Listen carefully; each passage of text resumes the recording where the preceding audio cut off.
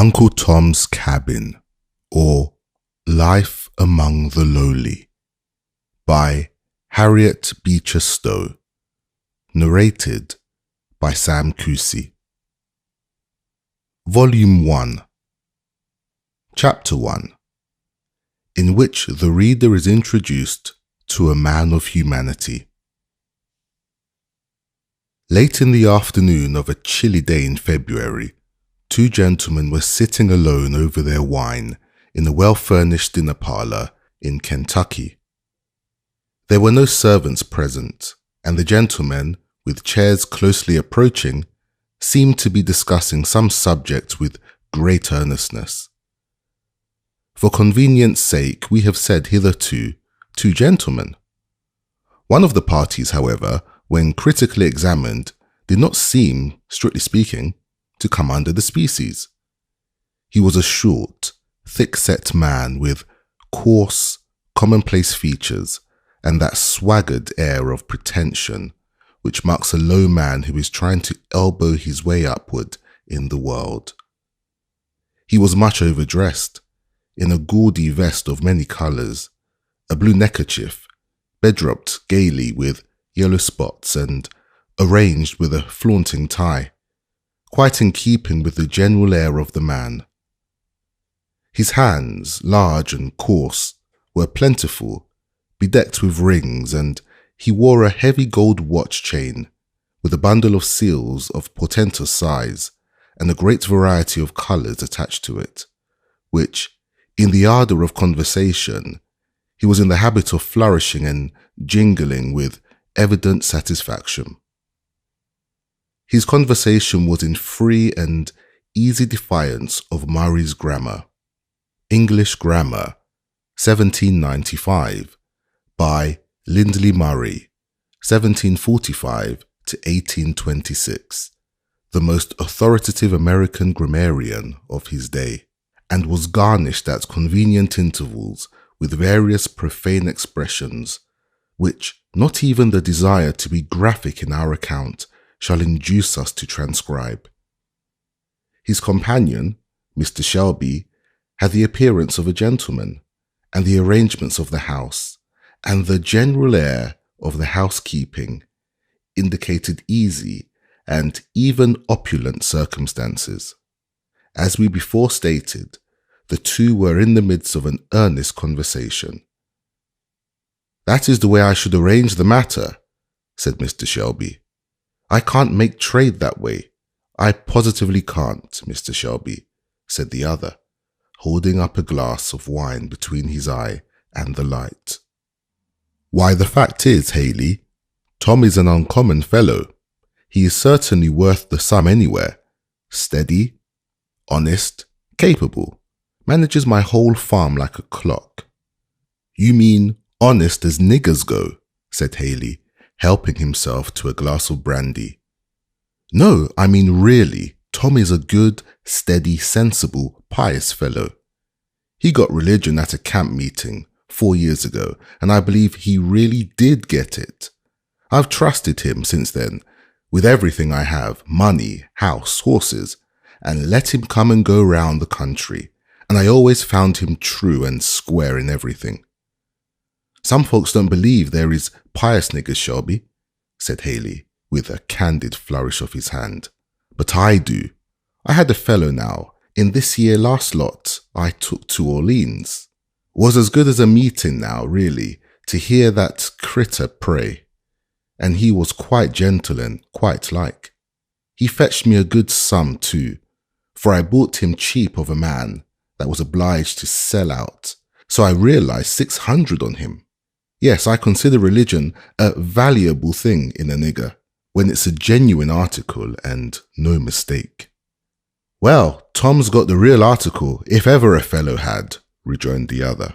"Why, last fall, I let him go to Cincinnati alone to do business for me and bring home $500. 'Tom,' says I to him, 'I trust you because I think you're a Christian. I know you wouldn't cheat.' Tom comes back, sure enough, I knew he would. Some low fellows, they say, said to him, 'Tom, why don't you make tracks for Canada?' Master trusted me, and I couldn't. They told me about it. I am sorry to part with Tom, I must say. You ought to let him cover the whole balance of the debt, and you would, Haley, if you had any conscience. Well, I've got just as much conscience as any man in business can afford to keep. Just a little, you know, to swear by, as it were, said the trader, jocularly. And then I'm ready to do anything in reason to oblige friends. But this year, you see, is a little too hard on a fellow, a little too hard. The trader sighed contemplatively and poured out some more brandy. Well then, Haley, how will you trade? Said Mr. Shelby, after an uneasy interval of silence. Well, haven't you a boy or girl that you could throw in with Tom? None that I could spare well, to tell the truth. It's only hard necessity makes me willing to sell at all. I don't like parting with any of my hands, that's a fact. Here the door opened, and a small quadroon boy, between 4 and 5 years of age, entered the room. There was something in his appearance remarkably beautiful and engaging. His black hair, fine as floss silk, hung in glossy curls about his round, dimpled face, while a pair of large, dark eyes, full of fire and softness, looked out from beneath the rich, long lashes as he peered curiously into the apartment. A gay robe of scarlet and yellow plaid, carefully made and neatly fitted, set off to advantage the dark and rich style of his beauty, and a certain comic air of assurance, blended with bashfulness, showed that he had not been unused in being petted and noticed by his master. "Helloa, Jim Crow," said Mr. Shelby, whistling and snapping a bunch of raisins towards him. "Pick that up now." The child scampered with all his little strength after the prize, while his master laughed. "Come here, Jim Crow," said he. The child came up, and the master patted the curly head and chucked him under the chin. "Now, Jim, show this gentleman how you can dance and sing." The boy commenced one of those wild, grotesque songs common among the Negroes, in a rich, clear voice, accompanying his singing with many comic evolutions of his hands, feet, and whole body, all in perfect time to the music. "Bravo!" said Haley, throwing him a quarter of an orange. "Now, Jim, walk like an old Uncle Cujo, when he has the rheumatism," said his master. Instantly, the flexible limbs of the child assumed the appearance of deformity and distortion, as with his back humped up and his master's stick in his hand. He hobbled about the room, his childish face drawn into a doleful pucker and spitting from right to left in imitation of an old man. Both gentlemen laughed uproariously. "Now, Jim," said his master, "show us how old Elder Robbins leads the psalm." The boy drew his chubby face down to a formidable length and commenced toning a psalm tune through his nose with imperturbable gravity. "Hurrah! Bravo! What a young one!" said Haley. "That chap's a case, I'll promise. Tell you what," he said, suddenly clapping his hand on Mr. Shelby's shoulder. "Fling in that chap and I'll settle the business, I will. Come now, if that ain't doing the thing up about the rightest." At this moment, the door was pushed gently open, and a young quadroon woman, apparently about 25, entered the room. There needed only a glance from the child to her to identify her as its mother. There was the same rich, full, dark eye with its long lashes, the same ripples of silky black hair. The brown of her complexion gave way on the cheek to a perceptible flush, which deepened as she saw the gaze of the strange man fixed upon her in bold and undisguised admiration. Her dress was of the neatest possible fit, and set off to advantage her finely moulded shape. A delicately formed hand and a trim foot and ankle were items of appearance that did not escape the quick eye of the trader, well used to run up at a glance the points of a fine female article. "Well, Eliza," said her master as she stopped and looked hesitatingly at him. "I was looking for Harry, please, sir." And the boy bounded toward her, showing his spoils, which he had gathered in the skirt of his robe. "Well, take him away then," said Mr. Shelby, and hastily she withdrew, carrying the child on her arm. "By Jupiter," said the trader, turning to him in admiration. "There's an article now. You might make your fortune on that our girl on Orleans any day. I've seen over 1,000 in my day, paid down for girls not a bit handsomer." "I don't want to make my fortune on her," said Mr. Shelby dryly, and seeking to turn the conversation, he uncorked a bottle of fresh wine and asked his companion's opinion of it. "Capital, sir, first chop," said the trader, then turning and slapping his hand familiarly on Shelby's shoulder, he added, "Come, how will you trade about the girl? What shall I say for her? What will you take?" "Mr. Haley, she is not to be sold," said Mr. Shelby. "My wife would not part with her for her weight in gold." Aye, women always say such things, 'cause they haven't no sort of calculation. Just show 'em how many watches, feathers and trinkets one's weight in gold would buy, and that alters the case, I reckon. I tell you, Haley, this must not be spoken of. I say no, and I mean no, said Shelby decidedly. "Well, you will let me have the boy though," said the trader. "You must own I've come down pretty handsomely for him." "What on earth can you want with the child?" said Shelby. "Why, I've got a friend that's going into this here branch of the business, wants to buy up handsome boys to raise for the market. Fancy articles entirely, sell for waiters and so on, to rich uns that can pay for handsome uns. It sets off one of your greatest places, a real handsome boy to open door, wait and tend. They fetch a good sum, and this little devil is such a comical musical concern. He's just the article." "I would rather not sell him," said Mr. Shelby thoughtfully. "The fact is, sir, I'm a humane man, and I hate to take the boy from his mother, sir." "Oh, do you? La, yes, something of that our nature. I understand perfectly. It is mighty unpleasant getting on with women sometimes. I always hate these your screeching, screaming times. They are mighty unpleasant, but as I manage his business, I generally avoid them, sir. Now, what if you get the girl off for a day or a week or so, then the thing's done quietly, all over before she comes home. Your wife might get her some earrings or a new gown or some such truck to make up with her. I'm afraid not." "Lord bless ye, yes. These critters ain't like white folks, you know. They gets over things, only manage right. Now, they say," said Haley, assuming a candid and confidential air, "that this kind of trade is hardening to the feelings, but I never found it so. Fact is, I never could do things up the way some fellas manage the business. I've seen them as would pull a woman's child out of her arms and sell him up to sell, and she's screeching like mad all the time. Very bad policy, damages the article, makes them quite unfit for service sometimes. I knew a real handsome girl once in Orleans, as was entirely ruined by this sort of handling. The fellow that was trading for her didn't want her baby, and she was one of your real high sort. When her blood was up, I tell you, she squeezed up her child in her arms and talked and went on real awful.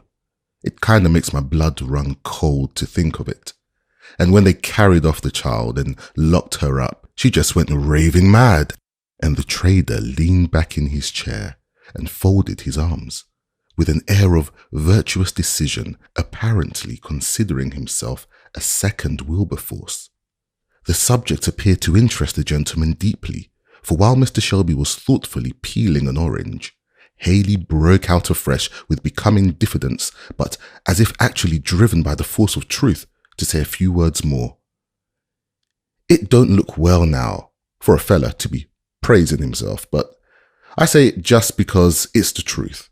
I believe I'm reckoned to bring in about the finest droves of niggers that is brought in. At least I've been told so. If I have once, I reckon I have 100 times, all in good case, fat and likely, and I lose as few as any man in the business. And I lays it all to my management, sir, and humanity, sir, I may say, is the great pillar of my management. Mr. Shelby did not know what to say, and so he said, "Indeed." Now I've been laughed at for my opinions, sir, and I've been talked to. They ain't popular, and they ain't common, but I stuck to 'em, sir. I've stuck to 'em and realised well on 'em, sir. Yes, they have paid their passage, I may say. And the trader laughed at his joke. There was something so piquant and original in these elucidations of humanity that Mr. Shelby could not help laughing in company. Perhaps you laugh too, dear reader, but you know humanity comes out in a variety of strange forms nowadays, and there is no end to the odd things that humane people will say and do. Mr. Shelby's laugh encouraged the trader to proceed. It's strange now, but I never could beat this into people's heads. Now, there was Tom Locker, my old partner, down in Natchez. He was a clever fellow, Tom was, only the very devil with niggers. On principle was, you see, for a better-hearted fella never broke bread. Was his system, sir. I used to talk to Tom. "Why, Tom," I used to say, "when your girls take on and cry, what's the use of cracking on them over their head and knocking them on the ground?" "It's ridiculous," says I, "and don't do no sort of good." "Why, I don't see no harm in their crying," says I. "It's nature," says I, "and if nature can't blow off one way, it will another. Besides, Tom," says I, "it just spoils your girls. They get sickly and down in the mouth, and sometimes they get ugly. Particular yellow girls do, and it's the devil and all getting on them broke in. Now," says I, "why can't you kind of coax 'em up and speak 'em fair? Depend on it, Tom, a little humanity thrown in along goes a heap further than all your jawing and cracking, and it pays better," says I. "Depend on it." But Tom couldn't get the hang on it, and he spilled so many for me that I had to break off with him, though he was a good-hearted fellow and as fair a business hand as is going.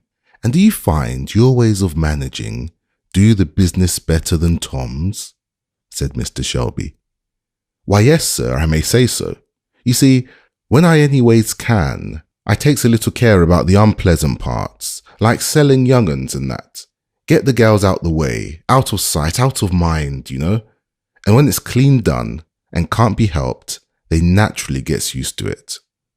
T'ant, you know, as if it was white folks, but brought up in the way of spectin', to keep their children and wives and all that. Niggers, you know, that's fetched up properly, hant no kind of spectations of no kinds. So all these things comes easier." "I'm afraid mine are not properly brought up then," said Mr. Shelby. "Suppose not. You Kentucky folks spoil your niggers. You mean well by 'em, but t'ant no real kindness after all. Now, a nigger, you see, what's got to be hacked and tumbled round the world and sold to Tom and Dick and the Lord knows who, t'ain't no kindness to be given on him, notions and expectations, and bringing on him up too well, for the rough and tumble comes all the harder on him after. Now, I venture to say, your niggers would be quite chop-falling in a place where some of your plantation niggers would be singing and whooping like all possessed. Every man, you know, Mr. Shelby, naturally thinks well of his own ways, and I think I treat niggers just about as well as it's ever worthwhile to treat 'em.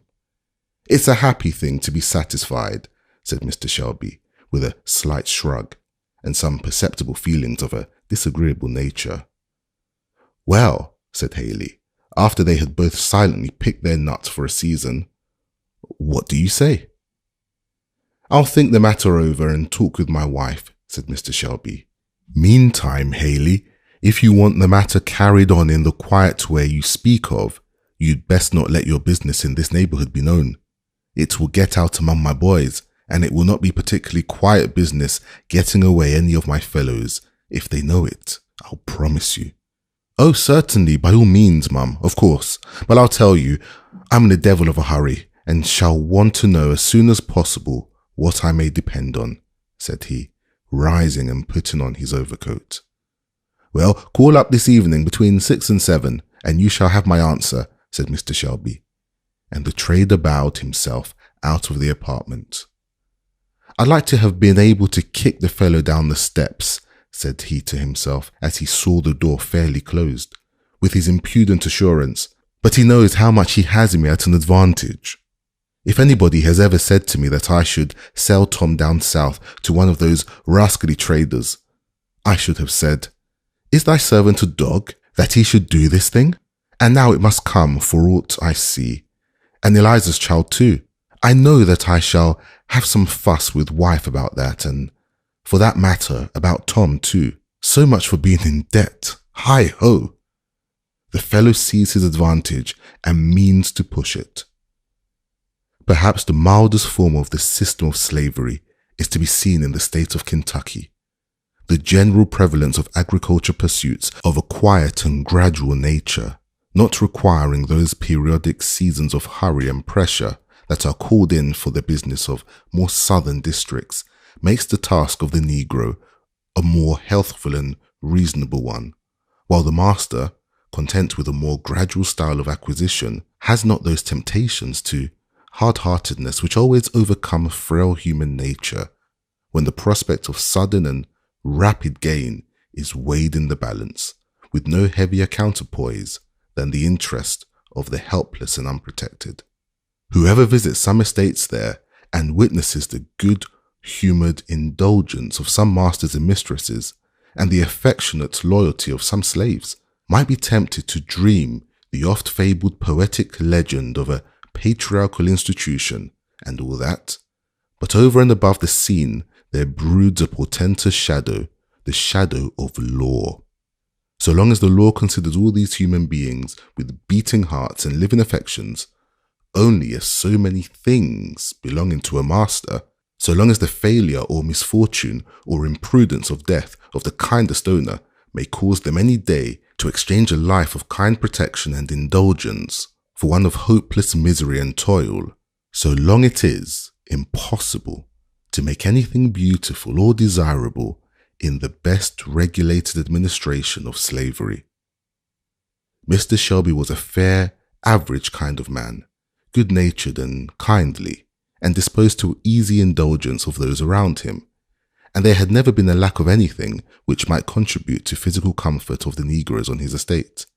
He had, however, speculated largely and quite loosely, had involved himself deeply, and his notes to a large amount had come into the hands of Haley, and this small piece of information is the key to the preceding conversation. Now, it had so happened that, in approaching the door, Eliza had caught enough of the conversation to know that a trader was making offers to her master for somebody. She would gladly have stopped at the door to listen as she came out, but her mistress just then calling, she was obliged to hasten away. Still, she thought she heard the trader make an offer for her boy. Could she be mistaken? Her heart swelled and throbbed, and she involuntarily strained him so tight that the little fellow looked up into her face in astonishment. "Eliza, girl, what ails you today?" said her mistress, when Eliza had upset the wash pitcher, knocked down the workstand, and finally was abstractedly offering her mistress a long nightgown in place of the silk dress she had ordered her to bring from the wardrobe. Eliza started. "Oh, missus," she said, raising her eyes, then bursting into tears, she sat down in a chair and began sobbing. "Why, Eliza, child, what ails you?" said her mistress. "Oh, missus, said Eliza. "There's been a trader talking with master in the parlour. I heard him." "Well, silly child, suppose there has." "Oh, missus, do you suppose massa would sell my Harry?" And the poor creature threw herself into a chair and sobbed convulsively. "Sell him? No, you foolish girl. You know your master never deals with those southern traders, and never means to sell any of his servants as long as they behave well. Why, you silly child, who do you think would want to buy your Harry? Do you think all the world are set on him as you are, you goosey? Come, cheer up and hook my dress. There now, put my back hair in that pretty braid you learnt the other day, and don't go listening at doors any more. Well, but, Mrs., you never would give your consent to... Nonsense, child. To be sure, I shouldn't. What do you talk so for? I would soon have one of my own children sold. But really, Eliza, are you getting altogether too proud of that little fellow? A man can't put his nose into the door, but you think he must be coming to buy him? Reassured by her mistress' confident tone, Eliza proceeded nimbly and adroitly with her toilet, laughing at her own fears as she proceeded.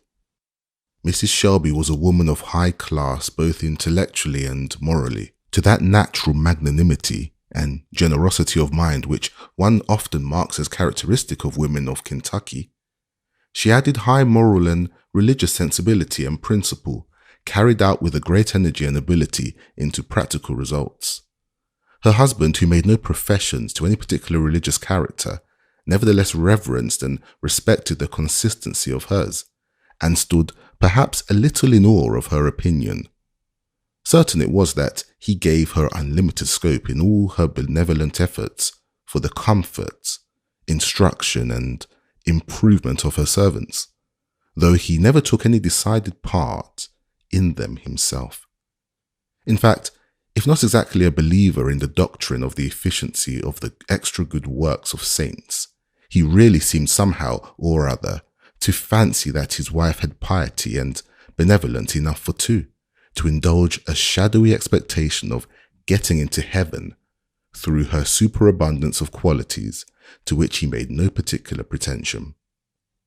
The heaviest load on his mind after his conversation with the trader lay in the foreseen necessity of breaking to his wife the arrangement contemplated, meeting the importunities and opposition which he knew he should have reason to encounter. Mrs. Shelby, being entirely ignorant of her husband's embarrassments and knowing only the general kindliness of his temper, had been quite sincere in the entire incredulity with which she had met Eliza's suspicions. In fact, she dismissed the matter from her mind without a second thought, and being occupied in preparations for an evening visit, it passed out of her thoughts entirely.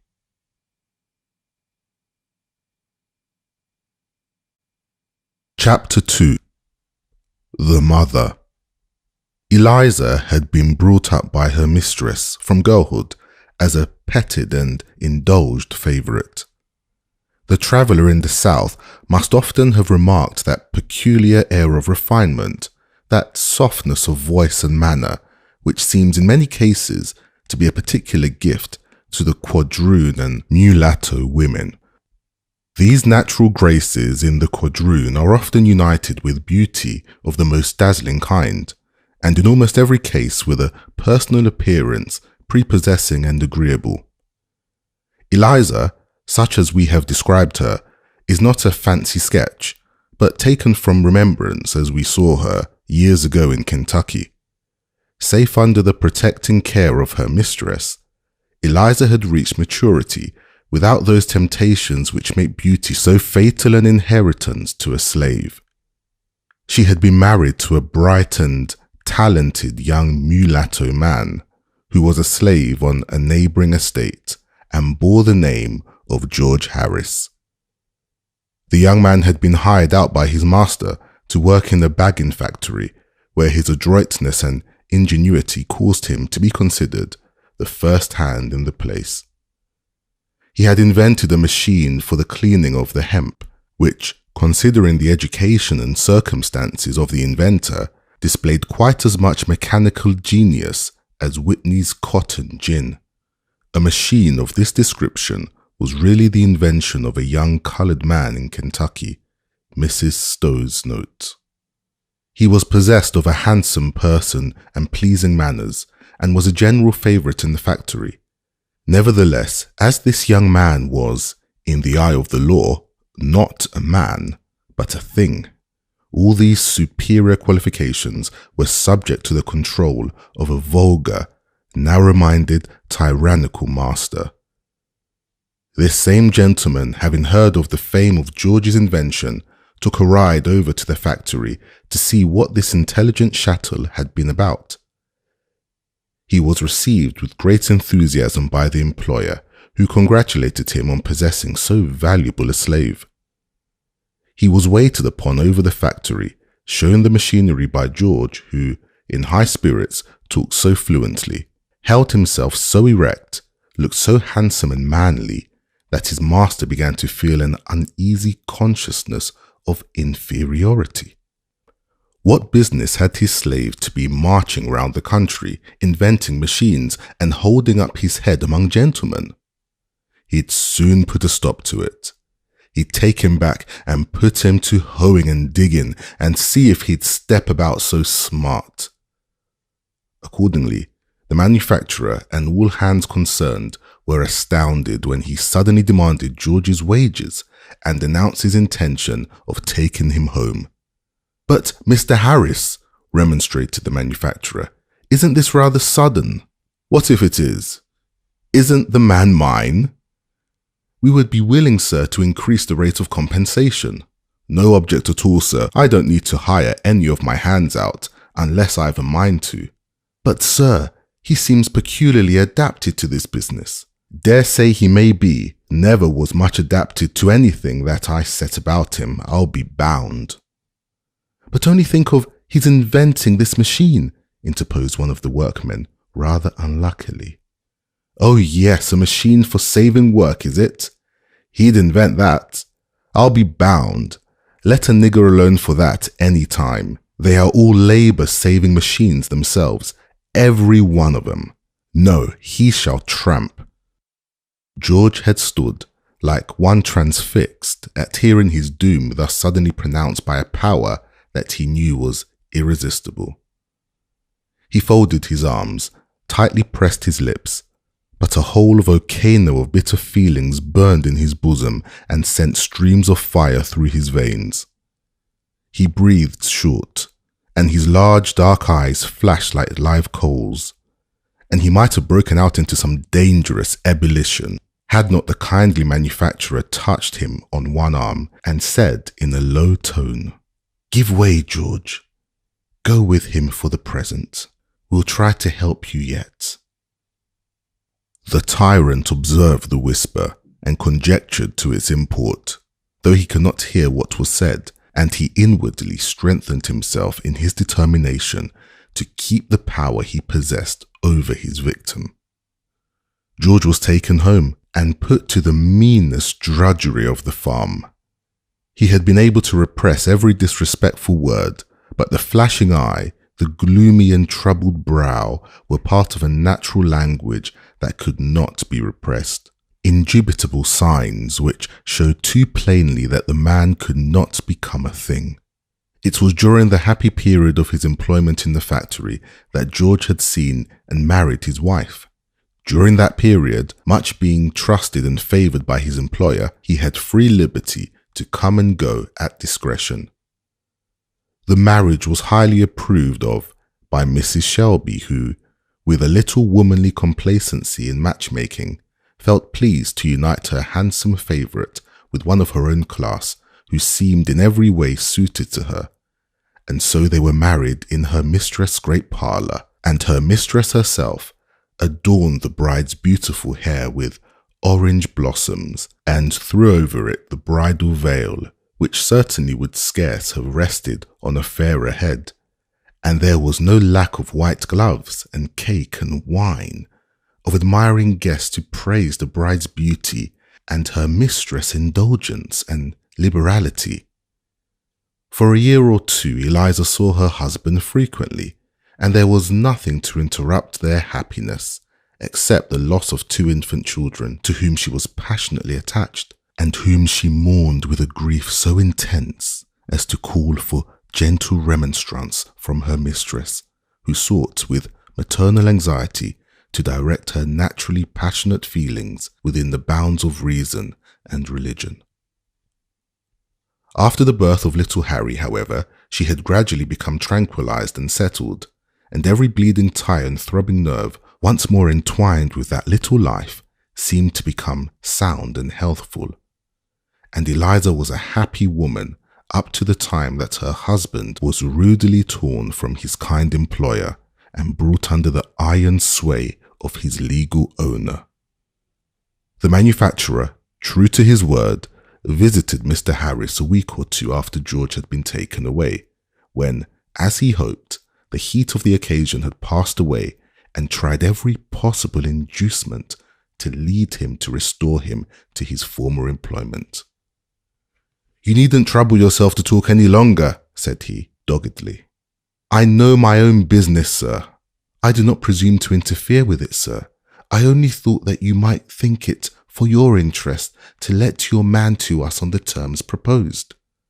"Oh, I understand the matter well enough.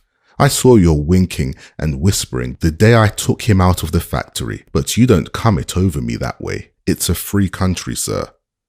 The man's mine, and I do what I please with him. That's it."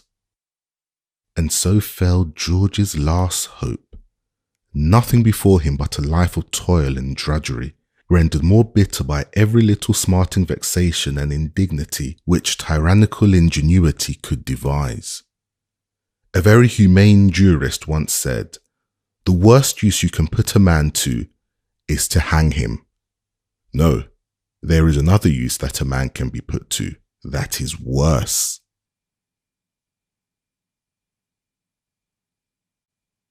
Chapter 3. The Husband and Father. Mrs. Shelby had gone on her visit, and Eliza stood in the veranda, rather dejectedly looking after the retreating carriage, when a hand was laid on her shoulder. She turned, and a bright smile lighted up her fine eyes. "George, is it you? How you frightened me. Well, I am so glad you've come. Mrs. is gone to spend the afternoon, so come into my little room and we'll have the time all to ourselves." Saying this, she drew him into a neat little apartment opening on the veranda, where she generally sat at her sewing, within call of her mistress. "How glad I am! Why don't you smile? And look at Harry, how he grows!" The boy stood, shyly regarding his father through his curls, holding close to the skirts of his mother's dress. "Isn't he beautiful?" said Eliza, lifting his long curls and kissing him. "I wish he'd never been born," said George, bitterly. "I wish I'd never been born myself." Surprised and frightened, Eliza sat down, leaned her head on her husband's shoulder, and burst into tears. "There now, Eliza, it's too bad for me to make you feel so, poor girl," he said fondly. "It's too bad. Oh, how I wish you never had seen me. You might have been happy." "George, George, how can you talk so? What dreadful thing has happened or is going to happen? I'm sure we've been very happy till lately." "So we have, dear," said George. Then, drawing his child on his knee, he gazed intently on his glorious dark eyes and passed his hands through his long curls. "Just like you, Eliza. And you are the handsomest woman I ever saw, and the best one I ever wished to see. But, oh, I wish I'd never seen you, nor you me. Oh, George, how can you? Yes, Eliza, it's all misery, misery, misery. My life is bitter as wormwood. The very life is burning out of me. I'm poor. I'm a poor, miserable, forlorn drudge. I shall only drag you down with me, that's all. What's the use of our trying to do anything, trying to know anything, trying to be anything? What's the use of living? I wish I was dead. Oh, now, dear George, that is really wicked. I know how you feel about losing your place in the factory, and you have had a hard master. But pray be patient, and perhaps something—" "Patient?" said he, interrupting her. "Haven't I been patient? Did I say a word when he came and took me away, for no earthly reason, from the place where everybody was kind to me? I'd paid him truly every cent of my earnings, and they all say I worked well. Well, it is dreadful, said Eliza. But after all, he is your master, you know. My master? And who made him my master? That's what I think of. What right has he to me? I'm a man as much as he is. I'm a better man than he is. I know more about business than he does. I am a better manager than he is. I can read better than he can. I can write a better hand, and I've learned it all by myself, and no thanks to him. I've learned it in spite of him, and now what right has he to make a dray horse of me? To take me from the things I can do and do better than he can, and put me to work than any horse can do. He tries to do it. He says he'll bring me down and humble me and puts me to just the hardest, meanest and dirtiest work on purpose. Oh, George, you frighten me. Why, I never heard you talk so. I'm afraid you will do something dreadful. I don't wonder at your feelings at all, but, oh, do be careful. Do for my sake, for Harry's. I have been careful, and I have been patient. But it's growing worse and worse. Flesh and blood can't bear it any longer. Every chance he can get to insult and torment me he takes.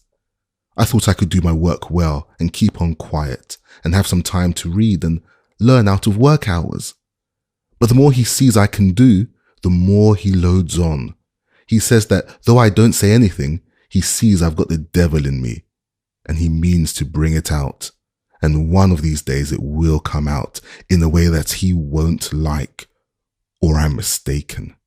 Oh dear, what shall we do? Said Eliza mournfully.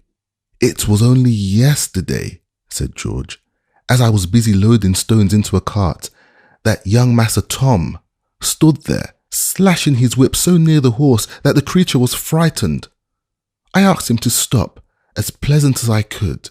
He just kept right on. I begged him again, and then he turned on me and began striking me.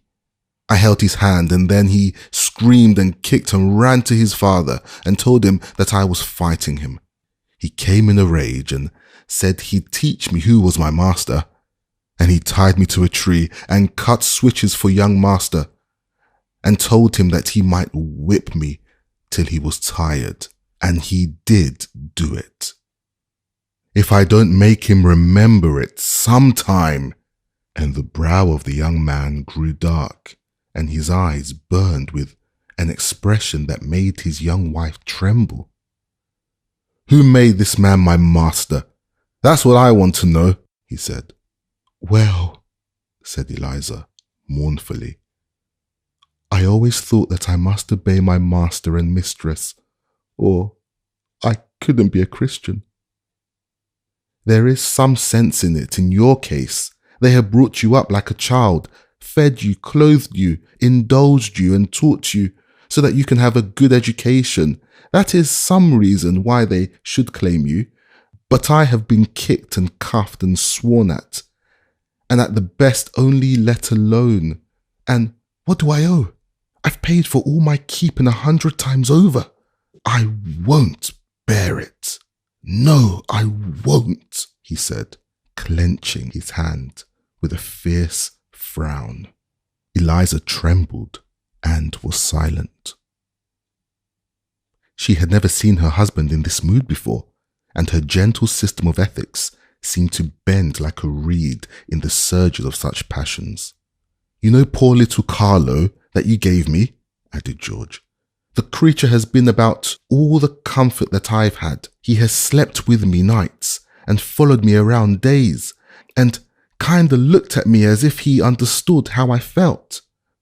Well, the other day I was just feeding him with a few old scraps I picked up by the kitchen door, and Massa came along and said I was feeding him up at his expense and that he couldn't afford to have every nigger keeping his dog, and ordered me to tie a stone to his neck and throw him into the pond. Oh, George, you didn't do it. Do it? Not I. But he did. Massa and Tom pelted the poor drowning creature with stones. Poor thing. He looked at me so mournful, as if he wondered why I didn't save him. I had to take a flogging because I wouldn't do it myself. I don't care. Massa will find out that I'm one that whipping won't tame. My day will come yet if he don't look out. What are you going to do? Oh, George, don't do anything wicked. If only you trust in God and try to do right, He'll deliver you. I ain't a Christian like you, Eliza. My heart's full of bitterness. I can't trust God. Why does He let things be so? Oh, George, we must have faith. Mistress says that when all things go wrong to us, we must believe that God is doing the very best. That's easy to say for people that are sitting on sofas and riding in their carriages. But let them be where I am. I guess it would come some harder. I wish I could be good, but my heart burns and can't be reconciled anyhow. You couldn't in my place. You can't now if I tell you all I've got to say. You don't know the whole yet. What can be coming now? Well, lately Massa has been saying that he was a fool to let me marry off the place. That he hates Mr. Shelby and all his tribe because they are proud and hold their heads up above him, and that I've got proud notions from you. And he says he won't let me come here any more, and that I shall take a wife and settle down on his place. At first, he only scolded and grumbled these things. But yesterday, he told me that I should take Minna for a wife and settle down in a cabin with her, or he would sell me down the river. Why, but you were married to me by the minister, as much as if you'd been a white man, said Eliza, simply. Don't you know a slave can't be married? There is no law in this country for that.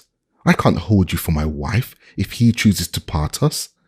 That's why I wish I'd never seen you. Why I wish I'd never been born. It would have been better for us both. It would have been better for this poor child if he had never been born. All this may happen to him yet. Oh, but Massa is so kind. Yes, but who knows? He may die, and then he may be sold to nobody knows who. What pleasure it is that he is handsome and smart and bright. I tell you, Eliza, that a sword will pierce through your soul for every good and pleasant thing your child is or has. It will make him worth too much for you to keep. The words smote heavily on Eliza's heart. The vision of the trader came before her eyes, and as if someone had struck her a deadly blow, she turned pale and gasped for breath. She looked nervously out on the veranda, where the boy, tired out of the grave conversation, had retired, and where he was riding triumphantly up and down on Mr. Shelby's walking stick. She would have spoken to tell her husband her fears, but checked herself. No, he has enough to bear. Poor fellow, she thought. No, I won't tell him. Besides, it ain't true. Mrs. never deceives us. So, Eliza, my girl, said the husband mournfully, bear up now, and goodbye, for I'm going. Going, George? Going where? To Canada, said he, straightening himself up. And when I'm there, I'll buy you. That's all the hope that's left us. You have a kind master that won't refuse to sell you. I'll buy you and the boy. God helping me, I will. Oh, dreadful. If you should be taken. I won't be taken, Eliza. I'll die first. I'll be free, or I'll die. You won't kill yourself. No need of that. They will kill me fast enough. They never will get me down the river alive. Oh, George, for my sake, do be careful. Don't do anything wicked. Don't lay hands on yourself or anybody else. You are tempted too much. But go you must, but go carefully, prudently. Pray God to help you. Well, then, Eliza, hear my plan. Massa took it into his head to send me right by here with a note to Mr. Symes that he lives a mile past. I believe he expected I should come here to tell you what I have. It would please him if he thought it would aggravate Shelby's folks, as he calls them. I'm going home quite resigned, you understand? As if all was over. I've got some preparations made, and there are those that will help me, and in the course of a week or so, I shall be among the missing someday. Pray for me, Eliza. Perhaps the good Lord will hear you. Oh, pray yourself, George, and go trusting in him. Then you won't do anything wicked. Well now, goodbye, said George, holding Eliza's hands and gazing into her eyes without moving. They stood silent. Then there were last words and sobs and bitter weeping. Such parting as those may make, whose hope to meet again is as a spider's web. And the husband and wife were parted.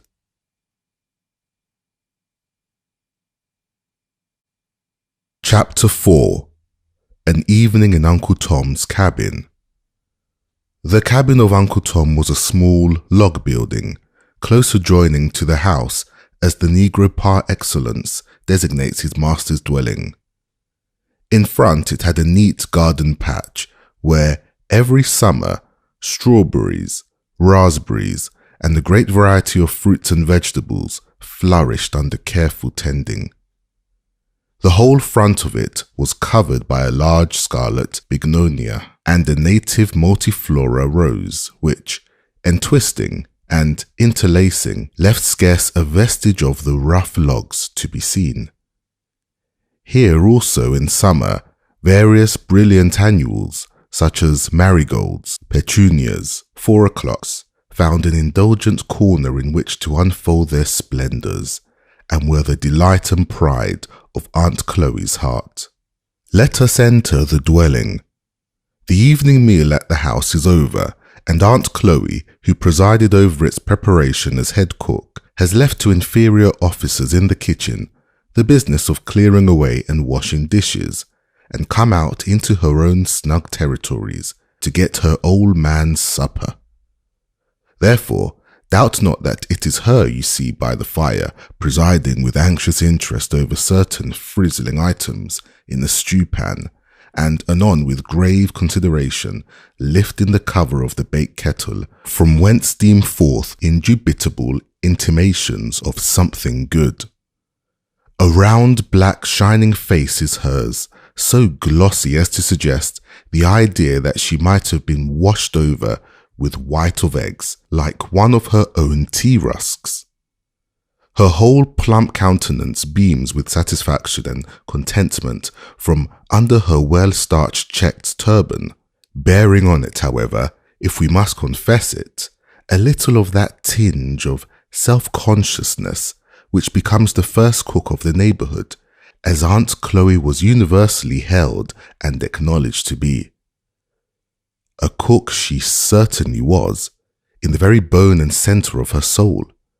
Not a chicken or turkey or duck in the barnyard, but looked grave when they saw her approaching, and seemed evidently to be reflecting on their latter end, and certain it was that she was always meditating on trussing, stuffing, and roasting, to a degree that was calculated to inspire terror in any reflecting fowl living.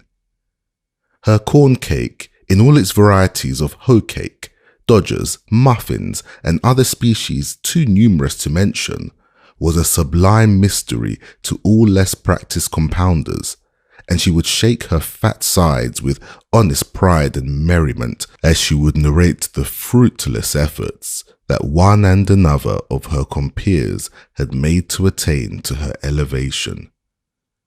The arrival of company at the house, the arranging of dinners and suppers in style, awoke all the energies of her soul, and no sight was more welcome to her than a pile of travelling trunks launched on the veranda, for then she foresaw fresh efforts and fresh triumphs. Just at present, however, Aunt Chloe's looking into the bake pan, in which congenial operation we shall leave her till we finish our picture of the cottage.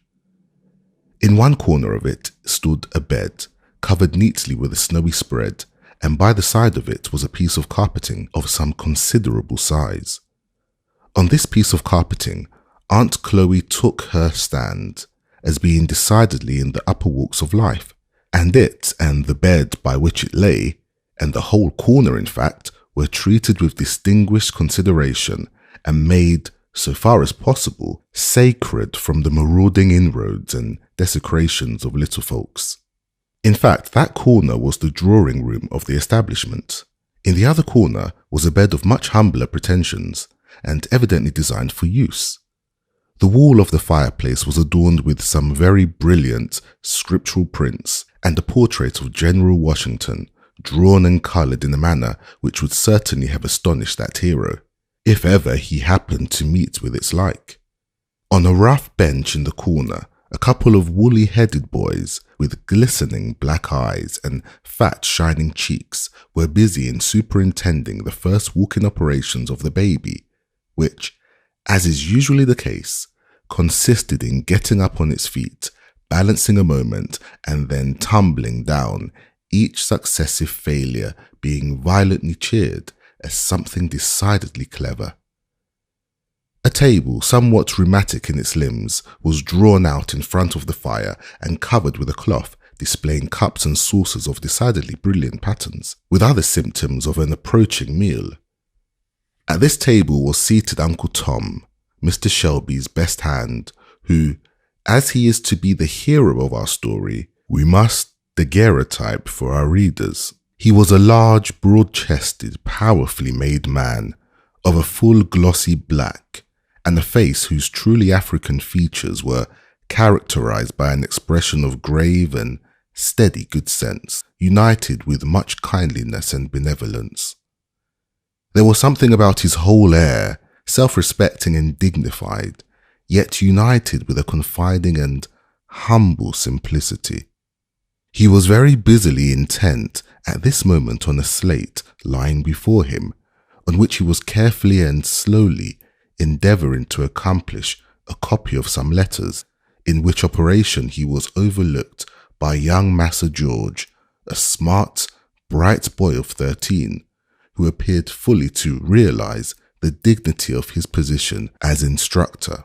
"Not that way, Uncle Tom, not that way," said he briskly, as Uncle Tom laboriously brought up the tail of his G the wrong side out. "That makes a Q, you see." "La sakes, now does it?" said Uncle Tom, looking with a respectful, admiring air as his young teacher flourishingly scrawled Q's and G's innumerable for his edification, and then, taking the pencil in his big, heavy fingers, he patiently recommenced. "How easy white folks does things," said Aunt Chloe, pausing while she was greasing a griddle with a scrap of bacon on her fork, and regarding Master George with pride. "The way he can write now and read too, and then to come here evenings and read his lessons to us, it's mighty interesting." "But, Aunt Chloe, I'm getting mighty hungry," said George. "Isn't that cake in the skillet almost done?" "Most done, Master George," said Aunt Chloe, lifting the lid and peeping in. "Browning beautiful, and real lovely brown." "Ah, let me alone for that. Mrs. let Sally try to make some cake the other day, just to larn her," she said. "Oh, go away, Mrs., said I. "It really hurts my feelings now to see good victuals split that away. Cake rise all to one side, no shape at all, no more than my shoe. Go away." And with this final expression of contempt for Sally's greenness, Aunt Chloe whipped the cover off the bake kettle and disclosed to view a neatly baked pound cake, of which no city confectioner need to have been ashamed. This being evidently the central point of the entertainment, Aunt Chloe began now to bustle about earnestly in the supper department. "Here, you, Mose and Pete, get out the way, you niggers. Get away, Polly, honey. Mammy, I'll give her baby something by and by." Now, Master George, you just take off them books and set down now with my old man, and I'll take up the sausages. Have the first griddle full of cakes on your plates in less than no time. They wanted me to come to supper in the house, said George, but I knew what was what too well for that, Aunt Chloe. So you did, honey, said Aunt Chloe, heaping the smoking batter cakes on his plate. You knowed your old auntie'd keep the best for you. Oh, let you alone for that. Go away. And with that, Auntie gave George a nudge with her finger, designed to be immensely facetious, and turned again to her griddle with great briskness. Now for the cake, said Master George, when the activity of the griddle department had somewhat subsided, and with that the youngster flourished a large knife over the article in question. La bless you, Master George, said Aunt Chloe with earnestness, catching his arm. You wouldn't be cutting it with that our great heavy knife. Smash all down, spile all the pretty rise off it. Here, I've got a thin old knife I keep sharp for a purpose. There now, see, comes apart light as a feather. Now eat away, you won't get anything to beat that. Tom Lincoln says, said George, speaking with his mouth full, that their Ginny is a better cook than you. Them Lincolns ain't much count, no way, said Aunt Chloe contemptuously. I mean, set alongside our folks. They're spectable folks enough in a kind of plain way, but as to gelling up anything in style, they don't begin to have a notion on't. Set Massa Lincoln now alongside Massa Shelby. Good law, and Mrs. Lincoln, can she kind of sweep into a room like a missus?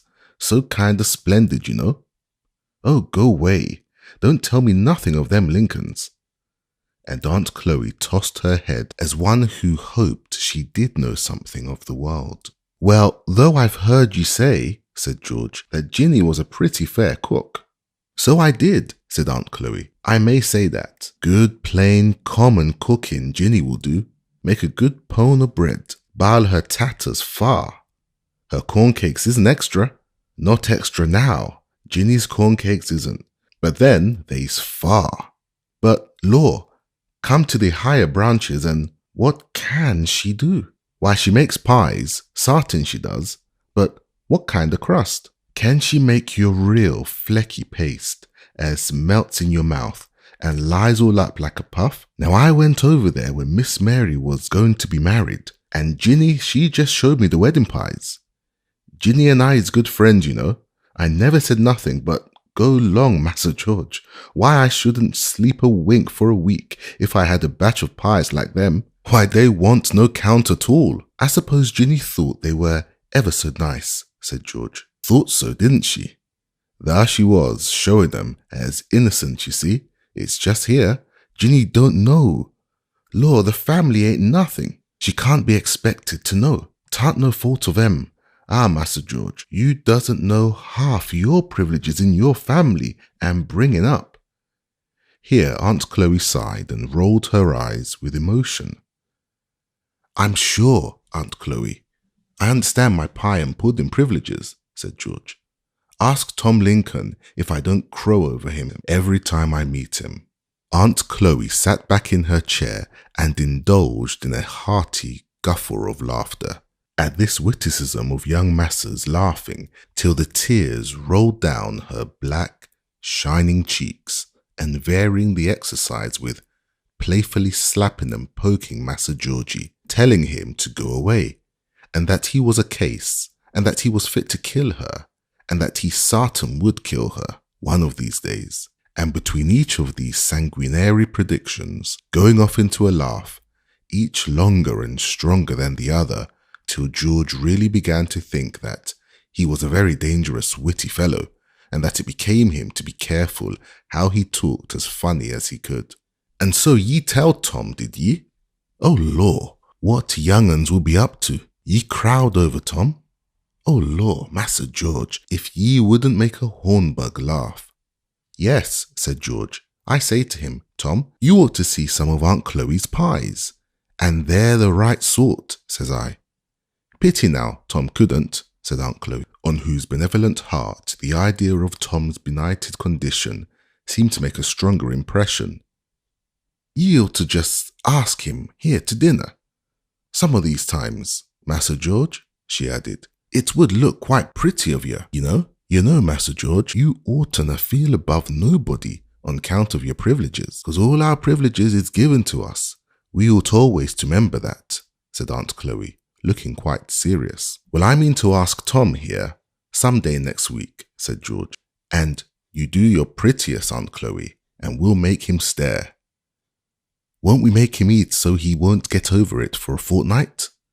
Yes, certain," said Aunt Chloe, delighted. "You'll see. Law, to think of some of our dinners. You mind that great chicken pie I made when we give the dinner to General Knox? I and Mrs. we come pretty near quarrelling about the crust.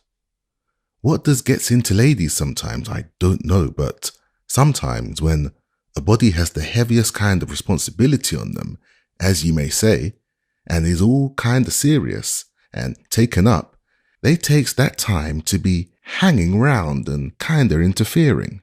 Now, Mrs., she wanted me to do this way, and she wanted me to do that way, and finally I got kind of saucy, and says I, 'Now, Mrs., do just look at them beautiful white hands of yours with long fingers, and all a-sparkling with rings, like my white lilies when the dew's on them, and look at my great black stumping hands.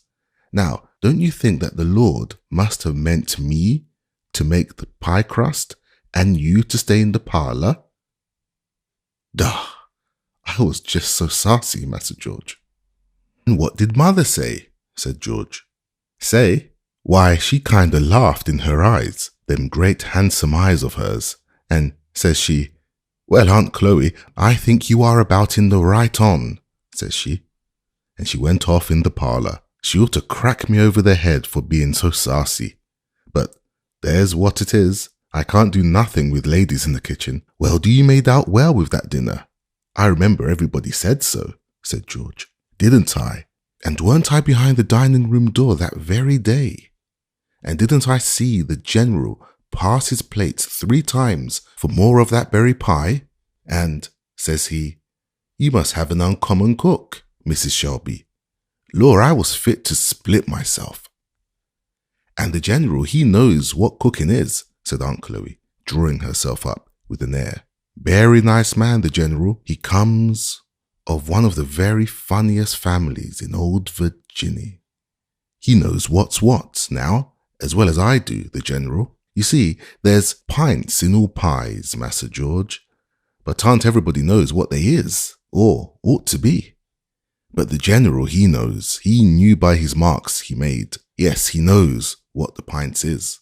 By this time, Master George had arrived at that pass to which even a boy can come under uncommon circumstances, when he really could not eat another morsel, and therefore he was at leisure to notice the pile of woolly heads and glistening eyes which were regarding their operations hungrily from the opposite corner. "Here you, Mose, Pete," he said, breaking off liberal bits and throwing it at them. "You want some, don't you? Come, Aunt Chloe baked them some cakes." And George and Tom moved to a comfortable seat in the chimney corner, while Aunt Chloe, after baking a goodly pile of cakes, took her baby on her lap and began alternately filling its mouth and her own, and distributing to Mose and Pete, who seemed rather to prefer eating theirs, as they rolled about on the floor under the table, tickling each other, and occasionally pulling the baby's toes. "Oh, go long, will ye?" said the mother, giving now and then a kick in a kind of general way under the table when the movement became too obstreperous. "Can't ye be decent when white folks come to see ye? Stop that now, will ye? Mind better yourselves, or I'll take ye down a buttonhole lower when Master George is gone." What meaning was couched under this terrible threat, it is difficult to say, but certain it is that its lawful indistinctness seemed to produce very little impression on the young sinners addressed. "La now," said Uncle Tom, "they are so full of trickle all the while, they can't behave themselves." Here the boys emerged from under the table and, with hands and faces well plastered with molasses, began a vigorous kissing of the baby. "Get along with ye," said the mother, pushing away their woolly heads. "Ye all stick together and never get clar if ye do that fashion. Go long to the spring and wash yourselves," she said, seconding her exhortations by a slap, which resounded very formidably, but which seemed only to knock out so much more laugh from the young ones as they tumbled precipitately over each other out of doors, where they fairly screamed with merriment. "Did ye ever see such aggravating young'uns?" said Aunt Chloe, rather complacently, as producing an old towel kept for such emergencies, she poured a little water out of the cracked teapot on it and began rubbing off the molasses from the baby's face and hands, and having polished her till she shone, she set her down in Tom's lap while she busied herself in clearing away supper. The baby employed the intervals in pulling Tom's nose, scratching his face, and burying her fat hands in his woolly hair, which last operation seemed to afford her special content. "Ain't she a pert young'un?" said Tom, holding her from him to take a full-length view. Then, getting up, he set her on his broad shoulder and began capering and dancing with her, while Master George snapped at her with his pocket handkerchief, and Mose and Pete, now returned again, roared after her like bears, till Aunt Chloe declared that they fairly took her head off with their noise. As according to her own statement, this surgical operation was a matter of daily occurrence in the cabin. The declaration no whit abated the merriment, till every one had roared and tumbled and danced themselves down to a state of composure. "Well now, I hopes you're done," said Aunt Chloe, who had been busy in pulling out a rude box of a trundle bed.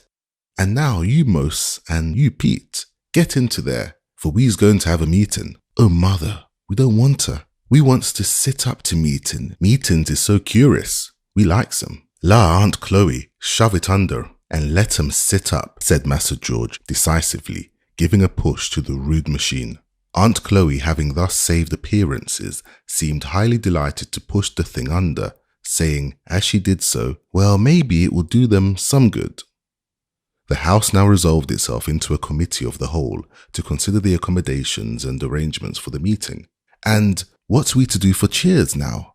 "I declare I don't know," said Aunt Chloe, as the meeting had been held at Uncle Tom's weekly for an indefinite length of time without any more cheers. There seemed some encouragement to hope that a way should be discovered at present. "Old Uncle Peter sung both the legs out of that oldest cheer last week," suggested Mose. "You go long, I'll bound you pulled them out, some of your shines," said Aunt Chloe. "Well, it'll stand if it only keeps Jam up against the wall," said Mose. "Then Uncle Peter mustn't sit in it, 'cause he always hitches when he gets a singing. He hitched pretty nigh across the room the other night," said Pete. "Good Lord, get him in it then," said Mose. "And then he'd begin, 'Come saints and sinners, hear me tell,' and then down he'd go."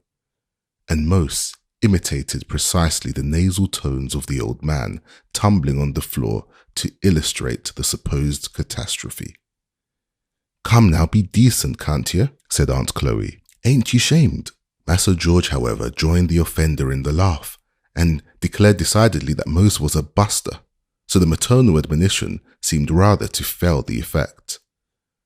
"Well, old man," said Aunt Chloe, "you'll have to tote in them our bowels. Mother's bowels is like that our widow's Master George was reading about in the good book. They never frails," said Mose, aside to Peter. "I'm sure one of them caved in last week," said Pete, "and let 'em all down in the middle of the singing. That hour was failing, weren't it?" During this aside between Mose and Pete, 2 empty casks had been rolled into the cabin and been secured from rolling by stones on each side. Boards were laid across them, which arrangement, together with the turning down of the cabin tubs and pails and the disposing of the rickety chairs, at last completed the preparation. "Master George is such a beautiful reader now. I know he'll stay to read to us," said Aunt Chloe. "Pairs like it will be so much more interesting." George very readily consented, for your boy is always ready for anything that makes him of importance. The room was soon filled with a motley assemblage, from the old grey-headed patriarch of 80 to the young girl and lad of 15.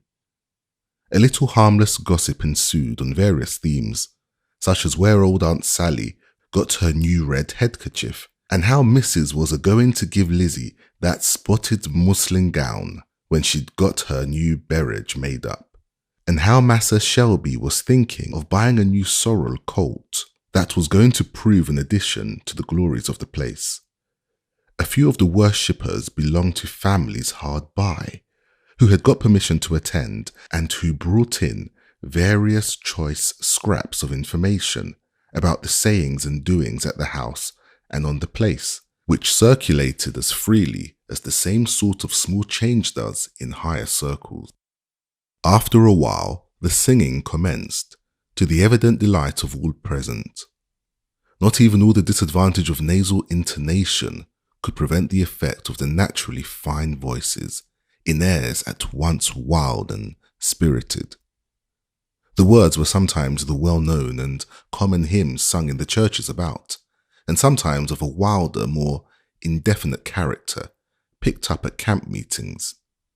The chorus of one of them, which ran as follows, was sung with great energy and unction.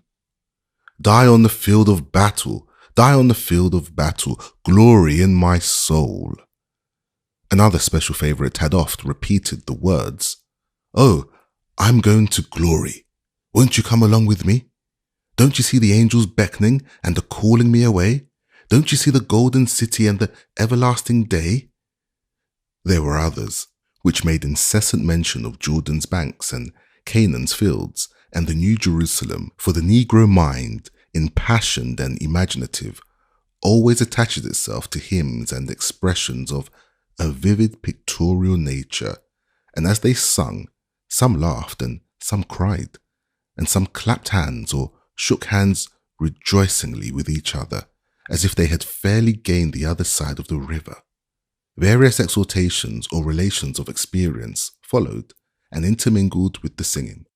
One old grey-headed woman, long past work, but much revered as a sort of chronicle of the past, rose and, leaning on her staff, said, Well, children, I'm mighty glad to hear you all and see you all once more, 'cause I don't know when I'll be going to glory, but I've done got ready, children. 'Pears like I'd got my little bundle all tied up and my bonnet on, just a-waiting for the stage to come along and take me home. Sometimes in the night I think I hear the wheels a-rattling, and I'm looking out all the time now.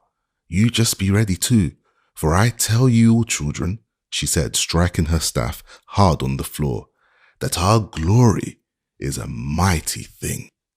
It's a mighty thing, children. You don't know nothing about it. It's wonderful." And the old creature sat down with streaming tears, as wholly overcome, while the whole circle struck up. "O Canaan, bright Canaan, I'm bound for the land of Canaan." Massa George, by request, read the last chapter of Revelation, often interrupted at such exclamations as, "The sakes now! Only hear that! Just think on't! Is all that a-coming sure enough?" George, who was a bright boy and well trained in religious things by his mother, finding himself an object of general admiration, threw in expositions of his own from time to time, with a commendable seriousness and gravity for which he was admired by the young and blessed by the old. And it was agreed on all hands that a minister couldn't lay it off better than he did. That was really amazing. Uncle Tom was a sort of patriarch of religious matters in the neighborhood, having naturally an organization in which the morale was strongly predominant, together with a greater breadth and cultivation of mind than obtained among his companions. He was looked up to with great respect as a sort of minister among them, and the simple, hearty, sincere style of his exhortations might have edified even better educated persons. But it was in prayer that he especially excelled. Nothing could exceed the touching simplicity the childlike earnestness of his prayer, enriched with the language of Scripture, which seemed so entirely to have wrought itself into his being, as to have become a part of himself, and to drop from his lips unconsciously, in the language of a pious old Negro, he prayed right up. And so much did his prayer always work on the devotional feelings of his audiences, that there seemed often a danger that it would be lost altogether in the abundance of the responses which broke out everywhere around him. While this scene was passing in the cabin of the man, one quite otherwise passed in the halls of the master. The trader and Mr. Shelby were seated together in the dining room aforenamed, at the table covered with papers and writing utensils. Mr. Shelby was busy in counting some old bundles of bills, which, as they were counted, he pushed over to the trader, who counted them likewise. "All fair," said the trader, "and now for signing these here." Mr. Shelby hastily drew the bills of sale towards him and signed them like a man that hurries over some disagreeable business, and then pushed them over with the money. Haley produced from a well-worn valise a parchment which, after looking over it a moment, he handed to Mr. Shelby, who took it with a gesture of suppressed eagerness. "Wow, now the thing's done," said the trader, getting up. "It's done," said Mr. Shelby in a musing tone, and fetching a long breath, he repeated, "It's done." "You don't seem to feel much pleased with it, 'pears to me," said the trader. "Haley," said Mr. Shelby, "I hope you remember that you promised, on your honor, you wouldn't sell Tom without knowing what sort of hands he's going into." "Why, you've just done it, sir," said the trader. "Circumstances, you well know, obliged me," said Shelby haughtily. "Well, you know, they may oblige me too," said the trader.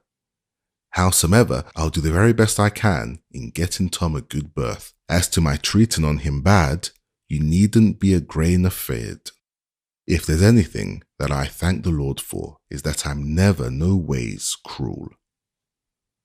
After the expeditions which the trader had previously given in his humane principles, Mr. Shelby did not feel particularly reassured by these declarations, but as they were the best comfort the case admitted of, he allowed the trader to depart in silence and betook himself to a solitary cigar.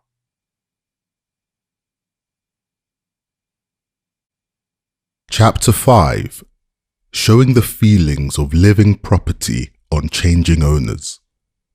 Mr. and Mrs. Shelby had retired to their apartment for the night. He was lounging in a large easy chair, looking over some letters that had come in the afternoon mail, and she was standing before her mirror, brushing out the complicated braids and curls in which Eliza had arranged her hair, for, noticing her pale cheeks and haggard eyes, she had excused her attendance that night and ordered her to bed. The employment, naturally enough, suggested her conversation with the girl in the morning, and turning to her husband, she said carelessly, "By the by, Arthur, who was that low-bred fellow that you lugged into our dinner table today?" "Haley is his name," said Shelby, turning himself rather uneasily in his chair, and continuing with his eyes fixed on the letter. "Haley, who is he? And what may be his business here, pray?" "Well, he's a man that I transacted some business with last time I was at Natchez," said Mr. Shelby. "And he presumed on it to make himself quite at home and call and dine here, eh?" "Why, I invited him. I had some accounts with him," said Shelby. "Is he a Negro trader?" said Mrs. Shelby, noticing a certain embarrassment in her husband's manner. "Why, my dear, what put that into your head?" said Shelby, looking up. "Nothing. Only Eliza came in here after dinner in a great worry, crying and taking on, and said you were talking with a trader, and that she heard him make an offer for her boy, the ridiculous little goose." "She did, eh?" said Mr. Shelby, returning to his paper, which he seemed for a few moments quite intent upon, not perceiving that he was holding it bottom upwards. "It will have to come out," said he, mentally, "as well now as ever." I told Eliza, said Mrs. Shelby, as she continued brushing her hair, that she was a little fool for her pains and that you'd never had anything to do with that sort of persons. Of course, I knew you never meant to sell any of our people, least of all to such a fellow. Well, Emily, said her husband, so I have always felt and said, but the fact is that my business lies so that I cannot get on without. I shall have to sell some of my hands. To that creature? Impossible. Mr. Shelby, you cannot be serious. I'm sorry to say that I am, said Mr. Shelby. I've agreed to sell Tom. What? Our Tom? That good, faithful creature? Been your faithful servant from a boy? Oh, Mr. Shelby, and you have promised him his freedom too. You and I have spoken to him 100 times of it. Well, I can believe anything now. I can believe now that you could sell little Harry, poor Eliza's only child, said Mrs. Shelby, in a tone between grief and indignation. Well, since you must know all, it is so. I have agreed to sell Tom and Harry both, and I don't know why I am to be rated as if I were a monster for doing what everyone does every day. But why, of all others, choose these, said Mrs. Shelby. Why sell them, of all on the place, if you must sell at all? Because they will bring the highest sum of any, that's why. I could choose another, if you say so. The fellow made me a high bid on Eliza, if that would suit you any better, said Mr. Shelby. The wretch, said Mrs. Shelby, vehemently. Well, I didn't listen to it a moment, out of regard to your feelings. I wouldn't. So give me some credit. My dear, said Mrs. Shelby, recollecting herself, forgive me. I have been hasty. I was surprised and entirely unprepared for this, but surely you will allow me to intercede for these poor creatures. Tom is a noble-hearted, faithful fellow, if he is black. I do believe, Mr. Shelby, that if he were to put up, he would lay down his life for you. I know it, I dare say, but what's the use of all this? I can't help myself. Why not make a pecuniary sacrifice? I'm willing to bear my part of the inconvenience. Oh, Mr. Shelby, I have tried most faithfully as a Christian woman should, to do my duty to these poor, simple, dependent creatures. I have cared for them, instructed them, watched over them, and know all their little cares and joys for years. And how can I ever hold up my head again among them, if, for the sake of a little paltry gain, we sell such a faithful, excellent, confiding creature as poor Tom, and tear from him in a moment all we have taught him to love and value?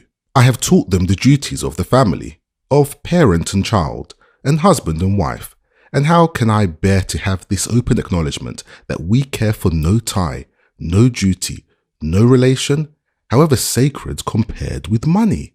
I have talked with Eliza about her boy, her duty to him as a Christian mother, to watch over him, pray for him, and bring him up in a Christian way. And now, what can I say if you tear him away and sell him, soul and body, to a profane, unprincipled man just to save a little money? I have told her that one soul is worth more than all the money in the world. And how will she believe me when she sees us turn round and sell her child?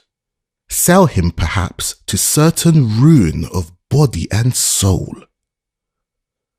I'm sorry you feel so about it. Indeed I am, said Mr. Shelby, and I respect your feelings too, though I don't pretend to share them to their full extent. But I tell you now solemnly, it's of no use. I can't help myself. I didn't mean to tell you this, Emily, but in plain words, there is no choice between selling these two and selling everything. Either they must go, or all must. Haley has come into possession of a mortgage which, if I don't clear off with him directly, will take everything before it. I've raked and scraped and borrowed, and all but begged, and the price of these two was needed to make up the balance, and I had to give them up. Haley fancied the child. He agreed to settle the matter that way, and no other. I was in his power, and had to do it. If you feel so, to have them sold, would it be better to have all sold? Mrs. Shelby stood like one stricken. Finally, turning to her toilet, she rested her face in her hands and gave a sort of groan. This is God's curse on slavery. A bitter, bitter, most accursed thing. A curse to the master and a curse to the slave. I was a fool to think I could make anything good of such a deadly evil. It is a sin to hold a slave under laws like ours. I always felt it was. I always thought so when I was a girl. I thought so still more after I joined the church.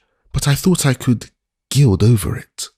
I thought by kindness and care and instruction, I could make the condition of mine better than freedom. Fool that I was. Why, wife, you are getting to be an abolitionist quite. Abolitionist? If they knew all I know about slavery, they might talk. We don't need them to tell us. You know I never thought that slavery was right. Never felt willing to own slaves. Well, therein you differ from many wise and pious men, said Mr. Shelby. You remember Mr. B's sermon the other Sunday? I don't want to hear such sermons. I never wish to hear Mr. B in our church again. Ministers can't help the evil, perhaps, can't cure it, any more than we can, but defend it. It always went against my common sense, and I think you didn't think much of that sermon either. Well, said Mr. Shelby, I must say these ministers sometimes carry matters further than we poor sinners would exactly dare to do. We men of the world must wink pretty hard at various things and get used to a deal that isn't the exact thing. But we don't quite fancy when women and ministers come out broad and square and go beyond us in matters of either modesty or morals. That's a fact. But now, my dear, I trust you see the necessity of the thing, and you see that I have done the very best that circumstances would allow. Oh, yes, yes, said Mrs. Shelby, hurriedly and abstractedly fingering her gold watch. I haven't any jewellery of any amount, she added, thoughtfully. But would not this watch do something? It was an expensive one when it was bought. If I could only at least save Eliza's child, I would sacrifice anything I have. I'm sorry, very sorry, Emily, said Mr. Shelby. I'm sorry this takes hold of you so, but it will do no good. The fact is, Emily, the thing's done. The bills of sale are already signed, and in Haley's hands, and you must be thankful it is no worse. That man has had it in his power to ruin us all, and now he is fairly off. If you knew the man as I do, you'd think that we had had a narrow escape. Is he so hard then? Why, not a cruel man exactly, but a man of leather, a man alive to nothing but trade and profit, cool and unhesitating and unrelenting as death and the grave. He'd sell his own mother at a good percentage, not wishing the old woman any harm either. And this wretch owns that good, faithful Tom and Eliza's child? Well, my dear, the fact is that this goes rather hard with me. It's a thing I hate to think of. Haley wants to drive matters and take possession tomorrow. I'm going to get my horse bright and early and be off. I can't see Tom, that's a fact, and you had better arrange a drive somewhere and carry Eliza off. Let the thing be done when she is out of sight. No, no, said Mrs. Shelby. I'll be in no sense accomplice or help in this cruel business. I'll go and see poor old Tom. God help him in his distress. They shall see, at any rate, that their mistress can feel for and with them. As to Eliza, I dare not think about it. The Lord forgive us. What have we done that this cruel necessity should come on us? There was one listener to this conversation whom Mr. and Mrs. Shelby little suspected. Communicating with their apartment was a large closet, opening by a door into the outer passage. When Mr. Shelby had dismissed Eliza for the night, her feverish and excited mind had suggested the idea of this closet, and she had hidden herself there and with her ear pressed close against the crack of the door, had lost not a word of the conversation. When the voices died into silence, she rose and crept stealthily away. Pale, shivering, with rigid features and compressed lips, she looked an entirely altered being from the soft and timid creature she had been hitherto. She moved cautiously along the entry, paused one moment at her mistress' door, and raised her hands in mute appeal to heaven, and then turned and glided into her own room. It was a quiet, neat apartment on the same floor with her mistress. There was a pleasant, sunny window where she had often sat singing at her sewing. There a little case of books, and various little fancy articles, ranged by them, the gifts of Christmas holidays. There was her simple wardrobe in the closet and in the drawers. Here was, in short, her home, and, on the whole, a happy one it had been to her. But there on the bed lay her slumbering boy, his long curls falling negligently around his unconscious face, his rosy mouth half open, his little fat hands thrown out of the bedclothes, and a smile spread like a sunbeam over his whole face. "Poor boy, poor fellow," said Eliza.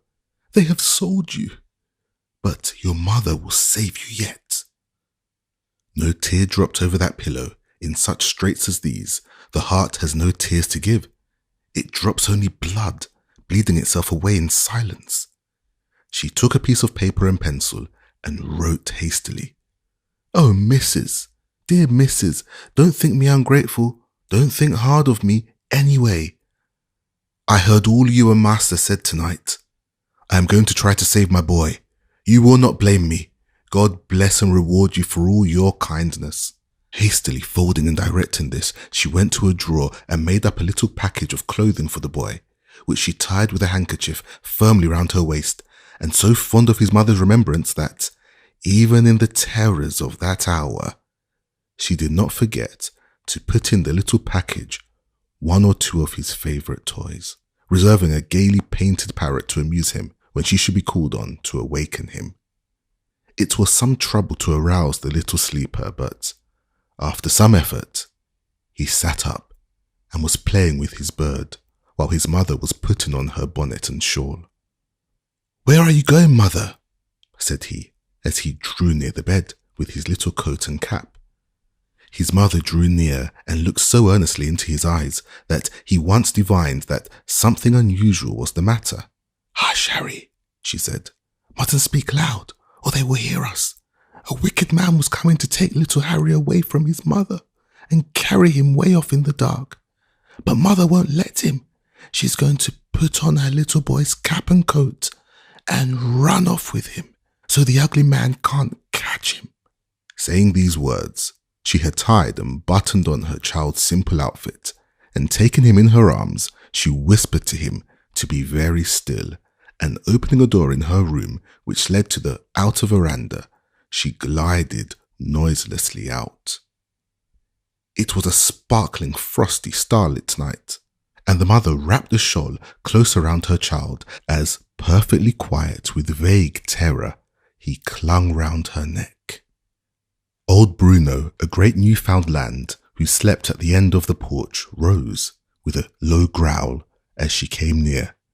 She gently spoke his name, and the animal, an old pet and playmate of hers, instantly wagging his tail, prepared to follow her, though apparently revolving much in this simple dog's head what such an indiscreet midnight promenade might mean. Some dim ideas of imprudence or impropriety in the measure seemed to embarrass him considerably, for he often stopped as Eliza glided forward and looked wistfully, first at her and then at the house, and then, as if reassured by reflection, he pattered along after her again. A few minutes brought them to the window of Uncle Tom's cottage, and Eliza, stopping, tapped lightly on the window pane. The prayer meeting at Uncle Tom's had, in the order of hymn singing, been protracted to a very late hour, and As Uncle Tom had indulged himself in a few lengthy solos afterwards, the consequence was that, although it was now between 12 and 1 o'clock, he and his worthy helpmeet were not yet asleep.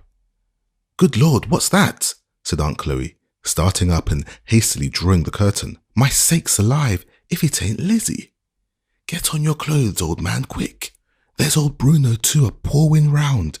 What on earth? I'm going to open the door." And suiting the action to the word, the door flew open, and the light of the tallow candle, which Tom had hastily lighted, fell on the haggard face and dark, wild eyes of the fugitive.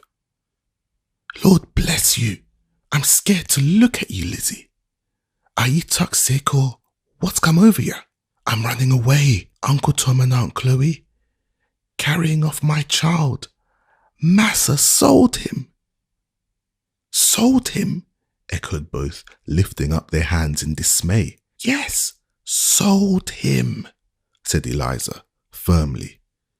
"I crept into the closet by Mistress' door tonight, and I heard Massa tell Mrs. that he had sold my Harry, and you and Uncle Tom both to a trader, and that he was going off this morning on his horse, and that the man was to take possession today."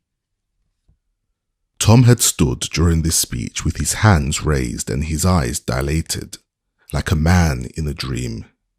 Slowly and gradually, as its meaning came over him, he collapsed rather than seated himself on his old chair and sunk his head upon his knees.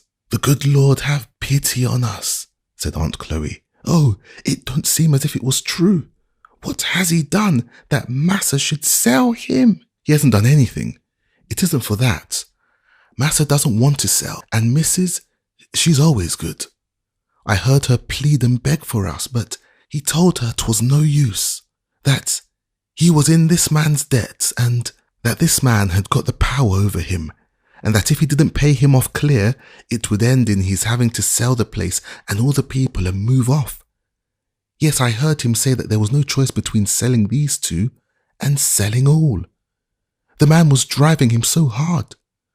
Massa said he was sorry, but, oh, Mrs., you ought to have heard her talk. If she ain't a Christian and an angel, there never was one. I'm a wicked girl to leave her so, but then I can't help it. She said herself one soul was worth more than the world, and this boy has a soul, and if I let him be carried off, who knows what will become of it? It must be right, but if it ain't right, the Lord forgive me, for I can't help doing it." "Well, old man," said Aunt Chloe, "why don't you go too? Will you wait to be totted down river, where they kill niggers with hard work and starving? I'd a heap rather die than go there any day. There's time for ye. Be off with Lizzie. You've got a pass to come and go any time. Come, bustle up, and I'll get your things together." Tom slowly raised his head and looked sorrowfully but quietly around and said, No, I ain't going. Let Eliza go. It's her right. I wouldn't be the one to say no. 'Tain't in nature for her to stay, but you heard what she said. If I must be sold or all the people on the place and everything go to rack, why, let me be sold. I suppose I can bear it as well as any of them," he added, while having something like a sob and a sigh, shook his broad, rough chest convulsively. "Massa always found me on the spot. He always will. I have never broke trust nor used my pass no ways contrary to my word, and I never will. It's better for me alone to go than to break up the place and sell all. Massa ain't to blame, Chloe, and he'll take care of you and the poor." He turned to the rough trundle bed full of little woolly heads and broke fairly down. He leaned over the back of the chair and covered his face with his large hands. Sobs, heavy, hoarse and loud, shook the chair, and great tears fell through his fingers on the floor. "Just such tears, sir, as you dropped into the coffin where you lay your firstborn son. Such tears, woman, as you shed when you heard the cries of your dying babe. For, sir, he was a man, and you are but another man, and woman, though dressed in silk and jewels, you are but a woman, and in life's great straits and mighty griefs, ye feel but one sorrow. And now, said Eliza, as she stood in the door, I saw my husband only this afternoon, and I little knew then what was to come. They have pushed him to the very last standing place, and he told me today that he was going to run away. Do try, if you can, to get word to him. Tell him how I went, and why I went, and tell him I'm going to try and find Canada. You must give my love to him and tell him if I never see him again. She turned away and stood with her back to them for a moment, and then added in a husky voice, Tell him to be as good as he can and try to meet me in the kingdom of heaven. Call Bruno in there, she added. Shut the door on him, poor beast. He mustn't go with me.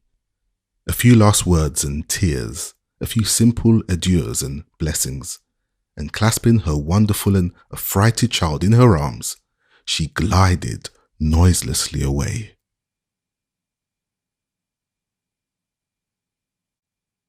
Chapter 6. Discovery. Mr. and Mrs. Shelby, after their protracted discussion of the night before, did not readily sink to repose, and in consequence slept somewhat later than usual the ensuing morning. I wonder what keeps Eliza, said Mrs. Shelby, after giving her bell repeated pulls to no purpose. Mr. Shelby was standing before his dressing glass, sharpening his razor, and just then the door opened, and a coloured boy entered with his shaving water.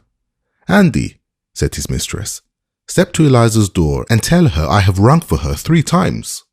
Poor thing, she added to herself, with a sigh. Andy soon returned, with his eyes very wide in astonishment. Law, missus, Lizzie's drawers is all open and her things all lying every which way, and I believe she's just done cleared out. The truth flashed upon Mr. Shelby and his wife at the same moment. He exclaimed, Then she suspected it and she's off. The Lord be thanked, said Mrs. Shelby. I trust she is. Wife, you talk like a fool. Really, it will be something pretty awkward for me if she is.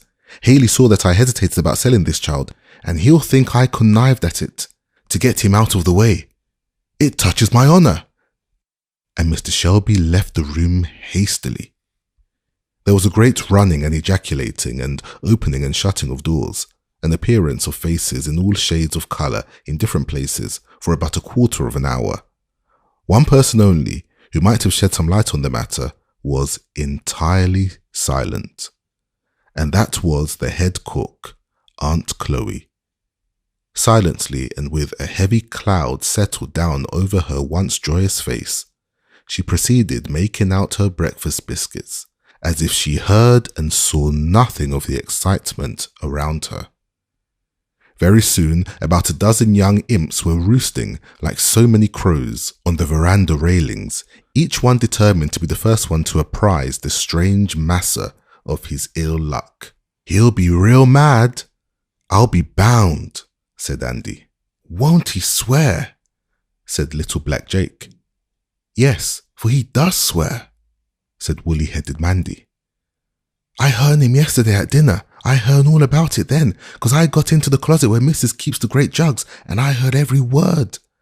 And Mandy, who had never in her life thought of the meaning of a word she had heard, more than a black cat, now took airs of superior wisdom and strutted about, forgetting to state that, though actually coiled up among the jugs at the time specified, she had been fast asleep all the time. When at last Haley appeared, booted and spurred, he was saluted with the bad tidings on every hand. The young imps on the veranda were not disappointed in their hope of hearing him swear, which he did with a fluency and fervency which delighted them all amazingly, as they ducked and dodged hither and thither to be out of the reach of his riding whip, and all whooping off together, they tumbled in a pile of immeasurable giggle on the withered turf under the veranda, where they kicked up their heels and shouted to their full satisfaction. If I had the little devils, muttered Haley between his teeth.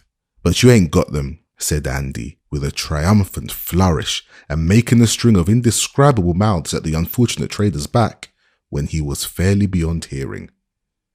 I say now, Shelby, this year's a most extraordinary business, said Haley, as he abruptly entered the parlour. It seems a girl's off with her young un. Mr. Haley, Mrs. Shelby is present, said Mr. Shelby. I beg pardon, ma'am, said Haley, bowing slightly with a still lowering brow. But still I say, as I said before, this year's a singular report. Is it true, sir? Sir, said Mr. Shelby, if you wish to communicate with me, you must observe something of the decorum of a gentleman. Andy, take Mr. Haley's hat and riding whip. Take a seat, sir. Yes, sir, I regret to say that the young woman, excited by overhearing or having reported to her something of this business, has taken her child in the night and made off. I did expect fair dealing in this matter, I confess, said Haley. Well, sir, said Mr. Shelby, turning sharply round upon him. What am I to understand by that remark? If any man calls my honour in question, I have but one answer for him. The trader cowered at this, and in a somewhat lower tone said that it was plaguey hard on a fellow, and that he made a fair bargain to be gulled that way. Mr. Haley, said Mr. Shelby, if I did not think you had some cause for disappointment, I should not have borne from you the rude and unceremonious style of your entrance into my parlour this morning. I say thus much, however, since appearances call for it, that I shall allow of no insinuations cast upon me, as if I were at all partner to any unfairness in this matter. Moreover, I shall feel bound to give you every assistance in the use of horses, servants, etc., to the recovery of your property. So in short, Haley, said he, suddenly dropping from the tone of dignified coolness to his ordinary one of easy frankness, the best way for you is to keep good-natured and eat some breakfast, and we will then see what is to be done. Mrs. Shelby now rose, and said her engagements would prevent her being at the breakfast table that morning, and deputing a very respectable mulatto woman to attend to the gentleman's coffee at the sideboard, she left the room. Old lady don't like your humble servant over and above, said Haley, with an uneasy effort to be familiar. I am not accustomed to hear my wife spoken of with such freedom, said Mr. Shelby, dryly. Beg pardon, of course, only a joke, you know, said Haley, forcing a laugh. Some jokes are less agreeable than others, rejoined Shelby. Devilish free, now I've signed those papers. Cuss him, muttered Haley to himself. Quite grand since yesterday. Never did fall of any Prime Minister at court occasion wider surges of sensation than the report of Tom's fate among his compeers on the place. It was the topic in every mouth, everywhere, and nothing was done in the house or in the field but to discuss its probable results. Eliza's flight, an unprecedented event on the place, was also a great accessory in stimulating the general excitement. Black Sam, as he was commonly called, from his being about 3 shades blacker than any other son of ebony on the place, was revolving the matter profoundly in all its phases and bearings, with a comprehensiveness of vision and a strict lookout to his own personal well-being that would have done credit to any white patriot in Washington. It's an ill wind that blow nowhere, that's a fact, said Sam, sententiously, giving an additional hoist to his pantaloons and adroitly substituting a long nail in place of a missing suspender button, with which effort of mechanical genius he seemed highly delighted. Yes, it's an ill wind blows nowhere, he repeated. Now that Tom's down, well, course there's room for some nigger to be up. And why not this nigger? That's the idea. Tom a-riding round the country, boots blacked, pass in the pocket, all grand as Cuffy. But who he? Now, why shouldn't Sam? That's what I want to know. Hello, Sam. Oh, Sam. Massa wants you to cotch Bill and Jerry, said Andy, cutting short Sam's soliloquy. Hi, what's afoot now, young un? Why, you don't know, I suppose, that Lizzie's cut stick and cleared out with her young un. You teach your granny, said Sam, with infinite contempt. Knowed it a heap sight sooner than you did. This nigger ain't so green now. Well, anyhow, Massa wants Bill and Jerry geared right up, and you and I's to go with Massa's Haley to look after her. Good now? That's the time of day, said Sam. It's Sam that's called for in these year times. He's the nigger. See if I don't cotch her now. Massa will see what Sam can do. Ah, but Sam, said Andy, you'd better think twice, for Mrs. don't want her cotched, and she'll be in your wool. Hi, said Sam, opening his eyes. How you know that? Heard her say so, my own self, this blessed morning when I bring in Massa's shaving water. She sent me to see why Lizzie didn't come to dress her, and when I told her she was off, she just rise up and says the Lord be praised. And Massa, he seemed real mad, and says wife, you talk like a fool.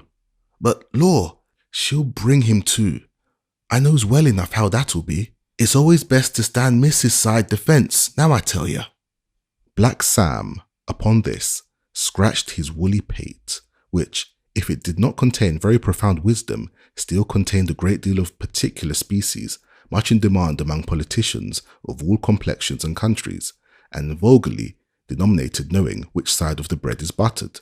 So stopping with grave consideration, he again gave a hitch to his pantaloons, which was his regularly organised method of assisting his mental perplexities. There ain't no saying never about no kind of thing in this year world, he said at last.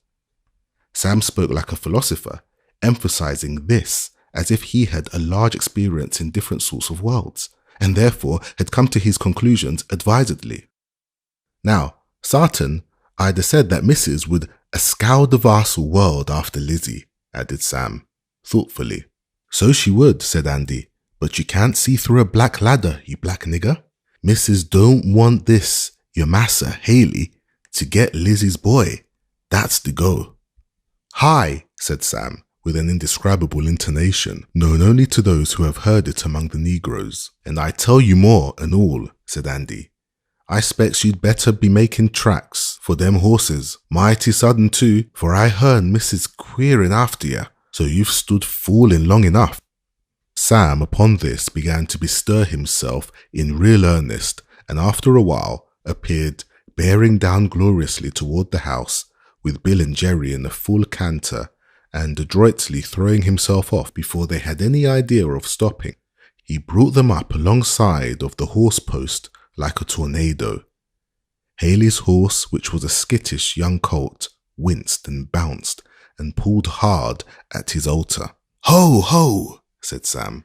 Skeery, are ya? And his black visage lighted up with a curious, mischievous gleam. I'll fix you now, he said. There was a large beech tree overshadowing the place, and the small, sharp, triangular beech nuts lay scattered thickly on the ground.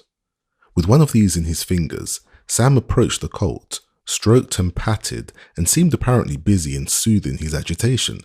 On pretense of adjusting the saddle, he adroitly slipped under it a little sharp nut, in such a manner that the least weight brought upon the saddle would annoy the nervous sensibilities of the animal, without leaving any perceptible graze or wound. "Dah," he said, rolling his eyes with an approving grin. "Me fix 'em." At this moment, Mrs. Shelby appeared on the balcony, beckoning to him. Sam approached with as good a determination to pay court as did ever suitor after a vacant place at St. James's or Washington. "Why have you been loitering so, Sam? I sent Andy to tell you to hurry." "Lord bless you, missus," said Sam. "Horses won't be cotched all in a minute. They done cleared out way down to the south pasture, and the Lord knows where." "Sam, how often must I tell you not to say, 'Lord bless you' and 'the Lord knows' and such things? It's wicked." "Oh, Lord bless my soul. I don't forget, missus. I won't say nothing of the sort no more." "Why, Sam, you just have said it again." "Did I? Oh, Lord, I didn't go far to say it." "You must be careful, Sam. Just let me get my breath, missus, and I'll start fair. I'll be very careful." "Well, Sam, you are to go with Mr. Haley to show him the road and help him. Be careful on the horses, Sam. You know Jerry was a little lame last week. Don't ride them too fast." Mrs. Shelby spoke the last words with a low voice and strong emphasis.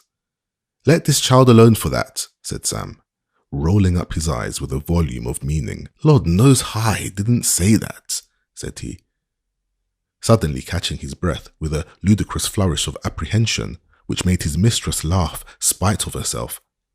Yes, missus, I'll look out for the horses. Now, Andy, said Sam, returning to his stand under the beech trees.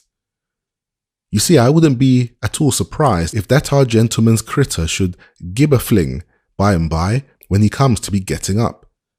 You know, Andy, critters will do such things. And therewith Sam poked Andy in the side in a highly suggestive manner. Hi, said Andy with an air of instant appreciation. Yes, you see, Andy, Mrs. wants to make time. That's clear to the most ordinary observer. I just make a little for her.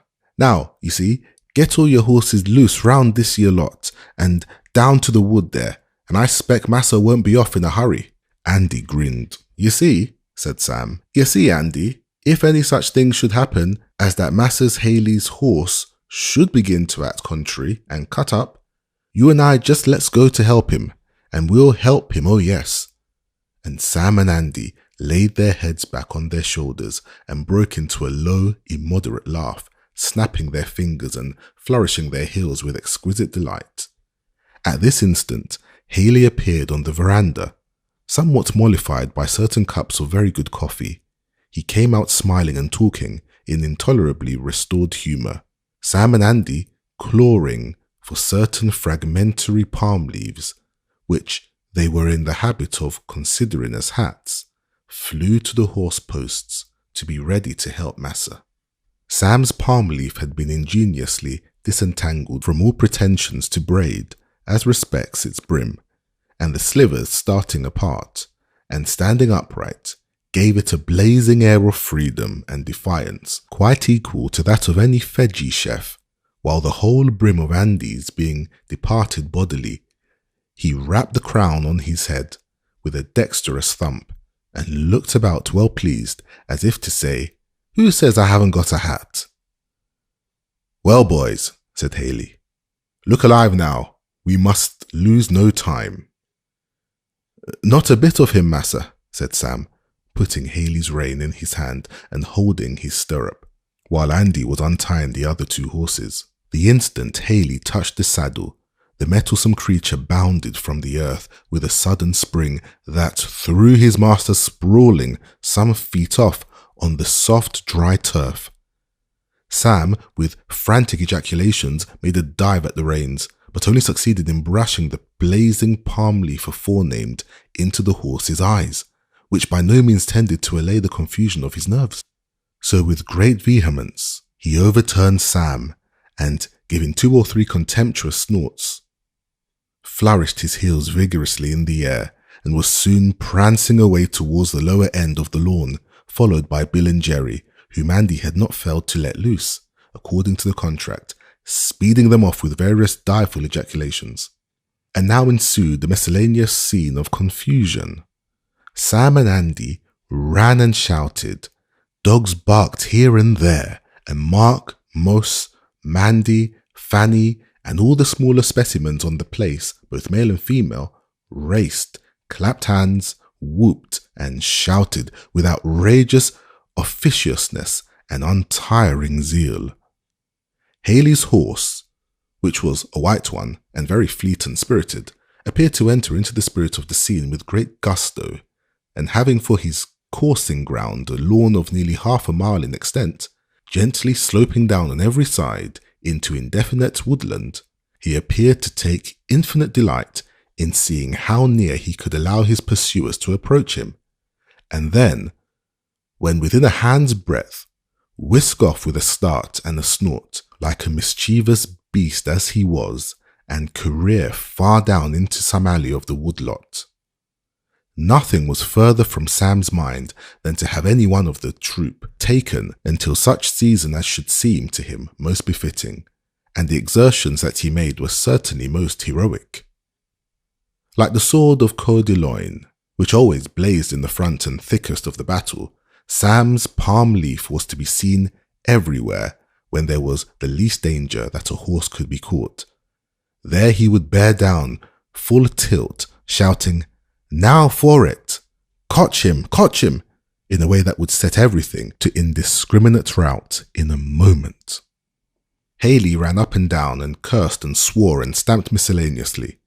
Mr. Shelby in vain tried to shout directions from the balcony, and Mrs. Shelby from her chamber window alternately laughed and wondered, not without inkling of what lay at the bottom of all this confusion.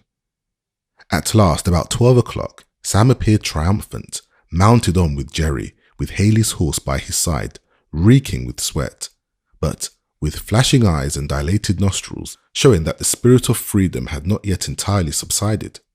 "He's cotched!" he exclaimed triumphantly. "If it hadn't been for me, they might have bust themselves, all on them, but I cotched him." "You?" growled Haley, in no amiable mood. "If it hadn't been for you, this never would have happened." "Lord bless us, massa," said Sam, in a tone of the deepest concern. "And me that has been racing and chasing till the sweat just pours off me." "Well, well," said Haley, "you've lost me near 3 hours with your cursed nonsense. Now let's be off, and have no more fooling." "Why, massa," said Sam in a deprecating tone, "I believe you mean to kill us all clear, horses and all. Here we are all just ready to drop down, and the critters all in a reek of sweat. Why, massa won't think of starting on now till after dinner. Massa's horse wants rubbing down. See how he splashed himself. And Jerry limps too. Don't think missus would be willing to have us start this way. No how. Lord bless you, massa. We can catch up. If we do stop. Lizzie never was no great of a walker." Mrs. Shelby, who, greatly to her amusement, had overheard this conversation from the veranda, now resolved to do her part. She came forward and, courteously expressing her concern for Haley's accident, pressed him to stay for dinner, saying that the cook should bring it on the table immediately. Thus, all things considered, Haley, with rather an equivocal grace, proceeded to the parlour, while Sam, rolling his eyes after him with unutterable meaning, proceeded gravely with the horses to the stable yard. "Did you see him, Andy? Did you see him?" said Sam, when he had got fairly beyond the shelter of the barn and fastened the horse to a post. "Oh Lord, if it warn't as good as a meeting now to see him a dancing and kicking and swearing at us. Didn't I hear him? Swear away, old fellow," said I to myself. "Will you have your horse now, or wait till you cotch him?" says I. "Lord, Andy, I think I can see him now." And Sam and Andy leaned up against the barn and laughed to their heart's content. You ought to see how mad he looked when I brought the horse up. Lord, he'd have killed me if he dared to. And there I was a-standing as innocent and as humble. "Lord, I seed you," said Andy. "Ain't you an old horse, Sam?" "Rather specs I am," said Sam. "Did you see Mrs. upstairs? At the window? I seen her laughing." "I'm sure. I was racing, so I didn't see nothing," said Andy. "Well, you see," said Sam, proceeding gravely to wash down Haley's pony, "I see what you may call a habit of observation, Andy. It's a very important habit, Andy, and I commence you to be cultivating it now you're young. Hist up that hind foot, Andy. You see, Andy, it's observation makes all the difference in niggers. Didn't I see which way the wind blew this year morning? Didn't I see what Mrs. wanted, though she never let on? That's your observation, Andy. I specs it's what you may call a faculty. Faculties is different in different peoples, but cultivation of them goes a great way. I guess if I hadn't helped your observation this morning, you wouldn't have seen your way so smart," said Andy. "Andy," said Sam, "you's a promising child. There ain't no manner of doubt. I think lots of you, Andy, and I don't feel no ways ashamed to take ideas from you. We ought to not overlook nobody, Andy, 'cause the smartest on us gets tripped up sometimes. And so, Andy, let's go up to the house now. I'll be bound Mrs. will give us an uncommon good bite this time."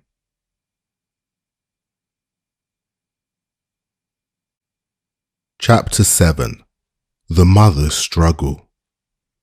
It is impossible to conceive of a human creature more wholly desolate and forlorn than Eliza, when she turned her footsteps from Uncle Tom's cabin.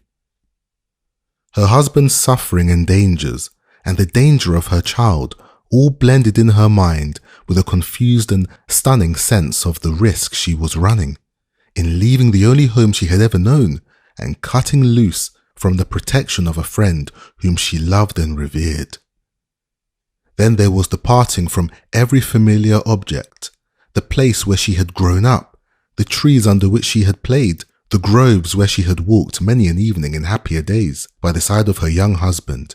Everything, as it lay in the clear, frosty starlight, seemed to speak reproachfully to her and ask her whither could she go from a home like that.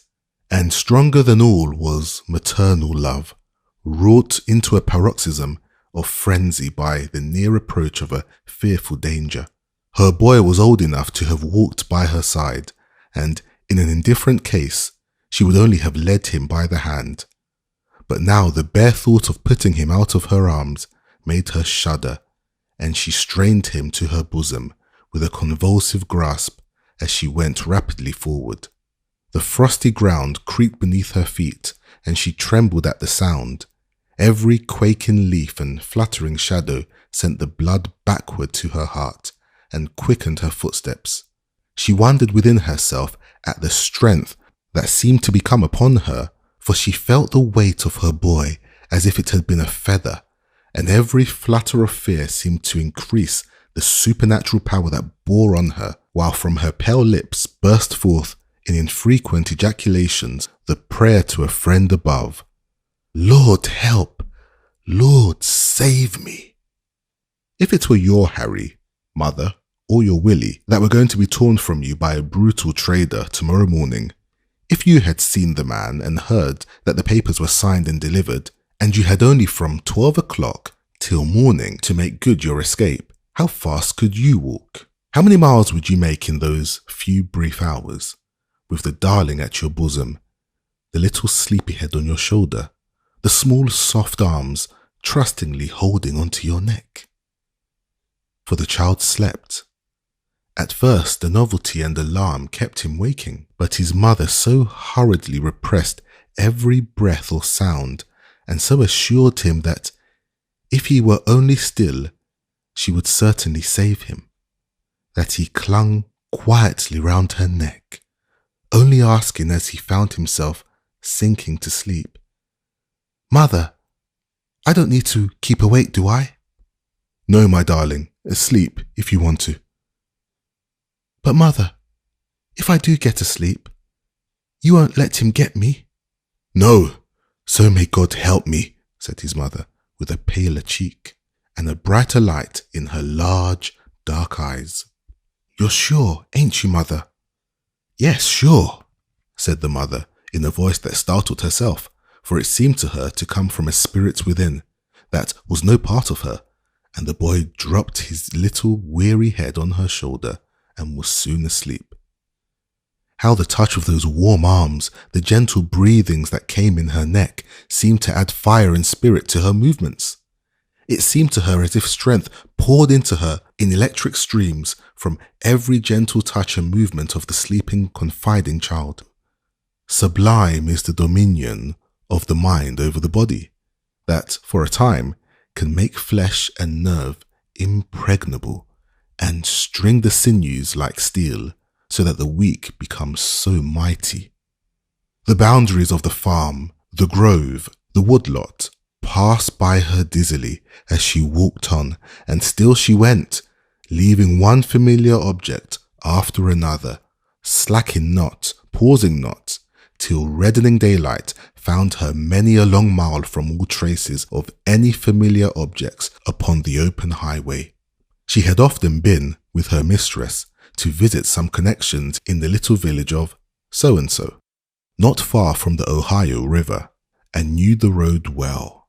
To go thither, to escape across the Ohio River, were the first hurried outlines of her plan of escape. Beyond that, she could only hope in God. When horses and vehicles began to move along the highway with that alert perception peculiar to a state of excitement, and which seems to be a sort of inspiration, she became aware that her headlong pace and distracted air might bring on her remark and suspicion. She therefore put the boy on the ground and, Adjusting her dress and bonnet, she walked on at as rapid a pace as she thought consistent with the preservation of appearances. In her little bundle she had provided a store of cakes and apples, which she used as expedients for quickening the speed of the child, rolling the apples some yards before them when the boy would run with all his might after it. And this ruse, often repeated, carried them over many a half-mile. After a while they came to a thick patch of woodland, through which murmured a clear brook. As the child complained of hunger and thirst, she climbed over the fence with him, and sitting down behind a large rock which concealed them from the road, she gave him a breakfast out of her little package.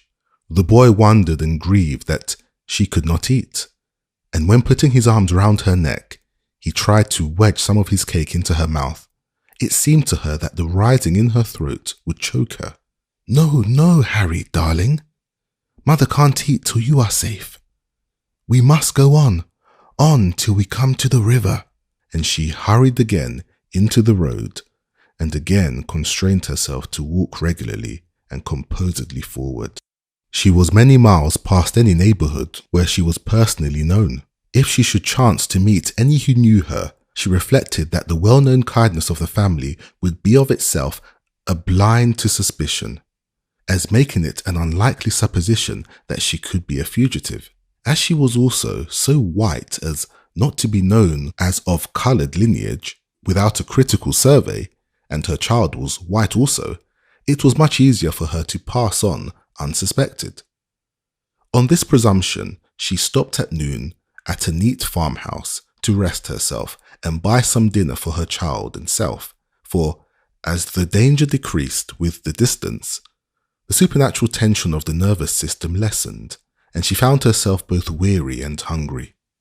The good woman, kindly and gossiping, seemed rather pleased than otherwise with having somebody come in to talk with, and accepted without examination Eliza's statement that she was going on a little piece to spend a week with her friends, all which she hoped in her heart might prove strictly true.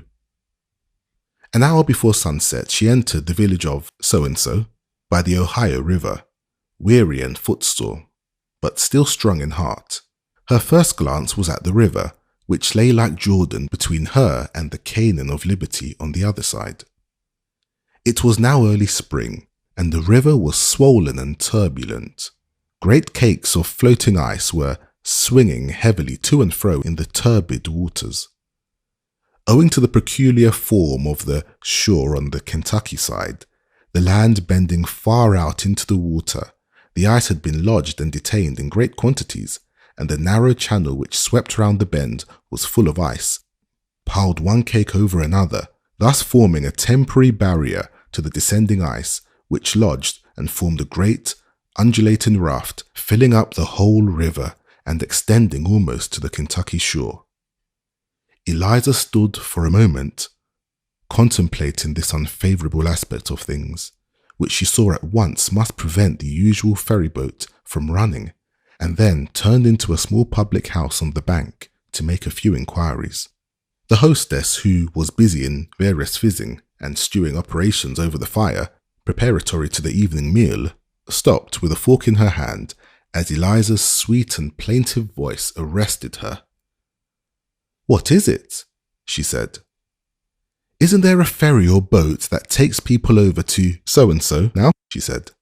"No, indeed," said the woman. "The boat has stopped running." Eliza's look of dismay and disappointment struck the woman, and she said inquiringly, "May you be wanting to get over? Anybody sick?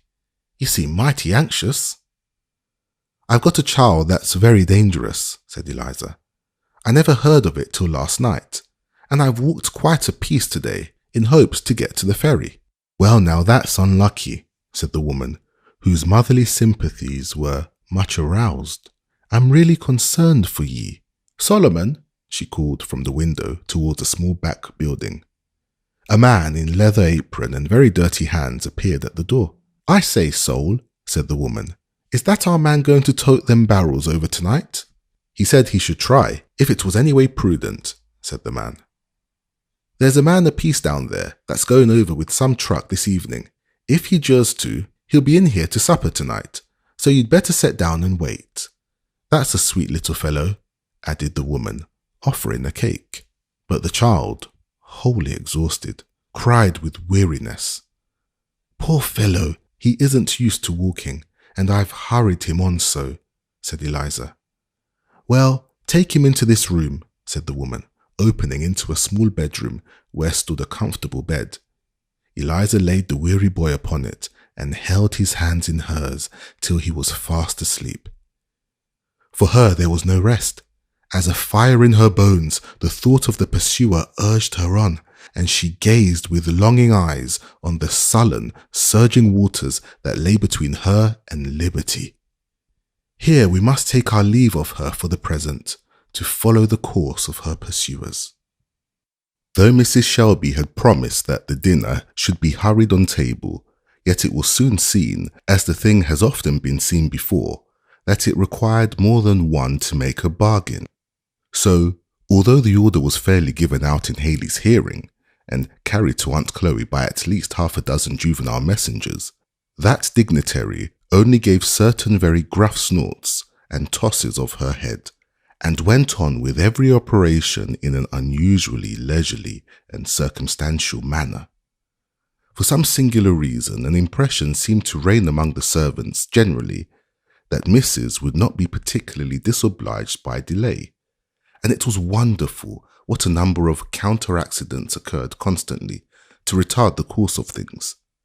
One luckless wight contrived to upset the gravy, and then gravy had to be got up de novo, with due care and formality, Aunt Chloe watching and stirring with dogged precision, answering shortly to all suggestions of haste that she warned her going to have raw gravy on the table to help nobody's catchings. One tumbled down with the water and had to go to the spring for more, and another precipitated the butter into the path of events, and there was, from time to time, giggling news brought into the kitchen that Massa Haley was mighty uneasy, and that he couldn't sit in his chair no ways, but was a walking and stalking to the windows and through the porch. Serves him right, said Aunt Chloe indignantly. He'll get us no uneasy one of these days if he don't mend his ways.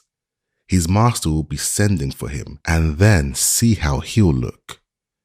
He'll go to torment, and no mistake, said little Jake. He deserves it, said Aunt Chloe grimly. He's broken many, many, many hearts, I tell you all, she said, stopping with a fork uplifted in her hands. It's like what Master George read in Revelations. Souls are calling under the altar, and are calling on the Lord for vengeance. And by the by, the Lord, he'll hear him, so he will. Aunt Chloe, who was much revered in the kitchen, was listened to with open mouth, and the dinner being now fairly sent in, the whole kitchen was at leisure to gossip with her and to listen to her remarks. Such'll be burnt up forever, no mistake, won't there? Said Andy. I'd be glad to see it, I'll be bound, said little Jake. Children, said a voice that made them all start. It was Uncle Tom, who had come in and stood listening to the conversation at the door. Children, he said, I'm afraid you don't know what you're saying. Forever a dreadful word, children, it's awful to think on. You ought to know wish that to any human critter. We wouldn't to anybody but the soul drivers, said Andy. Nobody can help wishing it to them. They're so awful wicked. Don't nature herself kinda cry out on them? Said Aunt Chloe. Don't they tear the sucking baby right off his mother's breast and sell him? And the little children as he's crying and holding on by her clothes, don't they pull him off and sell him? Don't they tear wife and husband apart? Said Aunt Chloe, beginning to cry, when it's just taken the very life on them. And all the while, does they feel one bit? Don't they drink and smoke and take it on common easy? Law, if the devil don't get them, what's he good for? And Aunt Chloe covered her face with a checkered apron and began to sob in good earnest. Pray for them that spitefully use you, the good book says Tom. Pray for 'em, said Aunt Chloe. Law, it's too tough. I can't pray for them." "It's nature, Chloe, and nature's strong," said Tom. "But the Lord's grace is stronger. You ought to think what an awful state a poor critter's soul's in that will do them things. You ought to thank God that you ain't like him, Chloe. I'm sure I'd rather be sold 10,000 times over than to have all that poor critter's got to answer for." "So'd I, a heap," said Jake. "Law, shouldn't we cotch it, Andy?" Andy shrugged his shoulders and gave an acquiescent whistle. "I'm glad Massa didn't go off this morning as he looked to," said Tom. "That would hurt me more than selling, it did.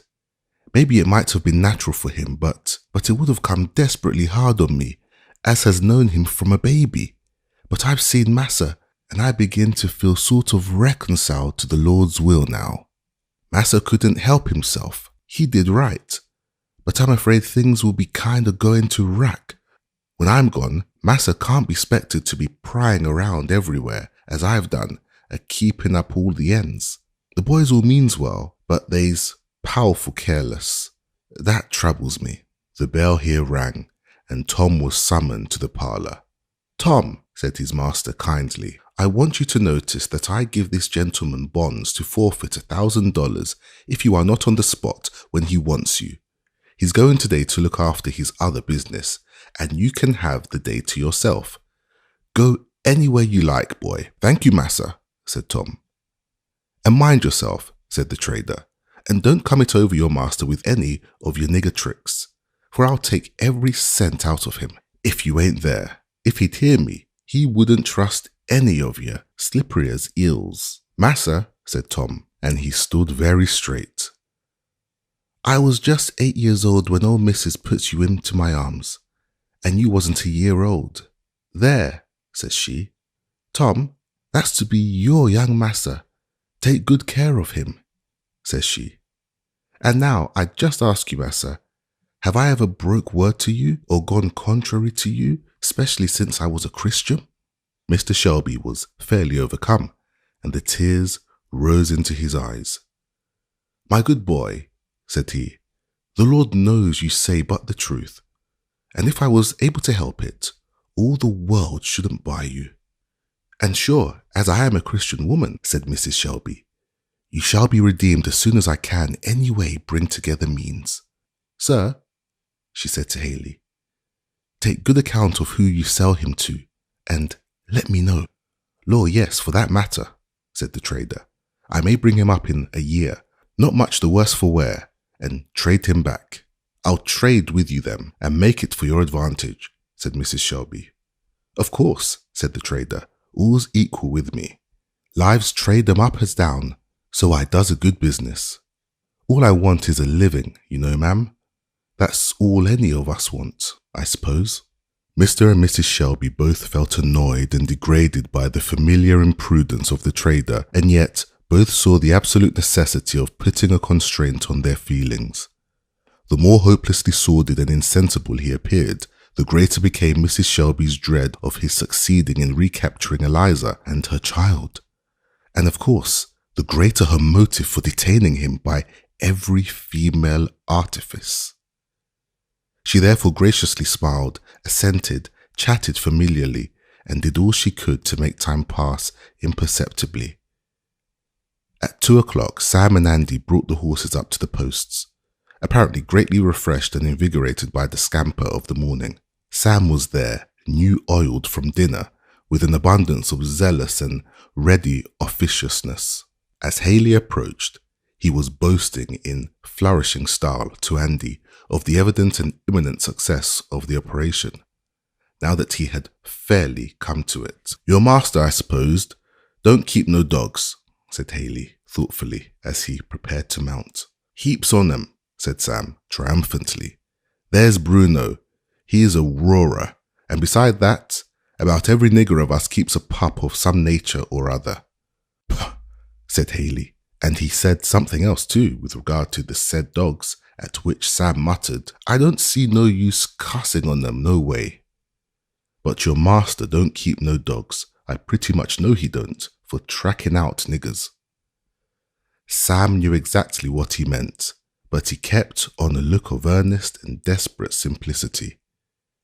"Our dogs all smells round considerable sharp. I expect they's the kind, though they haven't never had no practice. They's far dogs though, at most anything, if you'd get 'em started. Here, Bruno," he called, whistling to the lumbering Newfoundland, who came pitching tumultuously towards them. "You go hang," said Haley, getting up. "Come tumble up now." Sam tumbled up accordingly, dexterously contriving to tickle Andy as he did so, which occasioned Andy to split out into a laugh, greatly to Haley's indignation, who made a cut at him with his riding whip. "I's 'stonished at ye, Andy," said Sam, with awful gravity. "This yere's a serious business, Andy. You mustn't be making game. This ain't no way to help Massa." "I shall take the straight road to the river," said Haley, decidedly, after they had come to the boundaries of the estate. "I know the way of all of 'em. They makes tracks for the underground." "Certain," said Sam. "That's the idea. Massa Haley hits the right thing in the middle. Now there's 2 roads to the river, the dirt road and the pike. Which does Massa mean to take?" Andy looked up innocently at Sam, surprised at hearing this new geographical fact, but instantly confirmed what he said by a vehement reiteration. "'Cause," said Sam, "I'd rather be inclined to imagine that Lizzie'd take the dirt road, being it's the least travelled." Haley, notwithstanding that he was a very old bird and naturally inclined to be suspicious of chaff, was rather brought up by this view of the case. "If you weren't both of you such cursed liars now," he said, contemplatively, as he pondered a moment. The pensive, reflective tone in which this was spoken appeared to amuse Andy prodigiously, and he drew a little behind and shook so as apparently to run a great risk of failing off his horse, while Sam's face was immovably composed into the most doleful gravity. "Course," said Sam, "Massa can do as he'd rather. Go the straight road if Massa thinks best. It's all one to us. Now, when I study upon it, I think the straight road's the best, deridedly." "She would naturally go a lonesome way," said Haley, thinking aloud and not minding Sam's remark. "There ain't no saying," said Sam. "Girls is peculiar. They never does nothing you thinks they will. Most generally the contrary. Girls is naturally made contrary, so if you thinks they've gone one road, it is certain you'd better go the other, and then you'll be sure to find them. Now, my private opinion is Lizzie took the road, so I think we'd better take the straight one." This profound, generic view of the female sex did not seem to dispose Haley particularly to the straight road, and he announced decidedly that he should go the other, and ask Sam when they should come to it. "A little piece ahead," said Sam, giving a wink to Andy with the eye on which was on Andy's side of the head, and he added gravely, "But I've studied on the matter, and I'm quite clear we ought not to go that way. I never been over it no way. It's desperate lonesome, and we might lose our way. Where we'd come to, the Lord only knows."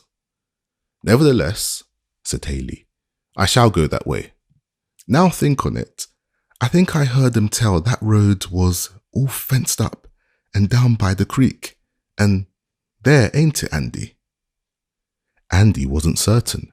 He'd only heard tell about that road and never been over it. In short, he was strictly non-committal. Haley, accustomed to strike the balance of probabilities between lies of greater and lesser magnitude, thought that it lay in favour of the dirt road aforesaid. The mention of the thing he thought he perceived was involuntary on Sam's part at first, and his confused attempts to dissuade him set down to a desperate lying on second thoughts, as being unwilling to implicate Liza. When, therefore, Sam indicated the road, Haley plunged briskly into it, followed by Sam and Andy. Now, the road, in fact, was an old one that had been formerly a thoroughfare to the river, but abandoned for many years after the laying of the new pike. It was open for about an hour's ride, and after that it was cut across by various farms and fences. Sam knew this fact perfectly well. Indeed, the road had been so long closed up that Andy had never heard of it. He therefore rode along with an air of dutiful submission, only groaning and vociferating occasionally that it was desperately rough and bad for Jerry's foot. "Now, I just give you a warning," said Haley. "I know you won't get me to turn off this road with all your fussing, so you shut up." "Massa will go his own way," said Sam, with rueful submission, at the same time winking most portentously to Andy, whose delight was now very near the explosive point. Sam was in wonderful spirits, professed to keep a very brisk outlook, at one time exclaiming that he saw a girl's bonnet on the top of some distant eminence, or calling to Andy if that there wasn't Lizzie down in the hollow, always making these exclamations in some rough or craggy part of the road, where the sudden quickening of speed was a special inconvenience to all parties concerned, and thus keeping Haley in a state of constant commotion. After riding about an hour in this way, the whole party made a precipitate and tumultuous descent into a barnyard belonging to a large farming establishment. Not a soul was in sight, all the hands being employed in the fields, but as the barn stood conspicuously and plainly square across the road, it was evident that their journey in that direction had reached a decided finale. "Weren't that what I tell Massa?" said Sam, with an air of injured innocence. "How does strange gentlemen expect to know more about country than the native born and raised?" "You rascal," said Haley. "You knew all about this." "Didn't I tell you I knowed, and you wouldn't believe me? I told Massa it was all shut up and fenced up, and I didn't expect we could get through. Andy heard me." It was all too true to be disputed, and the unlucky man had to pocket his wrath with the best grace he was able, and all three faced to the right about and took up their line of march for the highway. In consequence of all the various delays, it was about 3/4 of an hour after Eliza had laid her child to sleep in the village tavern that the party came riding into the same place. Eliza was standing up by the window, looking out in another direction, when Sam's quick eye caught a glimpse of her. Haley and Andy were 2 yards behind. At this crisis, Sam contrived to have his hat blown off and uttered a loud and characteristic ejaculation which startled her at once. She drew suddenly back. The whole train swept by the window, round to the front door. 1,000 lives seemed to be concentrated in that one moment to Eliza. Her room opened by a side door to the river. She caught her child and sprang down the steps towards it. The trader caught a full glimpse of her just as she was disappearing down the bank, and throwing himself from the horse and calling loudly on Sam and Andy, he was after her like a hound after a deer. In that dizzy moment, her feet, to her, scarce seemed to touch the ground, and the moment brought her to the water's edge. Right on behind they came, and nerved with strength such as God gives only to the desperate, with one wild cry and flying heap, she vaulted sheer over the turbid current by the shore, onto the raft of ice beyond. It was a desperate leap, impossible to anything but madness and despair, and Haley, Sam and Andy instinctively cried out and lifted up their hands as she did it. The huge fragment of ice on which she alighted pitched and creaked as her weight came on it, but she stayed there not a moment. With wild cries and desperate energy, she leaped to another and still another cake, stumbling, leaping, slipping, springing upwards again. Her shoes are gone, her stockings cut from her feet, while blood marked every step. But she saw nothing, felt nothing, till dimly, as in a dream, she saw the Ohio side and the man helping her up the bank. "You're a brave girl now, whoever you are," said the man, with an oath. Eliza recognized the voice and face for a man who owned a farm not far from her old home.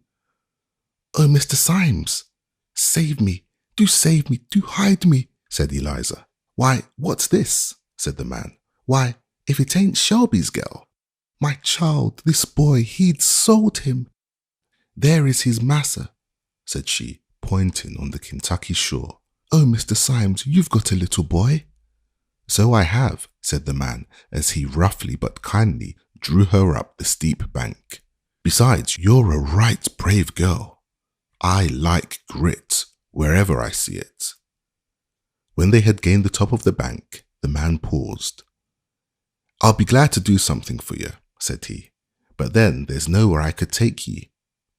The best I can do is to tell ye to go there, said he, pointing to a large white house which stood by itself off the main street of the village. Go there. They're kind folks. There's no kind of danger, but they'll help you. They're up to all that sort of thing.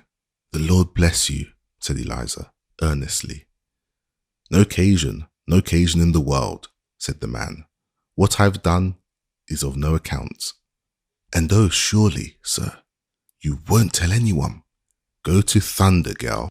What do you take a fella for? In course not, said the man. Come now, go along like a likely, sensible girl as you are. You've earned your liberty, and you shall have it for all me. The woman folded her child to her bosom and walked firmly and swiftly away. The man stood and looked after her. Shelby, now maybe you won't think this your most neighbourly thing in the world, but what's a fella to do? If he catches one of my girls in the same fix, he's welcome to pay back. Somehow I could never see no kind of critter a-striving and panting and trying to clear themselves with the dogs after them and going again. Besides, I don't see no kind of occasion for me to be hunter and catcher for other folks neither. So spoke this poor, heathenish Kentuckian who had not been instructed in his constitutional relations and consequently was betrayed to acting in a sort of Christianized manner, which, if he had been better situated and more enlightened, he would not have been left to do. Haley had stood a perfectly amazed spectator of the scene till Eliza had disappeared up the bank, when he turned a blank, inquiring look on Sam and Andy. That was a tolerable, fair stroke of business, said Sam. The girl's got 7 devils in her, I believe, said Haley. How like a wildcat she jumped. Well now, said Sam, scratching his head. I hope Massa will excuse us trying that road. Don't think I feel spry enough for that, no way. And Sam gave a hoarse chuckle. You laugh? Said the trader, with a growl. Lord bless you, Massa, I couldn't help it now, said Sam, giving way to a long pent-up delight of his soul. She looked so curious, a-leaping and springing, ice a-cracking, and only to hear her plump, ka-chunk, ka-splash, spring, Lord, how she goes it. And Sam and Andy laughed till the tears rolled down their cheeks. I'll make you laugh the other side of your mouths, said the trader, laying about their heads with his riding whip. Both ducked and ran, shouting up the bank, and were on their horses before he was up. Good evening, Massa, said Sam, with much gravity. I very much expect Mrs. be anxious about Jerry. Massa Haley won't want us no longer. Mrs. wouldn't hear of our riding the critters over Lizzie's bridge tonight, and, with a facetious poke into Andy's ribs, he started off, followed by the latter at full speed, their shouts of laughter coming faintly on the wind.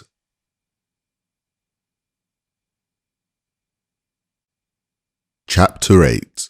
Eliza's Escape. Eliza made her desperate retreat across the river just in the dark of twilight. The grey mist of evening, rising slowly from the river, enveloped her as she disappeared up the bank, and the swollen current and floundering masses of ice presented a hopeless barrier between her and her pursuer. Haley therefore slowly and discontentedly returned to the little tavern to ponder further what was to be done. The woman opened to him the door of a little parlour covered with a rag carpet, where stood a table with a very shining black oilcloth, sundry lank, high-backed wood chairs with some plaster images in resplendent colours on the mantel-shelf. Above a very dimly smoking grate, a long hardwood settle extended its uneasy length by the chimney, and here Haley sat him down to meditate on the instability of human hopes and happiness in general. What did I want with the little cuss now, he said to himself, that I should have got myself treed like a coon, as I am in this here way?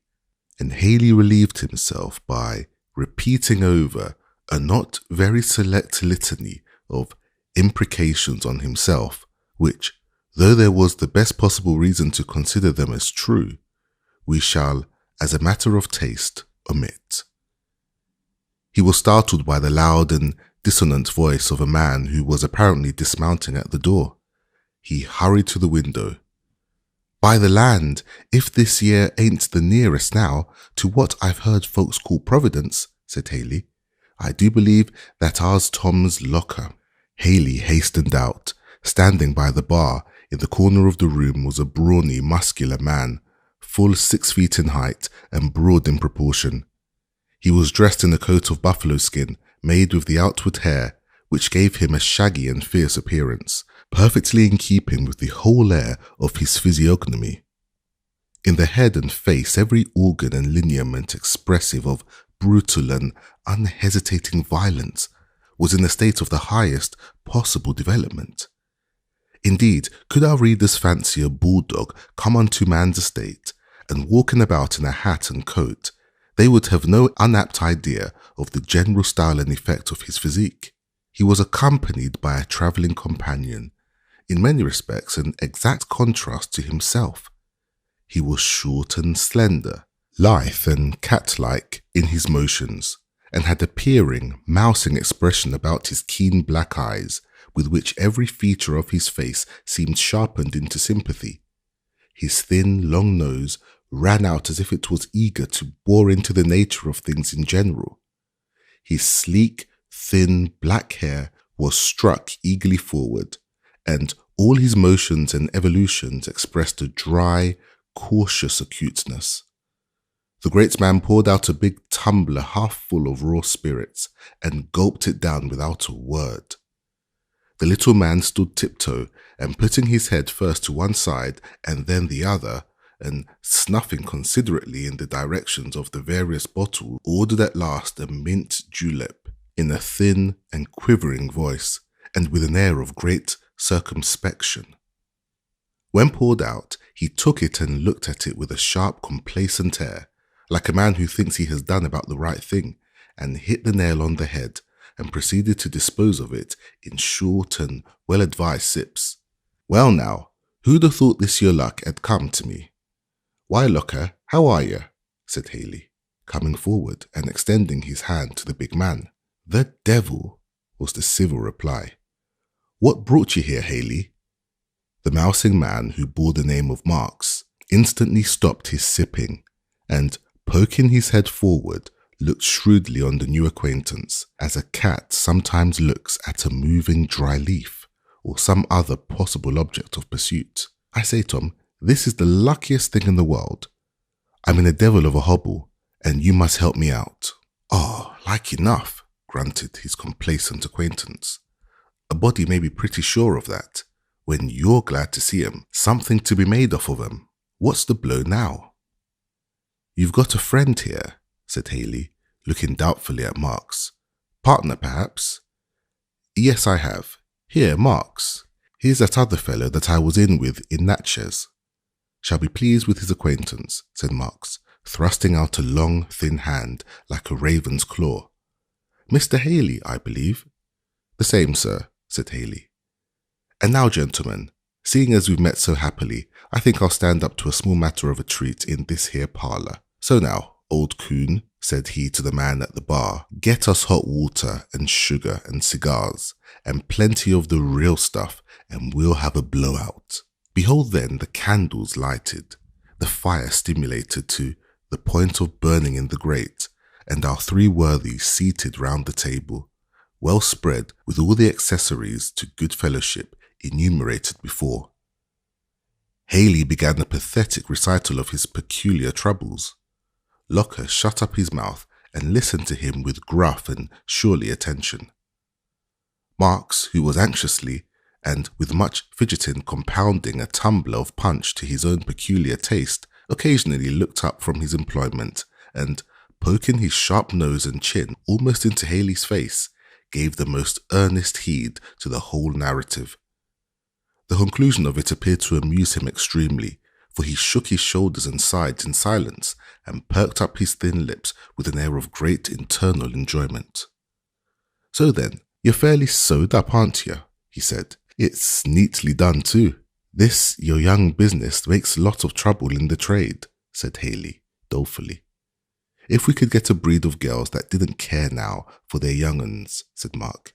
"Tell me, I think that would be about the greatest modern improvement I knows on." And Marks patronized his joke by a quiet introductory sniggle. "Just so," said Haley. "I never couldn't see into it. Young uns is heaps of trouble to 'em, one would think. Now they'd be glad to get clear of 'em, but they aren't. And the more trouble a young un's in, the more good for nothing as a gentle thing, the tighter they sticks to 'em." "Well, Mr. Haley," said Marks, "best pass the hot water." "Yes, sir, you say just what I feel, and all of us have. Now, I bought a girl once when I was in the trade, a tight, likely wench she was too, and quite considerable smart, and she had a young un that was miserable sickly. It had a crooked back, or something or other, and I just went away to a man that thought he'd take his chance raising on it, being it didn't cost nothing. Never thought, you know, of the girls talking on about it, but Lord, you ought to seen how she went on. Why really, she did seem to me to value the child more, 'cause it was sickly and cross and plagued her, and she wasn't making believe neither. Cried about it, she did, and lopped around, as if she'd lost every friend she had. It really was droll to think on it. Lord, there ain't no end to women's notions." "Well, just so with me," said Haley. "Last summer down on Red River, I got a girl traded off on me, with a likely looking child enough, and his eyes looked as bright as yourn. But come to look, I found him stone blind. Fact, he was stone blind. Well, you see, I thought there weren't no harm in my just passing along him, and not saying nothing, and I'd got him nicely swapped off for a keg of whiskey, but come to get him away from the girl, she was just like a tiger. So it was before we started, and I hadn't got my gang chained up. So what should she do but ups on the cotton bell, like a cat catches a knife from one of the deckhands, and I tell you, she made all fly for a minute, till she saw it weren't no use. And she just turns round and pitches head first, young un and all, into the river, went down plump, and never rise." "Ah," said Tom Locker, who had listened to these stories with ill-repressed disgust. "Shiftless, both on you. My girls don't cut up no such shines, I tell you. Indeed. How do you help it?" said Marks, briskly. "Help it? Why, I buy a girl, and if she's got a young un to be sold, I just walks up and put my fist to her face and says, 'Look here now, if you give me one word out of your head, I'll smash your face in.' 'I won't hear one word, not the beginning of a word,' I says to him. 'This your young one's mine, and not yourn, and you've no kind of business with it. I'm going to sell it first chance, mind. You don't cut up none of your shines about it, or I'll make you wish you'd never been born. I tell you, they sees it ain't no play when I gets hold. I makes 'em as whist as fishes, and if one of 'em begins and gives a yelp, why—" and Mr. Locker brought down his fist with a thump that fully explained the hiatus. "That's what you may call emphasis," said Marks, poking Haley in the side and going into another small giggle. "Ain't Tom peculiar?" "I say, Tom, I expect you make him understand, for all niggers' heads is woolly. They don't never have a doubt of your meaning, Tom. If you ain't the devil, Tom, you's his twin brother, I'll say that for you." Tom received the compliment with becoming modesty, and began to look as affable as was consistent, as John Bunyan says, with his doggish nature. Haley, who had been imbibing very freely of the staple of the evening, began to feel a sensible elevation and enlargement of his moral faculties, a phenomenon not unusual with gentlemen of a serious and reflective turn under similar circumstances. "Well now, Tom, he said. "You really is too bad, as I always have told you. You know, Tom, you and I used to talk over these matters down in Natchez, and I used to prove to you that we made full as much and was as well off for this world by treating on them well, besides keeping a better chance for coming in the kingdom at last, when worse comes to worse and there ain't nothing else left to get, you know." "Bo," says Tom, "don't I know? Don't I know? Don't make me too sick with any of your stuff. My stomach is a little riled now," and Tom drank half a glass of raw brandy. "I say," said Haley, and leaning back in his chair and gesturing impressively, "I'll say this now. I always meant to drive my trade so as to make money on first and foremost, as much as any man. But then, trade ain't everything, and money ain't everything, 'cause we's all got souls. I don't care now who hears me say it, and I think a cuss sight on it, so I may as well come out with it. I believe in religion, and one of these days, when I've got matters tight and snug, I calculates to tend my soul, and them are matters. And so what's the use of doing any more wickedness than's really necessary? It don't seem to me it's at all prudent." "Tend to your soul," repeated Tom contemptuously. "Take a bright look out to find a soul in you. Save yourself in any care on that score. If the devil sifts you through a hair sieve, he won't find one."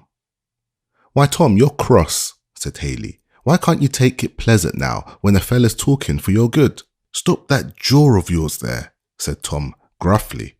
"I can't stand most any talk of yourn, but your pious talk, that kills me right up. After all, what's the odds between me and you? T'aren't that you care one bit more, or have a bit more feeling. It's clean, sheer dog meanness, wanting to cheat the devil and save your own skin. Don't I see through it? And you're getting religion, as you call it, after all. It's too mean for any critter. Run up a bill with the devil all your life, and then sneak out when pay time comes, Bob." Come, gentlemen. I say, this isn't business," said Marks. "There's different ways, you know, of looking at all subjects. Mr. Haley is a very nice man, no doubt, and has his own conscience. And Tom, you have your ways, and very good ones too, Tom.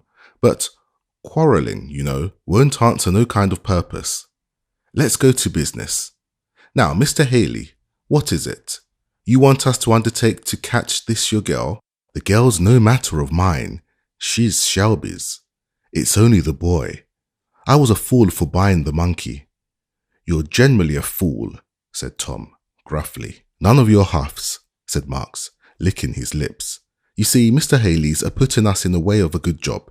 I reckon, just hold still. These arrangements is my forte. This your girl, Mr. Haley, how is she? What is she?" "Well, white and handsome, well brought up. I'd have given Shelby 800 or 1,000, and then made well on her." "White and handsome, well brought up," said Marks, his sharp eyes, nose and mouth all alive with enterprise. "Look here now, looker. A beautiful opening. We'll do a business here on our own account. We does the catching. The boy, of course, goes to Mr. Haley. We takes the girl to Orleans to speculate on. Ain't it beautiful?" Tom, whose great heavy mouth had stood ajar during this communication, now suddenly snapped it together as a big dog closes on a piece of meat, and seemed to be digesting the idea at his leisure. "You see," said Marks to Haley, stirring his punch as he did so, "you see, we has justices convenient at all pints along shore that does up any little jobs in our line quite reasonable. Tom, he does the knocking down and that, and I come in all dressed up, shining boots, everything first chop, when the swearing's to be done. You ought to see now," said Marks in the glow of professional pride, "how I can tone it off. One day I'm Mr. Twickham from New Orleans. Another day I'm just come from my plantation on Pearl River, where I work 700 niggers. Then again I come out a distant relation of Henry Clay, or some old cock in Kentucky. Talents is different, you know. Now Tom's roarer when there's any thumping or fighting to be done. But at lying he ain't good. Tom ain't. You see, it don't come natural to him. But Lord, if that's a fella in the country that can swear to anything and everything, and put in all the circumstances and flourishes with a long face, and carry through better than I can, I'd like to see him, that's all. I believe my heart I could get along and snake through, even if justices were more particular than they is. Sometimes I rather wish they was more particular. It would be a heap more relishing if they was. More fun, you know. Tom Locker, who, as we have made it appear, was a man of slow thoughts and movements, here interrupted Marks by bringing his heavy fist down on the table so as to make all ring again. "It'll do," he said.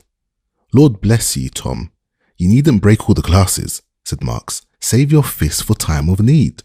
"But gentlemen, ain't I to come in for a share of the profits?" said Haley. "Ain't it enough we catch the boy for you?" said Locker. "What do you want?" "Well," said Haley, "if I gives you the job, it's worth something. Say 10% on the profits, expenses paid." "Now," said Locker, with a tremendous oath, and striking the table with his heavy fist, "don't I know you, Dan Haley? Don't you think to come it over me? Suppose Marks and I have taken up catching trade just to accommodate gentlemen like you and get nothing for ourselves? Not by a long chalk. We'll have the girl out and out, and you keep quiet, or, you see, we'll have both. What's to hinder? Haven't you shown us the game? It's as free to us as you, I hope. If you or Shelby want to chase us, look where the partridges was last year. If you find them or us, you're quite welcome." "Oh, well, certainly. Just let it go at that," said Haley, alarmed. "You catch the boy for the job. You allers did trade far with me, Tom, and was up to your word." "You know what," said Tom, "I don't pretend none of your snivelling ways, but I won't lie in my counts with the devil himself. What I says I'll do, I will do. You know that, Dan Haley." Just so, I said so, Tom," said Haley. "And if you'd only promise to have the boy for me in a week, at any point you'll name, that's all I want." "But it ain't all I want by a long jump," said Tom. "You don't think I did business with you down in Natchez for nothing, Haley. I've learned to hold an eel when I catch him. You've got to fork over $50 flat down, or this child don't start a peg. I know you. Why, when you have a job in hand that may bring a clean profit of somewhere about 1,000 or 1,600, why, Tom, you're unreasonable," said Haley. "Yes, and hasn't we business booked for 5 weeks to come? All we can do? And suppose we leaves all and goes to bushwhacking round after your young ones, and finally doesn't catch the girl, and girl's allers is the devil to catch. What then? Would you pay us a cent? Would you? I think I see you doing it. No. Flap down your 50. If we get the job and it pays, I'll hand it back. If we don't, it's for our trouble. That's fair, ain't it, Marks?" Certainly, said Marks with a conciliatory tone. "It's only a retaining fee, you see. We lawyers, you know. Well, we must all keep good-natured. Keep easy, you know. Tom will have the boy for you anywhere you'll name, won't you, Tom? If I find the young one, I'll bring him on to Cincinnati and leave him at Granny Belcher's on the landing," said Locker. Marks had got from his pocket a greasy pocketbook, and taking a long paper from thence, he sat down and, fixing his keen black eyes on it, began mumbling over its contents. "Barnes, Shelby County, boy, Jim, $300 for him, dead or alive. Edwards, Dick and Lucy, man and wife, $600, wench, Polly, and 2 children, $600 for her or her head. I'm just running over our business to see if we can take up this handily. Locker," he said after a pause, "we must set Adam and Springer on the track of these. They've been booked some time." "They'll charge too much," said Tom. "I'll manage that. There's young in the business and must spec to work cheap," said Marks as he continued to read. "There's 3 on them, easy cases. 'cause all you've got to do is to shoot 'em or swear they is shot. They couldn't, of course, charge much for that. Them other cases, he said, folding the paper, will bear putting off a spell. So now, let's come to the particulars. Now, Mr. Haley, you saw this girl when she landed? To be sure, plain as I see you. And a man helping on her up the bank? Said Locker. To be sure I did. Most likely, said Marks. She's took in somewhere. But where's a question? Tom, what do you say? We must cross the river tonight, no mistake, said Tom. But there's no boat about, said Marks. The ice is running awfully, Tom. Ain't it dangerous? Don't know nothing about that, only it's got to be done, said Tom, decidedly. Dear me, said Marks, fidgeting. It'll be, I say, he said, walking to the window. It's dark as a wolf's mouth. And Tom, the long and short is, you're scared, Marks? But I can't help that. You've got to go. Suppose you want to lie by a day or two till the girl's been carried on the underground line up to Sandusky or so, before you start. Oh no, I ain't a grain afraid, said Marks. Only what? Said Tom. Well, about the boat. You see, there ain't any boat. I heard the woman say that there was one coming along this evening, and that a man was going to cross over on it. Neck or nothing, we must go with him, said Tom. I suppose you've got good dogs, said Haley. First rate, said Marks. But what's the use? You haven't got nothing on hers to smell on. Yes, I have, said Haley, triumphantly. Here's her shawl. She left behind on the bed in her hurry. She left her bonnet too. That's a lucky, said Locker. Fork over. Though the dogs might damage the girl if they come on her unawares, said Haley. That's our consideration, said Marks. Our dogs tore a fella half to pieces once down in Mobile, afore we could get them off. Well, you see, for this sort that's to be sold for their looks, that won't answer, you see, said Haley. I do see, said Marks. Besides, if she's got took in, t'ant no go neither. Dogs is no count in these your upstates where these critters get carried. Of course, you can't get on their track. They only does down in plantations where niggers, when they runs, has to do their own running and don't get no help. Well, said Locker, who had just stepped out to the bar to make some inquiries. They say the man's come with the boat. So, Marks? That worthy cast a rueful look at the comfortable quarters he was leaving, but slowly rose to obey.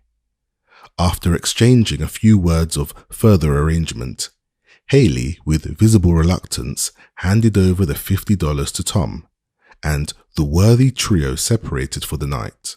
If any of our refined and Christian readers object to the society into which this scene introduces them, let us beg them to begin and conquer their prejudices in time.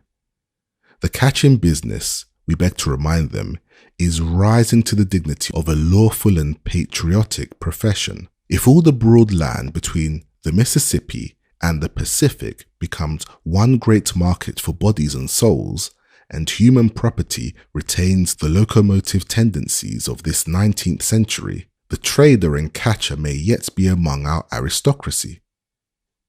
While this scene was going on at the tavern, Sam and Andy, in a state of high felicitation, pursued their way home.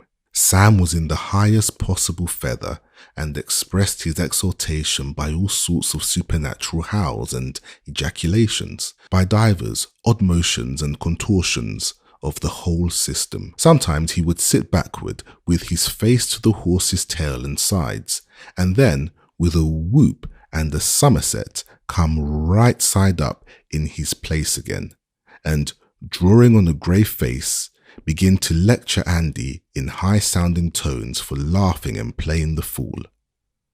Anon, slapping his sides with his arms, he would burst forth in peals of laughter that made the old woods ring as they passed. With all these evolutions, he contrived to keep the horses up to the top of their speed, until, between 10 and 11, their heels resounded on the gravel at the end of the balcony. Mrs. Shelby flew to the railings. "Is that you, Sam? Where are they?" Massa Haley's arresting at the tavern. He is dreadful fatigued, missus. And Eliza, Sam? Well, she's clear cross Jordan, as a body may say, in the land of Canaan. Why, Sam, what do you mean? Said Mrs. Shelby, breathless and almost faint, as the possible meaning of these words came over her. Well, missus, the Lord said he preserves his own. Lizzie's done gone over the river into Ohio, as markably as if the Lord took her over in a chariot of fire and 2 horses. Sam's vein of piety was always uncommonly fervent in his mistress's presence, and he made great capital of scriptural figures and images. Come up here, Sam, said Mr. Shelby, who had followed on the veranda, and tell your mistress what she wants. Come, come, Emily, said he, passing his arm round her. You are cold and all a shiver. You allow yourself to feel too much. Feel too much? Am I not a woman, a mother? Are we not both responsible to God for this poor girl? My God, lay not this sin to our charge. What sin, Emily? You see yourself that we have only done what we were obliged to do. There's an awful feeling of guilt about it, though, said Mrs. Shelby.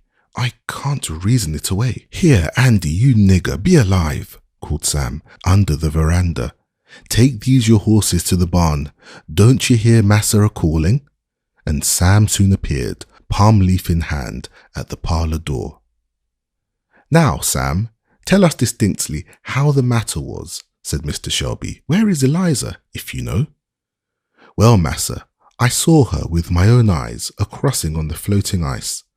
She crossed most markably. It wasn't no less nor a miracle, and I saw a man help her up the Ohio side, and then she was lost in the dusk. Sam, I think this rather apocryphal. This miracle, crossing on floating ice, isn't so easily done, said Mr. Shelby. Easy? Couldn't nobody have done it without the Lord. Why now, Sam, it was just this way. Massa Haley and me and Andy, we come up to the little tavern by the river, and I rides a little ahead. I was so zealous to be a-cotchin' Lizzie that I couldn't hold in, no way. And when I comes to the tavern window, sure enough, there she was, right in plain sight, and they digging on behind. Well, I loses off my hat and sings out enough to raise the dead. Course, Lizzie, she hears, and she dodges back. When Massa Haley, he goes past the door, and then, I tell you, she cleared out the side door. She went down the riverbank. Massa Haley, he seed her, and yelled out, and him and me and Andy, we took after. Down she come to the river, and there the current running 10 feet wide by the shore, and over the other side, ice a-soaring and a-jiggling up and down, kinda as it were a great island. We come right behind her, and I thought my soul he'd got her, sure enough, when she gone screech as I never heard, and there she was, clear over the other side of the current on the ice, and then on she went, a-screeching and a-jumping. The ice went crack, swallop, cracking chunk, and she a-bounding like a buck. Lord, the spring that girl's got in her ain't common. I'm of this opinion. Mrs. Shelby sat perfectly silent, pale with excitement, while Sam told his story. God be praised, she isn't dead, she said. But where is the poor child now? The Lord will provide, said Sam, rolling up his eyes piously. As I've been saying, this your providence and no mistake, as Mrs. has always been instructing on us, that always instruments rise up to do the Lord's will. Now, if it hadn't been for me today, she'd have been took a dozen times. Weren't it I started off the horses this morning and kept 'em chasing till night dinner time? And didn't I car Massa Haley night 5 miles out of the road this evening, or else he'd come up with Lizzie, as easy as a dog after a coon. These are all providences. There are a kind of providences that you'll have to be pretty sparing of, Master Sam. I allow no such practices with gentlemen on my place, said Mr. Shelby, with as much sternness as he could command. under the circumstances. Now, there is no more use in making believe be angry with a Negro than with a child. Both instinctively see the true state of the case, through all attempts to effect the contrary, and Sam was in no wise disheartened by this rebuke, though he assumed an air of doleful gravity, and stood with the corners of his mouth lowered in most penitential style. "Massa's quite right, quite. It was ugly on me, there's no disputing that, and of course Massa and Mrs. wouldn't encourage no such works. I'm sensible of that, but a poor nigger like me is mazin' tempted to act ugly sometimes when fellers will cut up such shines as that as Massa Haley. He ain't no gentleman, no way. Anybody's been raised as I've been can't help a-seeing that." "Well, Sam," said Mr. Shelby, "as you appear to have a proper sense of your errors, you may go now and tell Aunt Chloe she may get you some of that cold ham that was left for dinner today. You and Andy must be hungry." "Missus is a heap too good for us," said Sam, making his bow with alacrity and departing. It will be perceived, as has been before intimated, that Master Sam had a native talent that might undoubtedly have raised him to eminence in political life, a talent of making capital out of everything that turned up, to be invested for his own especial praise and glory, and having done up his piety and humility, as he trusted, to the satisfaction of the parlour, he clapped his palm leaf on his head with a sort of rakish, free and easy air, and proceeded to the dominions of Aunt Chloe with the intention of flourishing largely in the kitchen. "I'll speechify these niggers," said Sam to himself. "Now I've got the chance. Lord, I reel it off to make 'em stare." It must be observed that one of Sam's especial delights has been to ride in attendance on his master at all kinds of political gatherings, where, roosted on some rail fence, or perched aloft in some tree, he would sit watching the orators with the greatest apparent gusto, and then, descending among the various brethren of his own colour assembled on the same errand, he would edify and delight them with the most ludicrous burlesques and imitations, all delivered with the most imperturbable earnestness and solemnity, and though the auditors immediately about him were generally of his own colour, it not infrequently happened that they were fringed pretty deeply with those of a fairer complexion, who listened, laughing and winking, to Sam's great self-congratulation. In fact, Sam considered oratory as his vocation, and never let slip an opportunity of magnifying his office. Now, between Sam and Aunt Chloe, there had existed from ancient times a sort of chronic feud, or rather, a decided coolness. But as Sam was meditating something in the provision department, as the necessary and obvious foundations of his operations, he determined, on the present occasion, to be eminently conciliatory, for he well knew that although Mrs. orders would undoubtedly be followed to the letter, yet he should gain a considerable deal by enlisting the spirit also. He therefore appeared before Aunt Chloe with a touchingly subdued, resigned expression, like one who has suffered immeasurable hardships in behalf of a persecuted fellow creature, enlarged upon the fact that Mrs. had directed him to come to Aunt Chloe for whatever might be wanting to make up the balance in his solids and fluids, and thus unequivocally acknowledged her right and supremacy in the cooking department, and all thereto pertaining. The thing took accordingly. No poor, simple, virtuous body was ever cajoled by the attentions of the electioneering politician with more ease than Aunt Chloe was won over by Master Sam's suavities.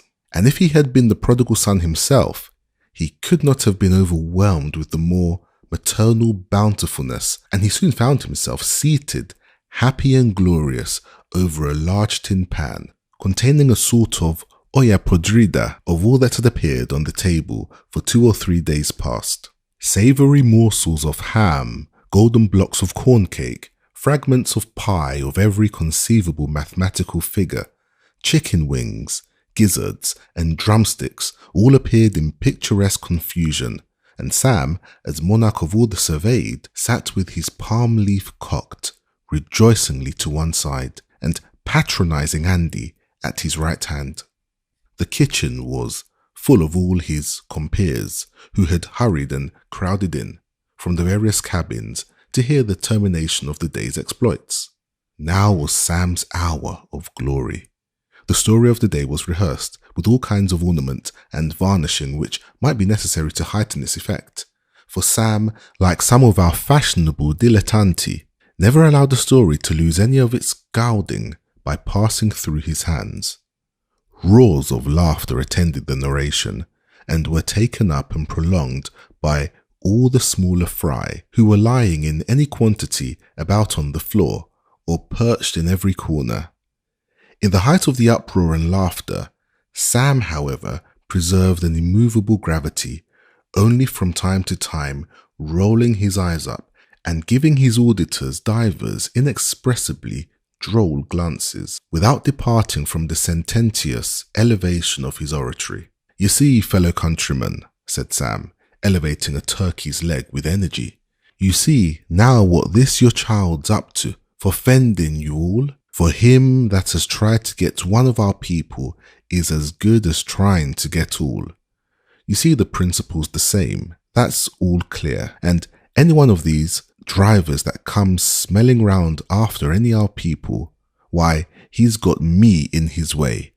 I'm the fella he's got to set in with. I'm the fella for you all to come, brethren. I'll stand up for your rights. I'll fend them to the last breath. Why, but Sam, you yelled me only this morning that you'd help this your master to catch Lizzie. Seems to me your talk don't hang together," said Andy. "I tell you now, Andy," said Sam with awful superiority, "don't you be talking about what you don't know nothing on. Boys like you, Andy, means well, but they can't be expected to collucidate the great principles of action." Andy looked rebuked, particularly by the hard word collucidate, which most of the youngerly members of the company seemed to consider as a settler in the case, while Sam proceeded. "That was conscience, Andy. When I thought of going after Lizzie, I rarely expected Massa was sot that way. When I found Mrs. was of the contrary, that was conscience more yet, 'cause fellas gets more by sticking to Mrs. side. So you see, I persists either way and sticks up to conscience and holds on to principles." "Yes, principles," said Sam, giving an enthusiastic toss to a chicken's neck. "What's principles good for if we isn't persistent, I want to know. There, Andy, you may have done that our bone. T'ant picked quite clean." Sam's audience hanging on his words with open mouth. He could not but proceed. "This your matter about persistence, fella niggers," said Sam, with the air of one entering into an abstruse subject. "This your sistency's a thing what ain't seed into very clear by most anybody. Now you see, when a fella stands up for a thing one day and night, the contrary the next, folks says, and naturally enough they says, why he ain't persistent. Hand me that bit of corn cake, Andy. But let's look into it. I hope the gentleman and the fair sex will excuse my using an ordinary sort of comparison. Here I'm trying to get to the top of the hay. Well, I puts up my ladder this your side. T'ant no go there, 'cause I don't try there no more, but puts my larder right the contrary side. Aren't I persistent? I'm persistent in waiting to get up which side my ladder is. Don't you see, all of you?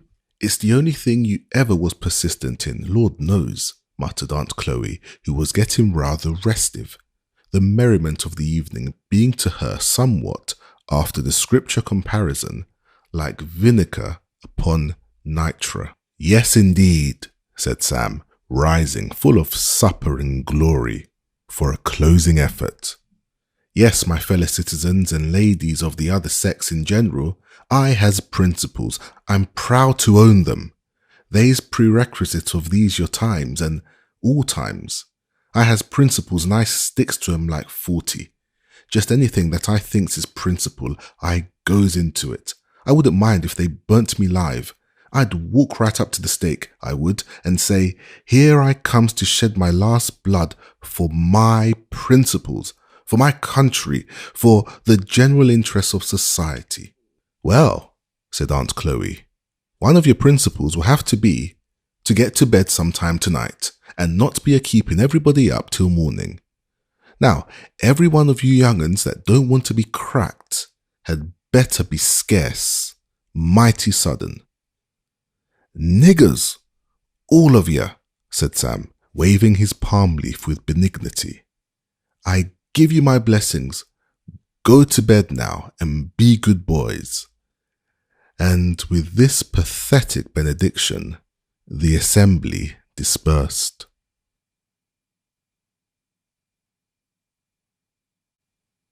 Chapter 9, in which it appears that a senator is but a man. The light of the cheerful fire shone on the rug and carpet of a cosy parlour, and glittered on the sides of the teacups and well-brightened teapot, as Senator Bird was drawing off his boots, preparatory to inserting his feet in a pair of new handsome slippers, which his wife had been working for him while away on his senatorial tour. Mrs. Bird, looking the very picture of delight, was superintending the arrangements of the table, ever and anon mingling admonitory remarks to a number of frolicsome juveniles who were effervescing in all those modes of untold gambol and mischief that have astonished mothers ever since the flood. Tom, let the doorknob alone. There's a man. Mary, Mary, don't pull the cat's tail. Poor pussy. Jim, you mustn't climb on that table. No, no. You don't know, my dear, what a surprise it is to us all to see you here tonight, she said, at last, when she found a space to say something to her husband. Yes, I thought I'd just make a run down, spend the night and have a little comfort at home. I'm tired to death and my head aches. Mrs. Bird cast a glance at a camphor bottle which stood in the half-open closet and appeared to meditate an approach to it, but her husband interposed. No, Mary, no doctoring. A cup of your good hot tea and some of our good home living is what I want. It's a tiresome business, this legislating.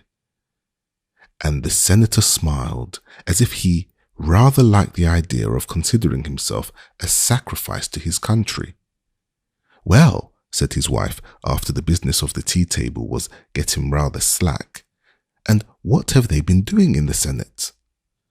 Now, it was a very unusual thing for gentle little Miss Bird ever to trouble her head with what was going on in the House of the State, very wisely considering that she had enough to do to mind her own. Mr. Bird therefore opened his eyes in surprise and said, Well, but is it true that they have been passing a law forbidding people to give meat and drink to those poor coloured folks that come along? I heard they were talking of some such law, but I didn't think any Christian legislature would pass it. Why, Mary, you are getting to be a politician all at once. No, nonsense. I wouldn't give a fig for all your politics, generally, but I think this is something downright cruel and unchristian. I hope, my dear, no such law has been passed. There has been a law passed forbidding people to keep off the slaves that come over from Kentucky, my dear. So much of that thing has been done by these reckless abolitionists that our brethren in Kentucky are very strongly excited, and it seems necessary, and no more than Christian and kind, that something should be done by our state to quiet the excitement. And what is the law? It don't forbid us to shelter those poor creatures at night, does it? And to give them something comfortable to eat and a few old clothes and send them quietly about their business? Why, yes, my dear, that would be aiding and abetting, you know.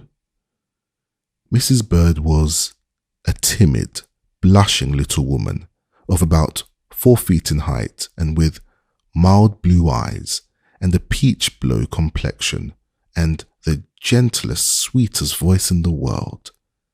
As for courage, a moderate-sized cock turkey had been known to put her to rout at the very first gobble, and the stout house dog of moderate capacity would bring her into subjection merely by a show of his teeth. Her husband and children were her entire world, and in these she ruled more by entreaty and persuasion than by command or argument. There was only one thing that was capable of arousing her, and that provocation came in on the side of her unusually gentle and sympathetic nature.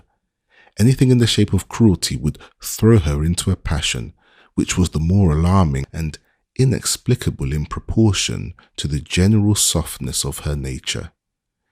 Generally the most indulgent and easy to be entreated of all mothers, still her boys had a very reverent remembrance of a most vehement chastisement she once bestowed on them, because she found them leagued with several graceless boys in the neighbourhood, stoning a defenceless kitten.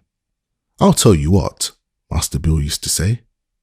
"I was scared that time. Mother came at me so that I thought she was crazy, and I was whipped and tumbled off to bed, without any supper, before I could get over wondering what had come about, and after that, I heard Mother crying outside the door, which made me feel worse than all the rest. I'll tell you what," he'd say, "we boys never stoned another kitten." On the present occasion, Mrs. Bird rose quickly, with very red cheeks, which quite improved her general appearance, and walked up to her husband with quite a resolute air, and said in a determined voice, "Now, John, I want to know if you think such a law as this is right and Christian." "You won't shoot me now, Mary, if I say I do. I never could have thought it of you, John. You didn't vote for it?" "Even so, my fair politician." "You ought to be ashamed, John. Poor, homeless, houseless creatures. It's a shameful, wicked, abominable law, and I'll break it, for one, the first time I get a chance, and I hope I shall have a chance. I do.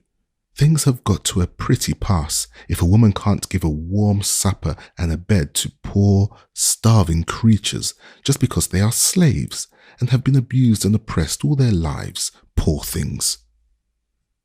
But Mary, just listen to me. Your feelings are all quite right, dear, and interesting, and I love you for them. But then, dear, we mustn't suffer our feelings to run away with our judgment.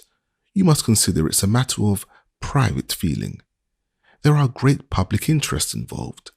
There is such a state of public agitation rising that we must put aside our private feelings.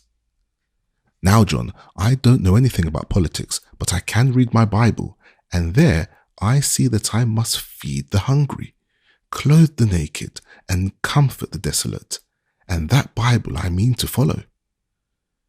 But in cases where your doing so would involve a great public evil, obeying God never brings on public evils. I know it can't. It's always safest all round to do as He bids us. Now listen to me, Mary, and I can state to you a very clear argument to show— Oh, nonsense, John. You can talk all night, but you wouldn't do it.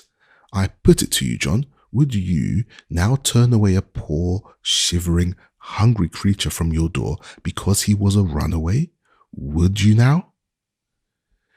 Now, if the truth must be told, our senator had the misfortune to be a man who had a particularly humane and accessible nature, and turning away anybody that was in trouble never had been his forte.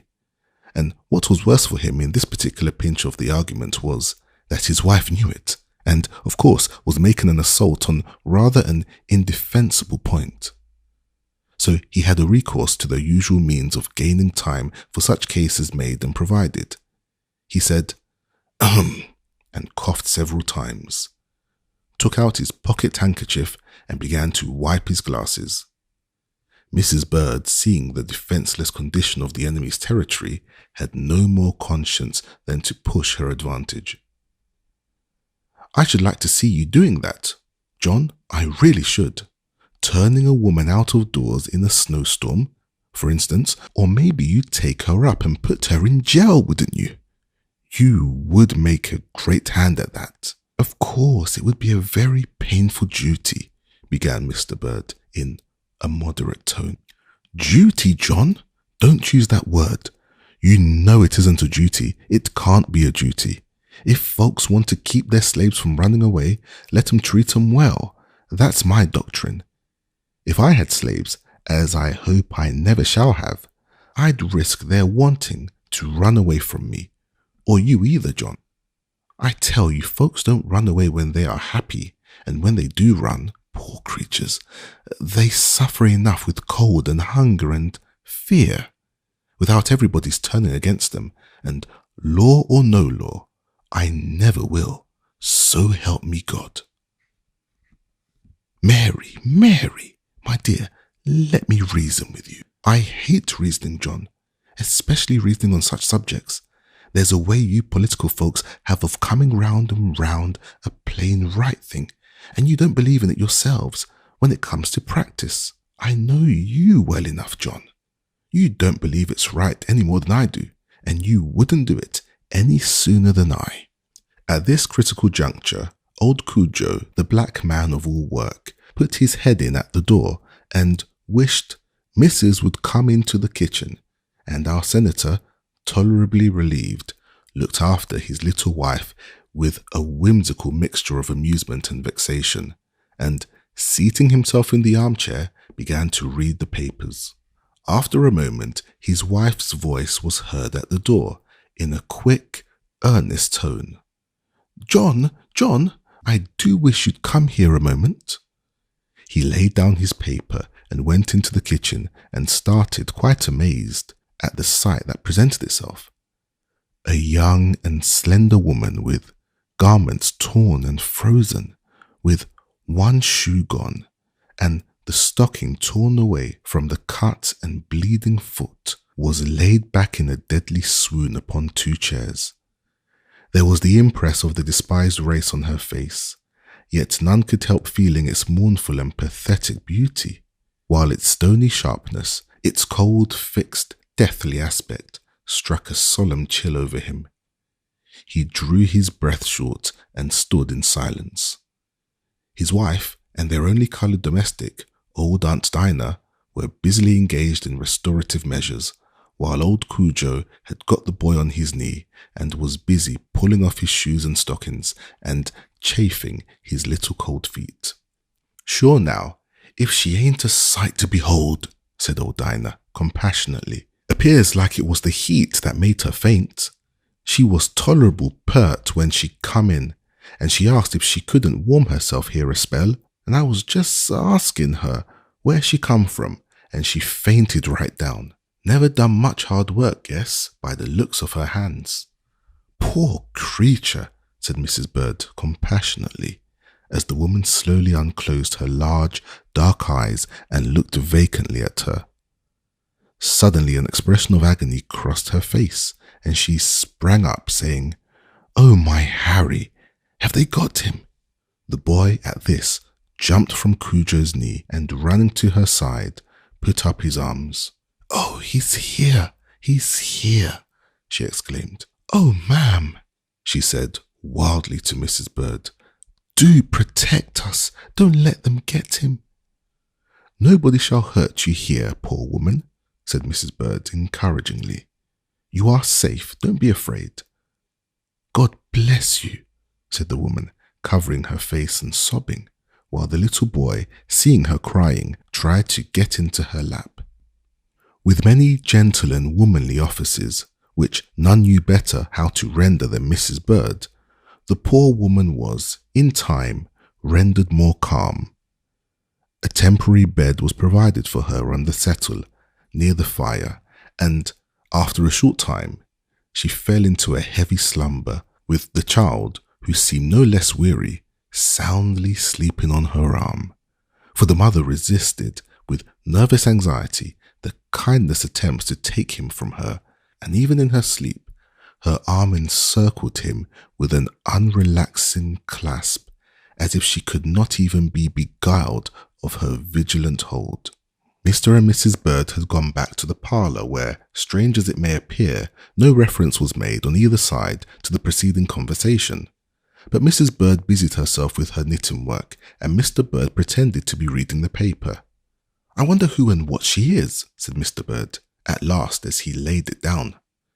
"When she wakes up and feels a little rested, we will see," said Mrs. Bird. "I say, wife," said Mr. Bird, after musing in silence over his newspaper. "Well, dear, she couldn't wear one of your gowns, could she, by any letting down or such matter? She seems to be rather larger than you are." A quite perceptible smile glimmered on Mrs. Bird's face as she answered, "We'll see." Another pause, and Mr. Bird again broke out. "I say, wife." "Well, what now?" "Why, there's that old bombazin cloak that you keep on purpose to put over me when I take my afternoon naps. You might as well give her that. She needs clothes." At this instant, Dinah looked in to say that the woman was awake and wanted to see Mrs. Mr. and Mrs. Bird went into the kitchen, followed by the two eldest boys. The smaller fry having, by this time, been safely disposed of in bed. The woman was now sitting up on the settle, by the fire. She was looking steadily into the blaze with a calm, heartbroken expression, very different from her former agitated wildness. "Did you want me?" said Mrs. Bird in gentle tones. "I hope you feel better now, poor woman." A long-drawn, shivering sigh was the only answer, but she lifted her dark eyes and fixed them on her with such a forlorn and imploring expression that the tears came into the little woman's eyes. "You needn't be afraid of anything. We are friends here. Poor woman, tell me where you came from and what you want," said she. "I came from Kentucky," said the woman. "When?" said Mr. Bird, taking up the interrogatory. "Tonight." "How did you come?" "I crossed on ice." "Crossed on ice?" said everyone present. "Yes," said the woman, slowly, "I did. God helping me. I crossed on the ice, for they were behind me, right behind, and there was no other way." "Lord, missus," said Scrooge, "the ice is all in broken up blocks, a swinging and a tettering up and down in the water." I know it, said she, wildly, "but I did it. I wouldn't have thought I could. I didn't think I should get over, but I didn't care. I could die if I didn't. The Lord helped me. Nobody knows how much the Lord can help him till they try," said the woman with a flashing eye. "Were you a slave?" said Mr. Bird. "Yes, sir. I belong to a man in Kentucky." "Was he unkind to you?" "No, sir. He was a good master." "And was your mistress unkind to you?" "No, sir, no. My mistress was always good to me." "What could induce you to leave a good home then, and run away, and go through such dangers?" The woman looked up at Mrs. Bird with a keen, scrutinizing glance, and it did not escape her that she was dressed in deep mourning. "Ma'am," she said suddenly, "have you ever lost a child?" The question was unexpected, and it was thrust on a new wound, for it was only a month since a darling child of the family had been laid in the grave. Mr. Bird turned around and walked to the window, and Mrs. Bird burst into tears. But, recovering her voice, she said, "Why do you ask that? I have lost a little one." "Then you will feel for me. I have lost two, one after another, left and buried there when I came away, and I had only this one left. I never slept a night without him. He was all I had. He was my comfort and pride, day and night. And, ma'am, they were going to take him away from me, to sell him down south, ma'am, to go all alone, a baby that had never been away from his mother in his life. I couldn't stand it, ma'am.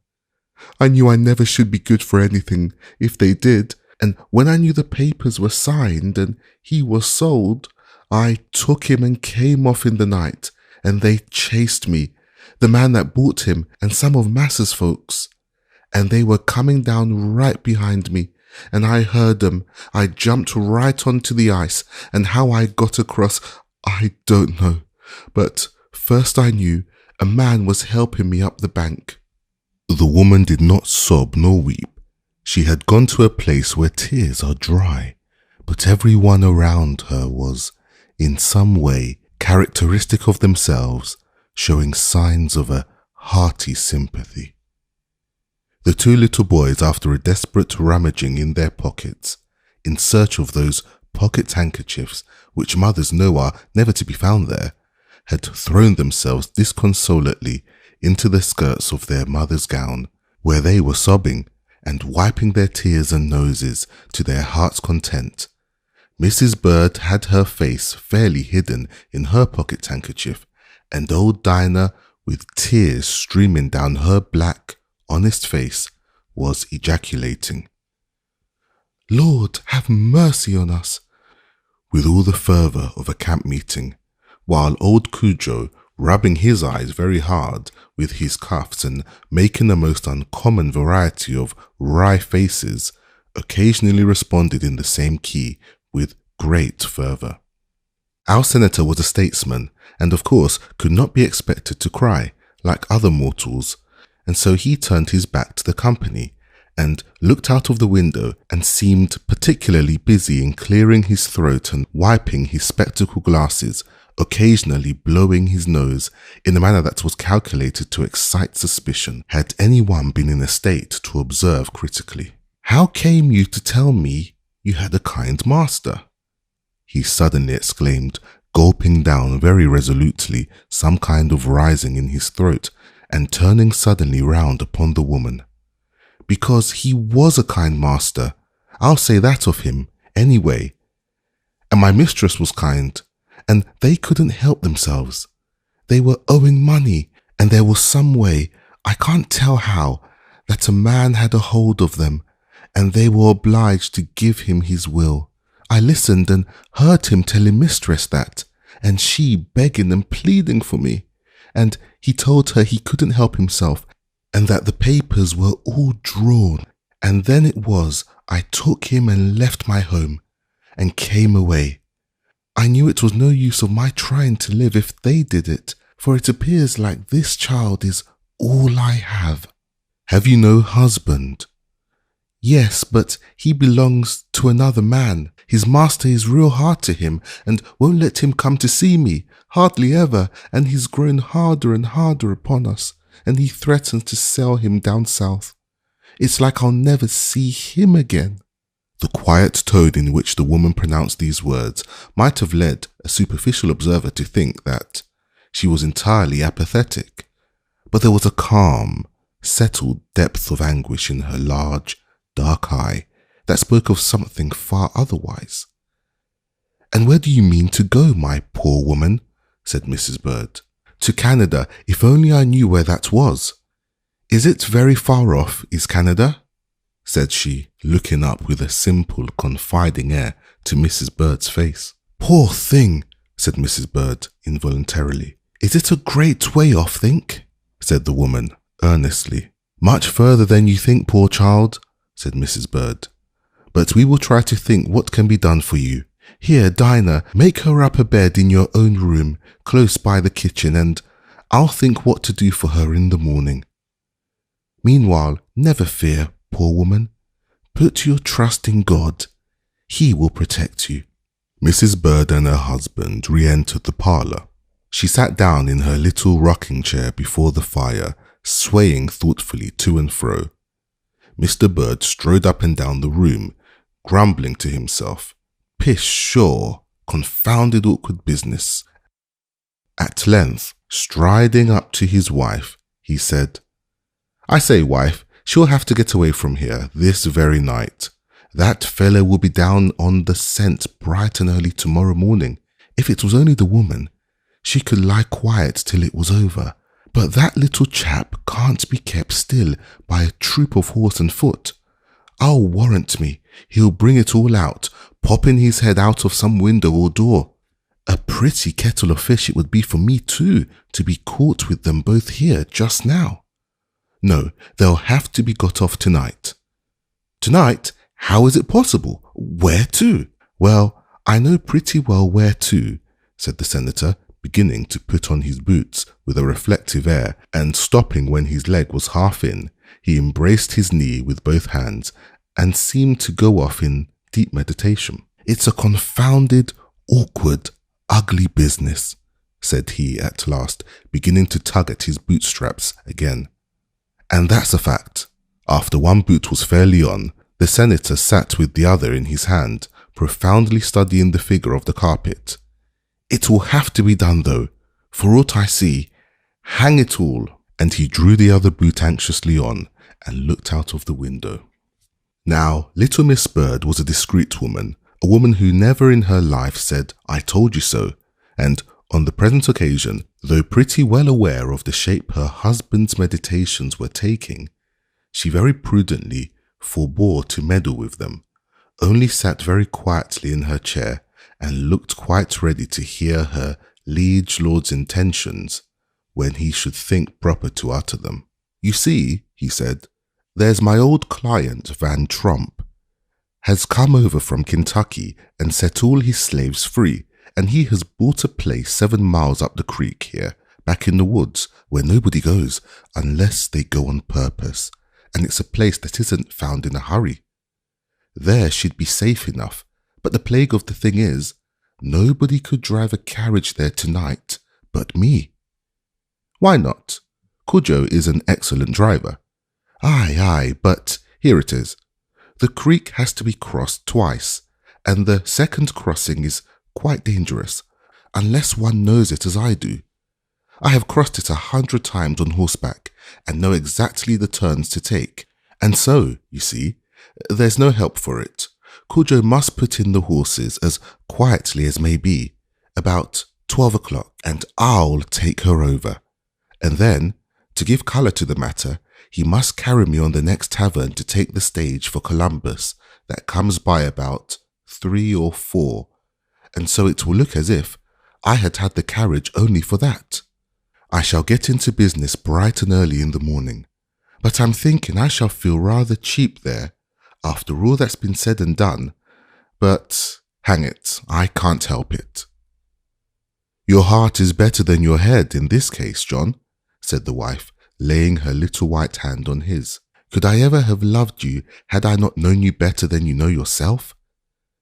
And the little woman looked so handsome, with the tears sparkling in her eyes, that the senator thought he must be a decidedly clever fellow to get such a pretty creature into such a passionate admiration of him. And so, what could he do but walk off soberly to see about the carriage?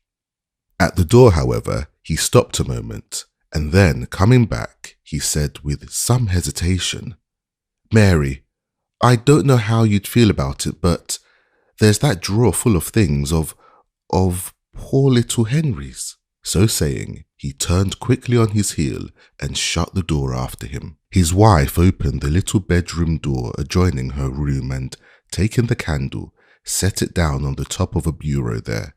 Then, from a small recess, she took a key and put it thoughtfully in the lock of a drawer and made a sudden pause, while 2 boys who, boy-like, had followed close on her heels, stood looking with silent, significant glances at their mother. And oh, mother that reads this, has there never been in your house a drawer or a closet, the opening of which has been to you like the opening again of a little grave?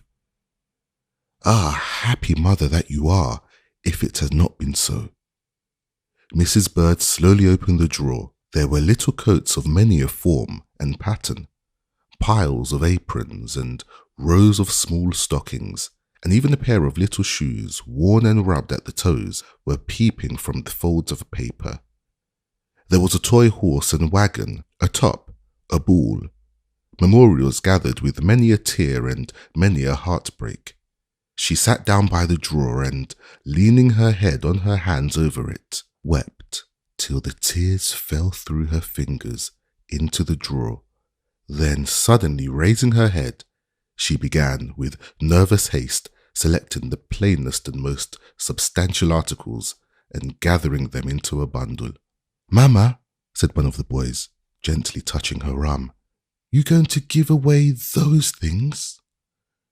"My dear boys," she said softly and earnestly, "if our dear, loving little Henry looks down from heaven, he would be glad to have us do this. I could not find it in my heart to give them away to any common person, to anybody that was happy. But I give them to a mother more heartbroken and sorrowful than I am, and I hope God will send his blessings with them."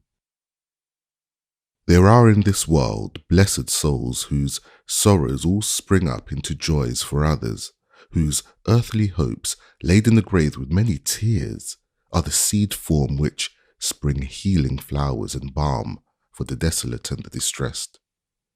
Among such was the delicate woman who sits there by the lamp, dropping slow tears, while she prepares the memorials of her own lost one for the outcast wanderer. After a while, Mrs. Bird opened a wardrobe, and taking from thence a plain, serviceable dress or two, she sat down busily to her work table, and with needle, scissors and thimble at hand, quietly commenced the letting down process which her husband had recommended, and continued busily at it till the old clock in the corner struck 12, and she heard the low rattling of wheels at the door. "Mary," said her husband, coming in with his overcoat in his hand, "you must wake her up now. We must be off."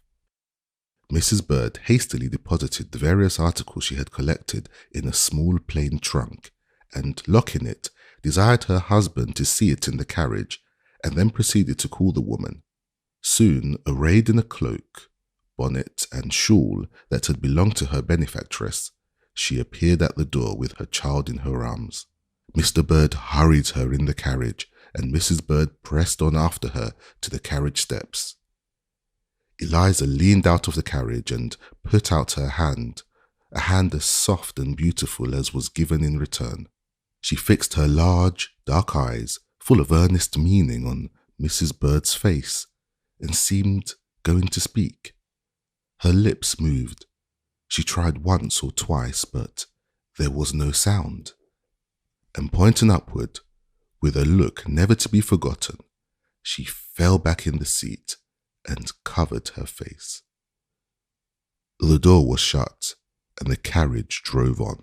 What a situation now for a patriotic senator that had been all the week before spurring up the legislature of his native state to press more stringent resolutions against escaping fugitives, their harbourers and abettors. Our good senator in his native state had not been exceeded by any of his brethren at Washington in the sort of eloquence which has won for them immortal renown. How sublimely he had sat with his hands in his pockets and scouted all sentimental weakness of those who would put the welfare of a few miserable fugitives before great state interest. He was as bold as a lion about it, and mightily convinced, not only himself, but everybody that heard him. But then his idea of a fugitive was only an idea of the letters that spell the word, or at the most, the image of a little newspaper picture of a man with a stick and bundle, with "ran away from the subscriber" under it. The magic of the real presence of distress, the imploring human eye, the frail, trembling human hand, the despairing appeal of helpless agony, these he had never tried. He had never thought that a fugitive might be a hapless mother, a defenceless child, like that one which was now wearing his lost boy's little well-known cap. And so, as our poor senator was not stone or steel, as he was a man, and a downright noble-hearted one too, he was, as everybody must see, in a sad case for his patriotism. And you need not exult over him, good brother of the southern states, for we have some inklings that many of you under similar circumstances, would not do much better.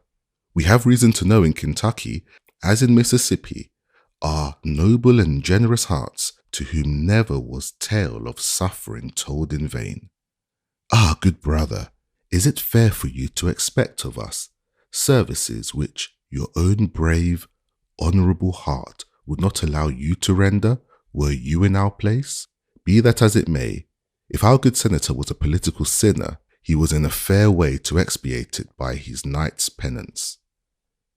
There had been a long continuous period of rainy weather, and the soft, rich earth of Ohio, as everyone knows, is admirably suited to the manufacture of mud, and the road was an Ohio railroad in the good old times.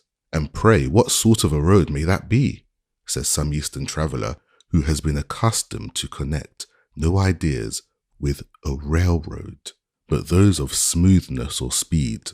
Know then, innocent Eastern friend, that in benighted regions of the West, where the mud is of an unfathomable and sublime depth, roads are made of round, rough logs, arranged transversely side by side, and coated over in their pristine freshness with earth, turf, and whatsoever may come to hand. And then the rejoicing native calleth it a road, and straightway essayeth to ride thereupon. In the process of time, the rains wash off all the turf and grass aforesaid, move the logs hither and thither in picturesque positions, up, down, and clockwise, with drivers' chasms and ruts of black mud intervening.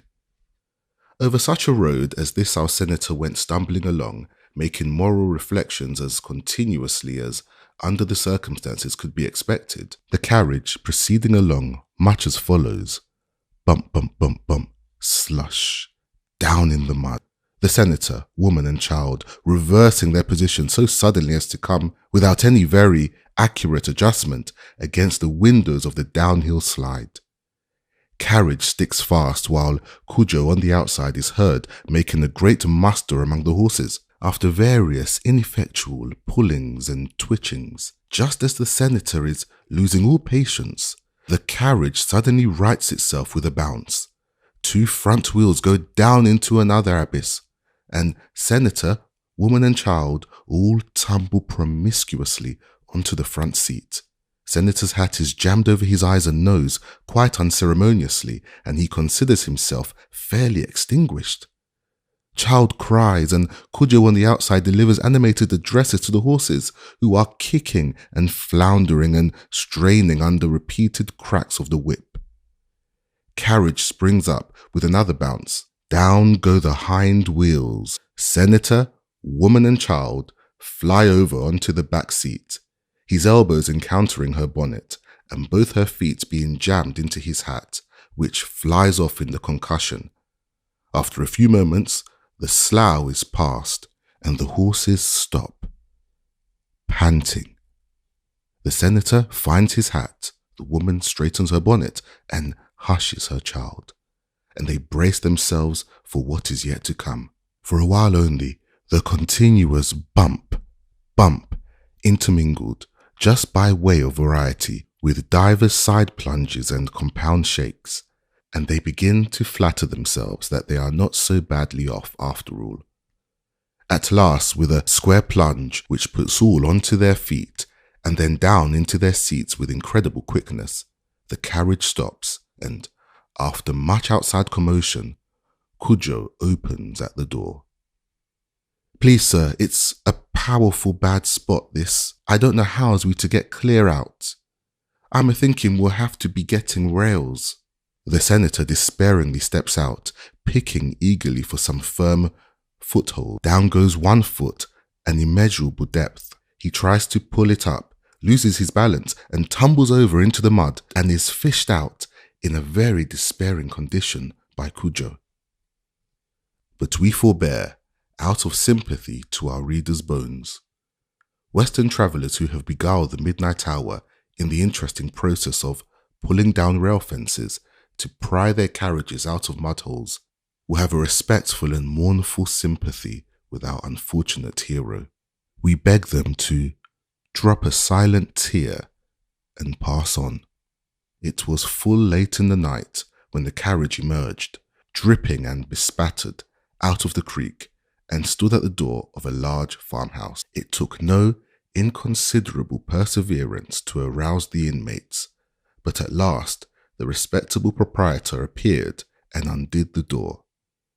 He was a great tall, bristling orson of a fellow, full 6 feet and some inches, in his stockings, and arrayed in a red flannel hunting shirt. A very heavy mat of sandy hair in a decidedly tousled condition, and a beard of some days' growth, gave the worthy man an appearance, to say the least, not particularly prepossessing. He stood for a few minutes holding the candle aloft and blinking on our travellers with a dismal and mystified expression that was truly ludicrous. It cost some effort of our senator to induce him to comprehend the case fully, and while he is doing his best at that, we shall give him a little introduction to our readers. Honest old John Van Trompe was once quite a considerable landowner and slave owner in the state of Kentucky. Having nothing of the bear about him but the skin, and being gifted by nature with a great, honest, just heart, quite equal to his gigantic frame, he had been for some years witnessing with repressed uneasiness the workings of a system equally bad for oppressor and oppressed. At last, one day, John's great heart had swelled altogether too big to wear his bonds any longer. So he just took his pocketbook out of his desk and went over into Ohio and bought a quarter of a township of good, rich land made out of free papers for all his people, men, women and children, packed them up in wagons and sent them off to settle down. And then honest John turned his face up the creek and sat quietly down on a snug, retired farm to enjoy his conscience and his reflections. "Are you the man that will shelter a poor woman and child from slave catchers?" said the senator explicitly. "I rather think I am," said honest John, with some considerable emphasis. "I thought so," said the senator. "If there's anybody comes," said the good man, stretching his tall, muscular form upward, "why, here's I am ready for him, and I've got 7 sons, each 6 foot high, and they'll be ready for 'em." "Give our respects to 'em," said John. "Tell 'em it's no matter how soon they call. Make no kind of difference to us," said John, running his fingers through the shock of hair that thatched his head and bursting out into a great laugh. Weary, jaded and spiritless Eliza dragged herself up to the door, with her child laying in a heavy sleep on her arm. The rough man held the candle to her face and, uttering a kind of compassionate grunt, opening the door of a small bedroom adjoining to the large kitchen where they were standing, and motioned her to go in. He took down a candle and lighted it, set it upon the table, and then addressed himself to Eliza. "Now I say, girl, you needn't be a bit afraid. Let 2 will come here. I am up to all that sort of thing," said he, pointing to 2 or 3 goodly rifles over the mantelpiece. "And most people that know me know that wouldn't be healthy to try to get anybody out of my house when I'm in it. So now, you just go to sleep now, as quiet as if your mother was rocking you," said he, as he shut the door. "Why, this is an uncommon handsome un," he said to the senator. "Oh well, handsome uns has the greatest cause to run, sometimes, if they has any kind of feeling, such as decent women should. I know all about that." The senator, in a few words, briefly explained Eliza's history. "Oh, now, I want to know?" said the good man, pitifully. "That's nature now, poor critter. Hunted down now like a deer, hunted down just for having natural feelings and doing what no kind of mother could help doing. I tell you what, these things make me come the nightest to swearing, almost anything," said honest John, as he wiped his eyes with the back of a great freckled yellow hand. "It was years and years before I joined the church, 'cause the ministers round in our parts used to preach that the Bible went in for these cuttings up, and I couldn't be up to 'em with their Greek and Hebrew, and so I took up against them, Bible and all. I never joined the church till I found a minister that was up to all them Greek and that, and he said right the contrary. And then I took right hold and joined the church. I did now, in fact, said John, who had been all this time uncorking some very frisky bottled cider, which at this juncture he presented. You'd better just put up here now till daylight, said he, heartily, and I'll call up the old woman and have a bed got ready for you in no time. Thank you, my good friend, said the senator. I must be along to take the night stage for Columbus. Oh well then, if you must. I'll go a piece with you and show you a crossroad that will take you there better than the road you came on. That road's mighty bad. John equipped himself and, with a lantern in hand, was soon seen guiding the senator's carriage towards a road that ran down in a hollow back of his dwelling.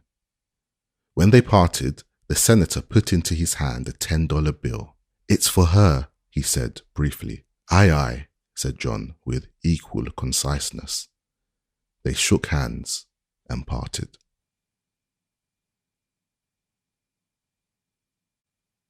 Chapter 10.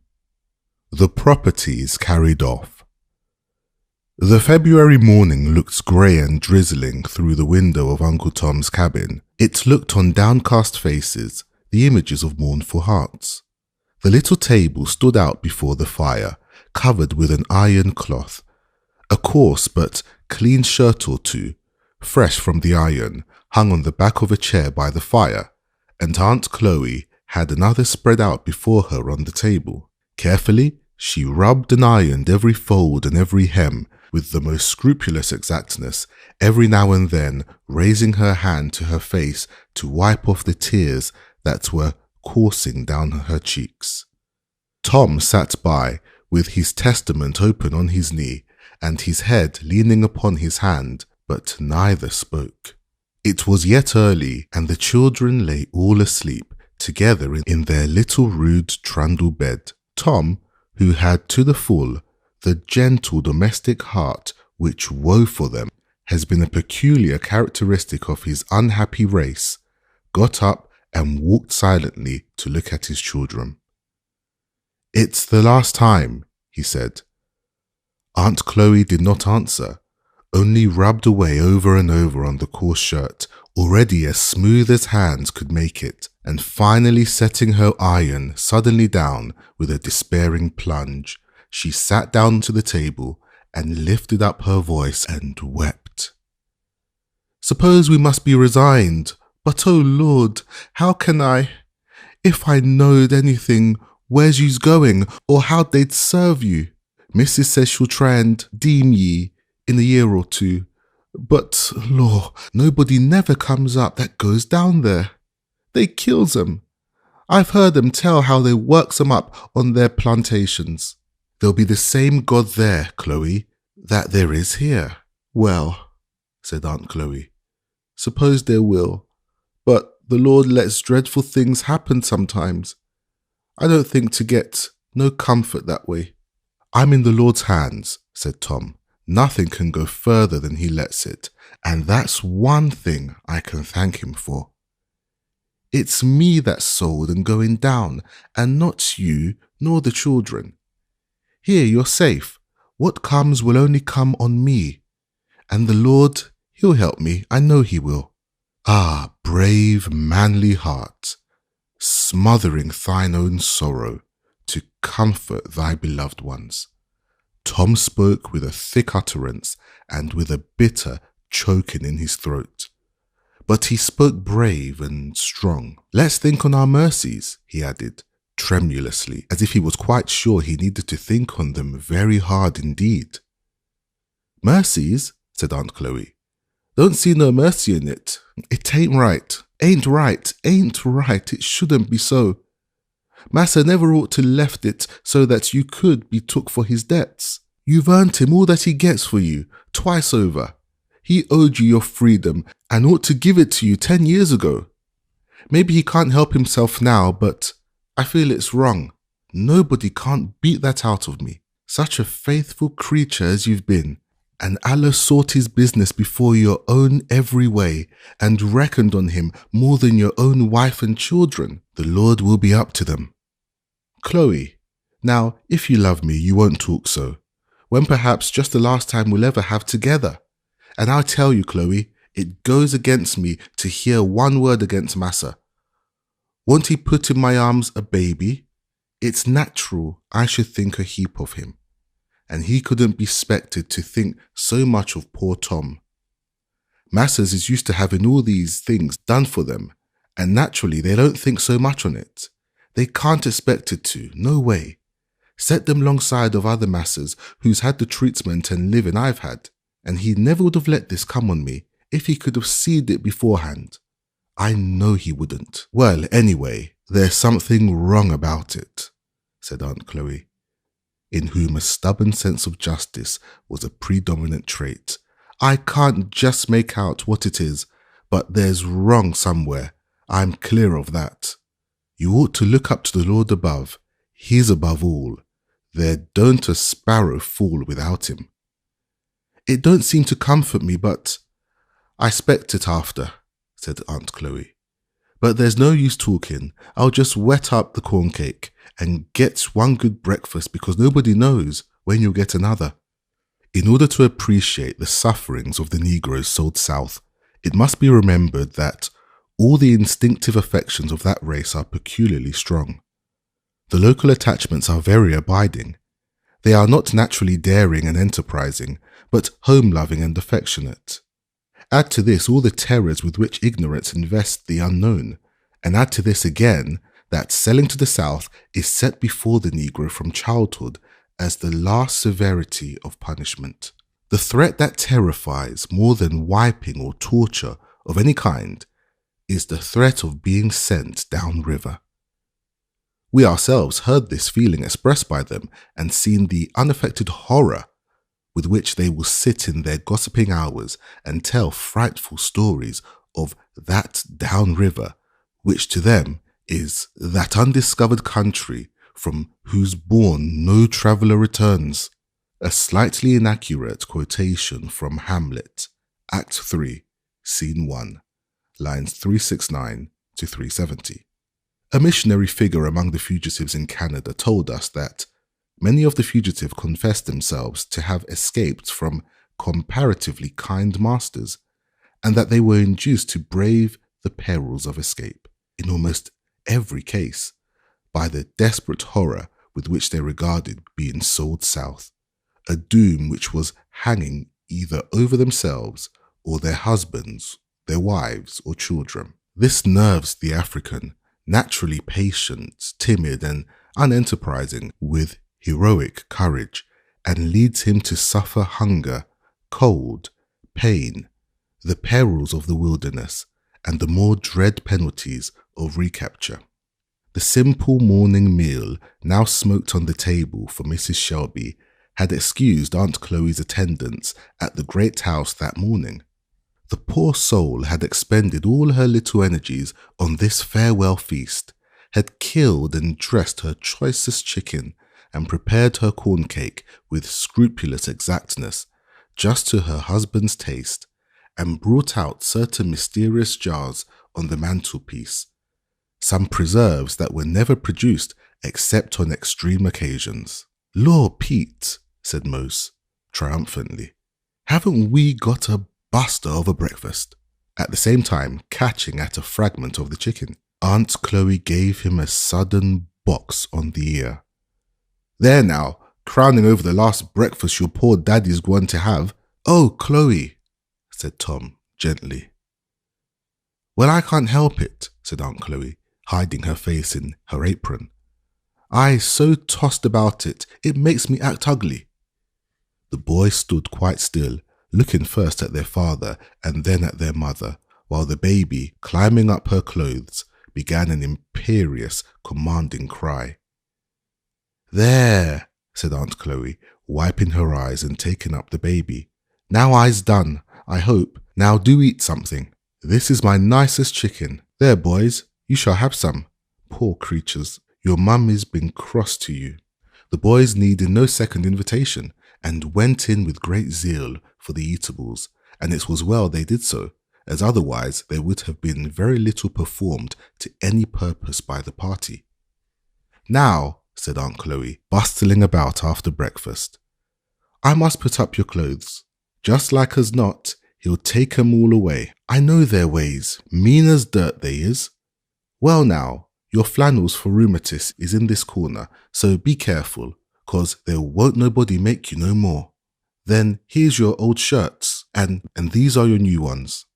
I towed off these stockings last night and put the ball in 'em to mend with.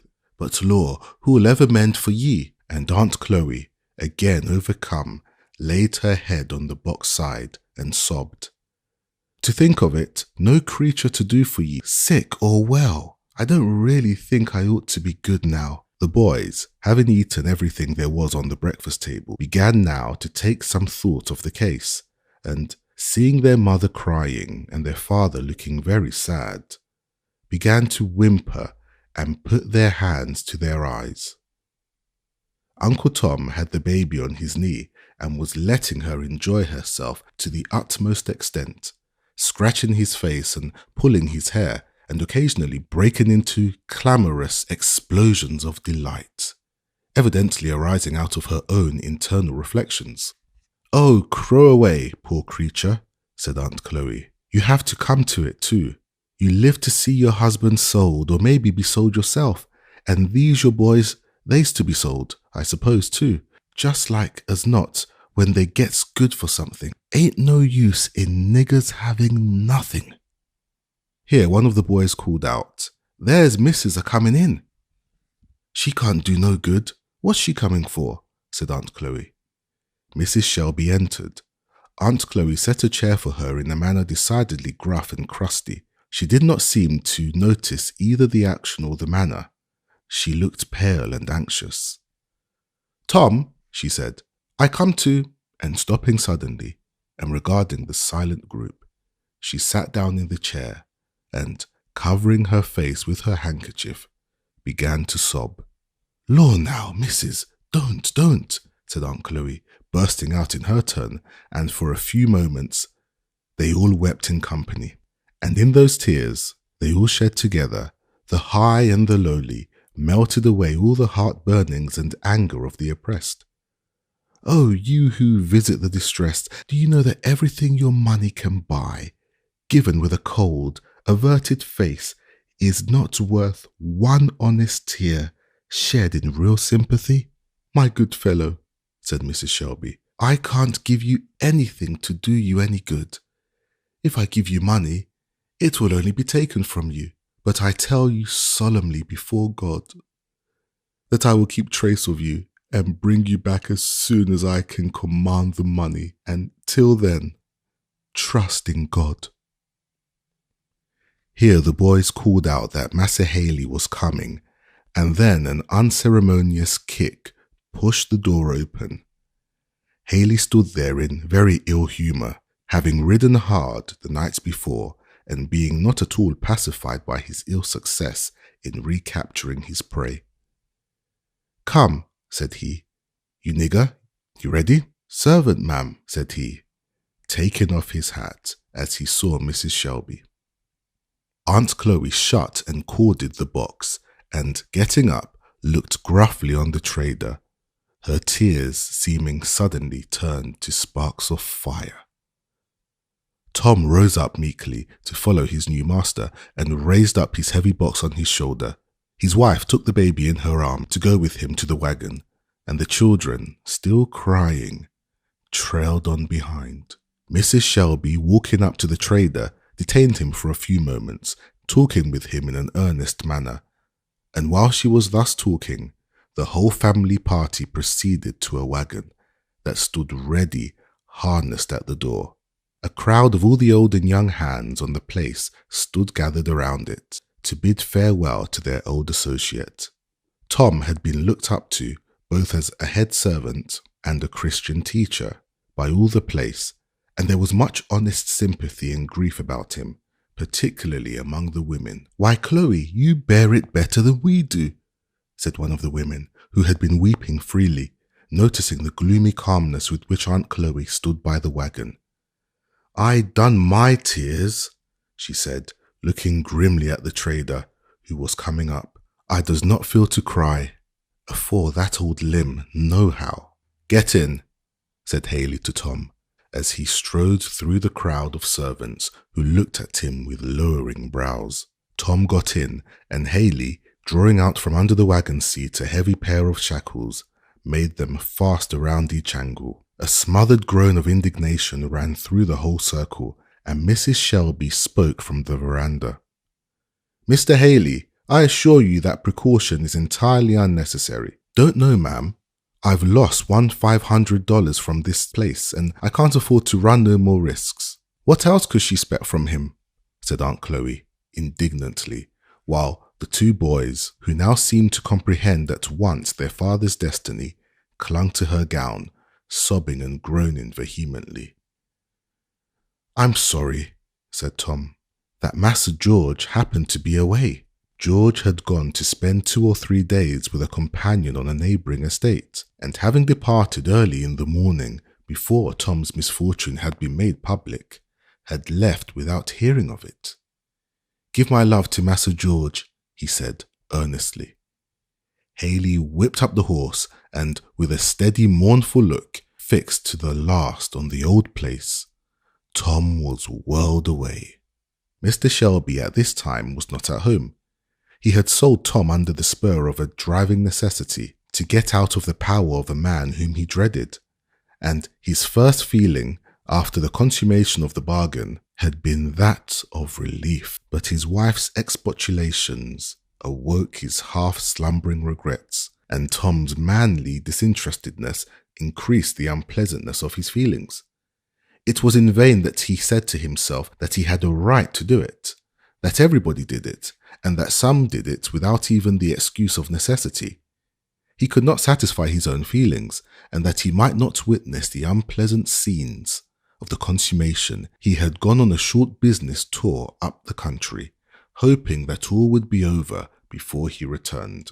Tom and Haley rattled on along the dusty road, whirling past every old familiar spot until the bounds of the estate were fairly passed and they found themselves out on the open pike. After they had ridden about a mile, Haley suddenly drew up at the door of a blacksmith shop when, taking out with him a pair of handcuffs, he stepped into the shop to have a little alteration in them. These are a little too small for this build, said Haley, showing the fetters and pointing out to Tom. Law now, if that ain't Shelby's Tom. He hasn't sold him now. Yes, he has, said Haley. Now you don't.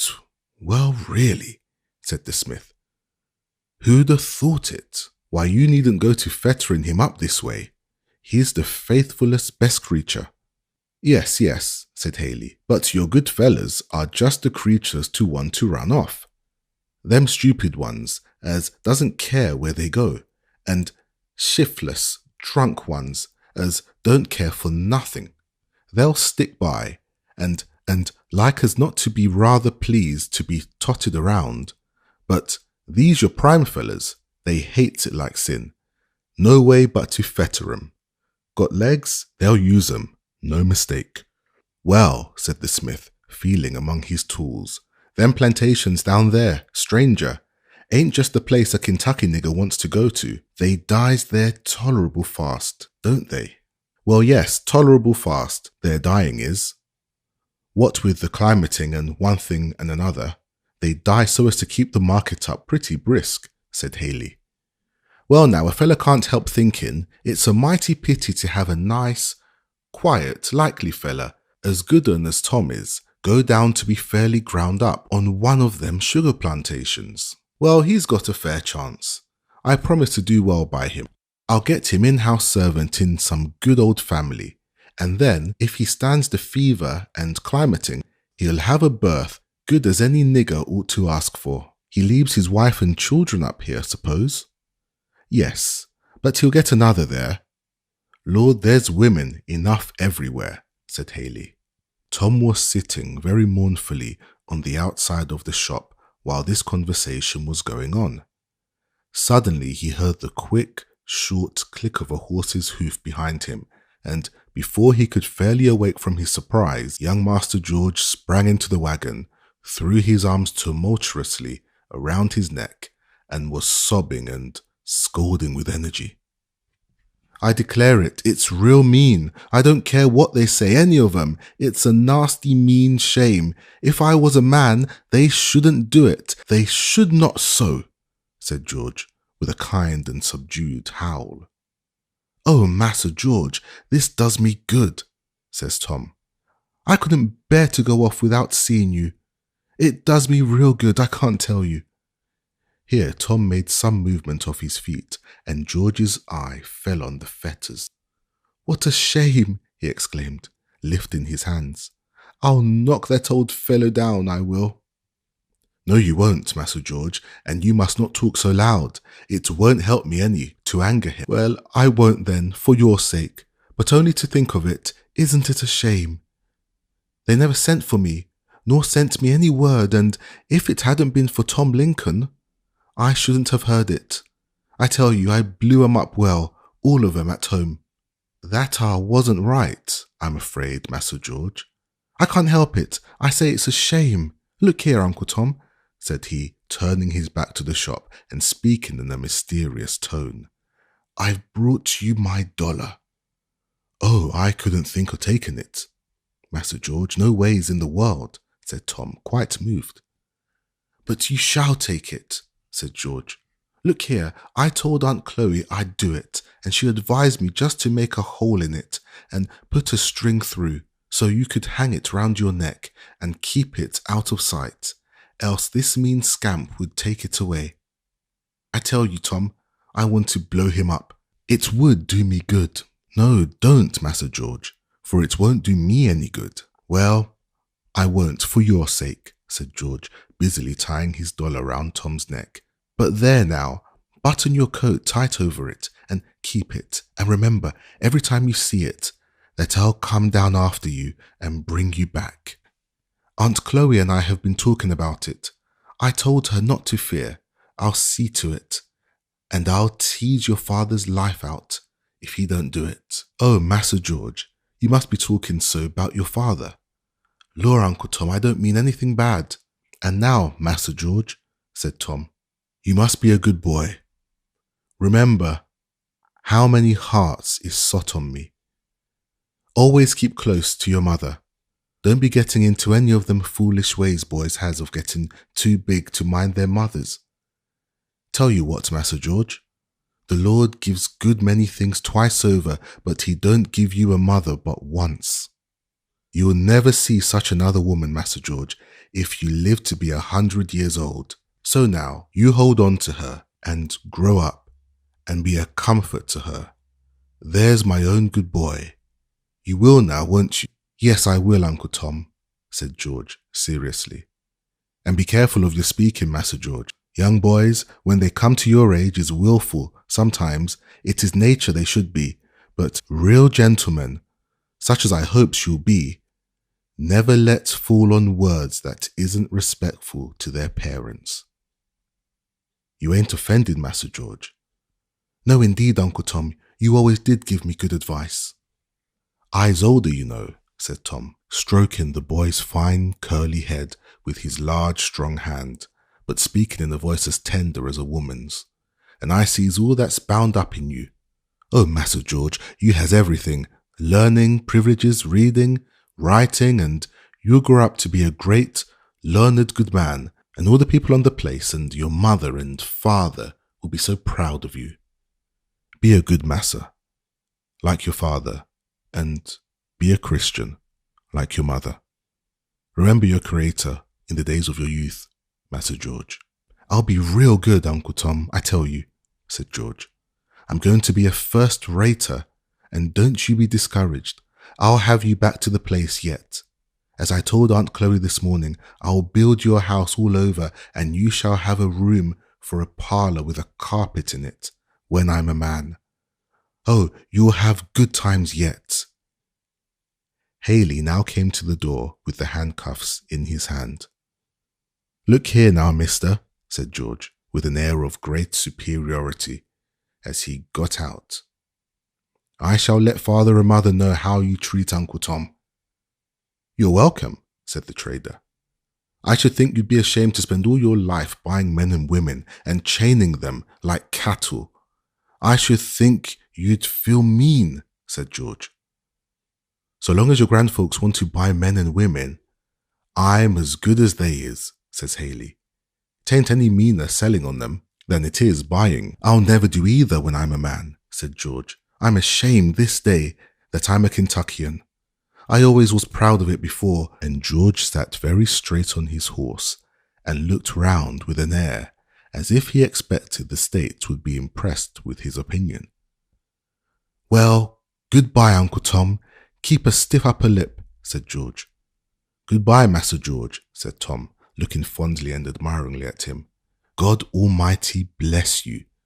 Ah, Kentucky hasn't got many like you, he said in the fullness of his heart as the frank, boyish face was lost to his view. Away he went, and Tom looked till the clanter of his horse's heels died away, the last sound or sight of his home.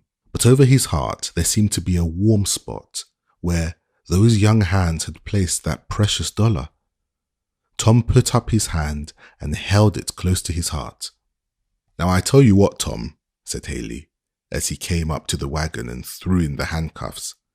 I mean to start fair with you, as I generally do with all my niggers, and I'll tell you now, to begin with, you treat me fair, and I'll treat you fair. I ain't never hard on my niggers. Calculates to do the best for 'em I can. Now, you see, you'd better just settle down comfortable and not be trying no tricks, because niggers tricks of all sorts I'm up to, and it's no use. If niggers is quiet and don't try to get off, they has good times with me. If they don't, why, it's their fault, not mine. Tom assured Haley that he had no present intentions of running off. In fact, the exhortation seemed rather a superfluous one to a man with a great pair of iron fetters on his feet. But Mr. Haley had got in the habit of commencing his relations with his stock with little exhortations of this nature, calculated, as he deemed, to inspire cheerfulness and confidence, and prevent the necessity of any unpleasant scenes. And here, for the present, we take our leave of Tom to pursue the fortunes of other characters in our story.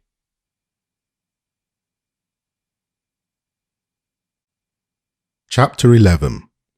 In which property gets into an improper state of mind. It was late in a drizzly afternoon that a traveller alighted at the door of a small country hotel in the village of so-and-so in Kentucky. In the barroom, he found assembled quite a miscellaneous company, whom stress of weather had driven to harbour, and the place presented the usual scenery of such reunions.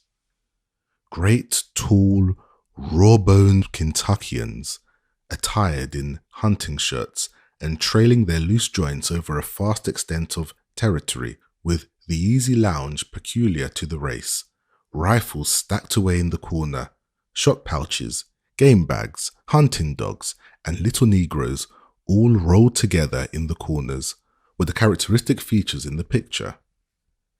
At each end of the fireplace sat a long-legged gentleman with his chair tipped back, his hat on his head, and the heels of his muddy boots reposing sublimely on the mantelpiece, a position, we will inform our readers, decidedly favourable to the turn of reflection incident to Western taverns, where travellers exhibit a decided preference for this particular mode of elevating their understandings.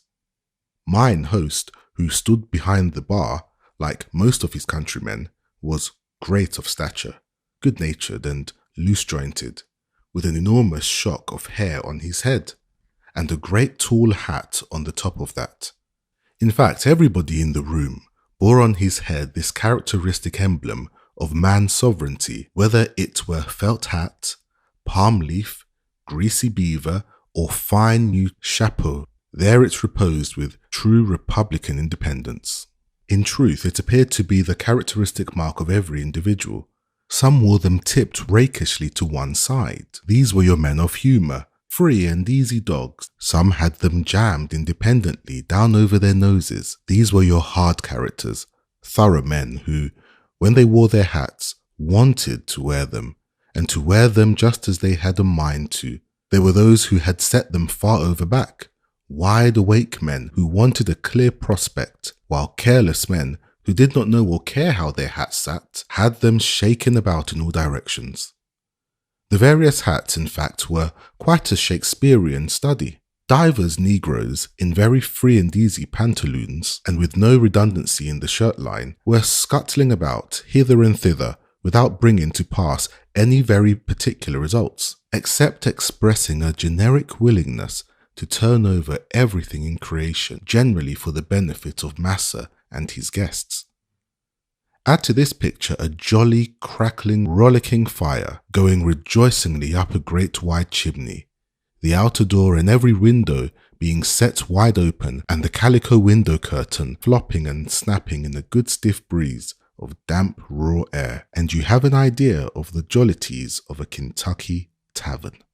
Your Kentuckian of the present day is a good illustration of the doctrine of transmitted instincts and peculiarities.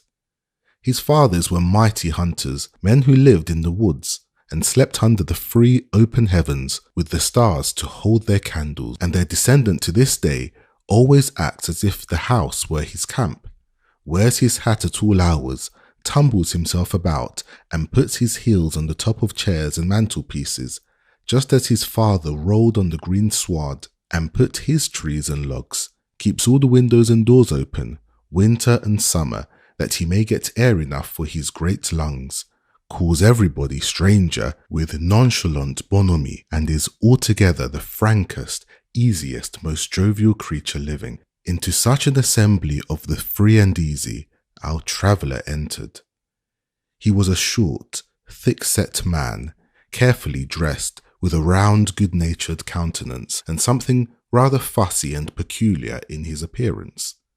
He was very careful of his valise and umbrella, bringing them in with his own hands and resisting pertinaciously all offers from the various servants to relieve him of them. He looked round the bar-room with rather an anxious air, and retreating with his valuables to the warmest corner, disposed them under his chair, sat down and looked rather apprehensively up at the worthy whose heels illustrated the end of the mantelpiece, who was spitting from right to left with a courage and energy rather alarming to gentlemen of weak nerves and peculiar habits.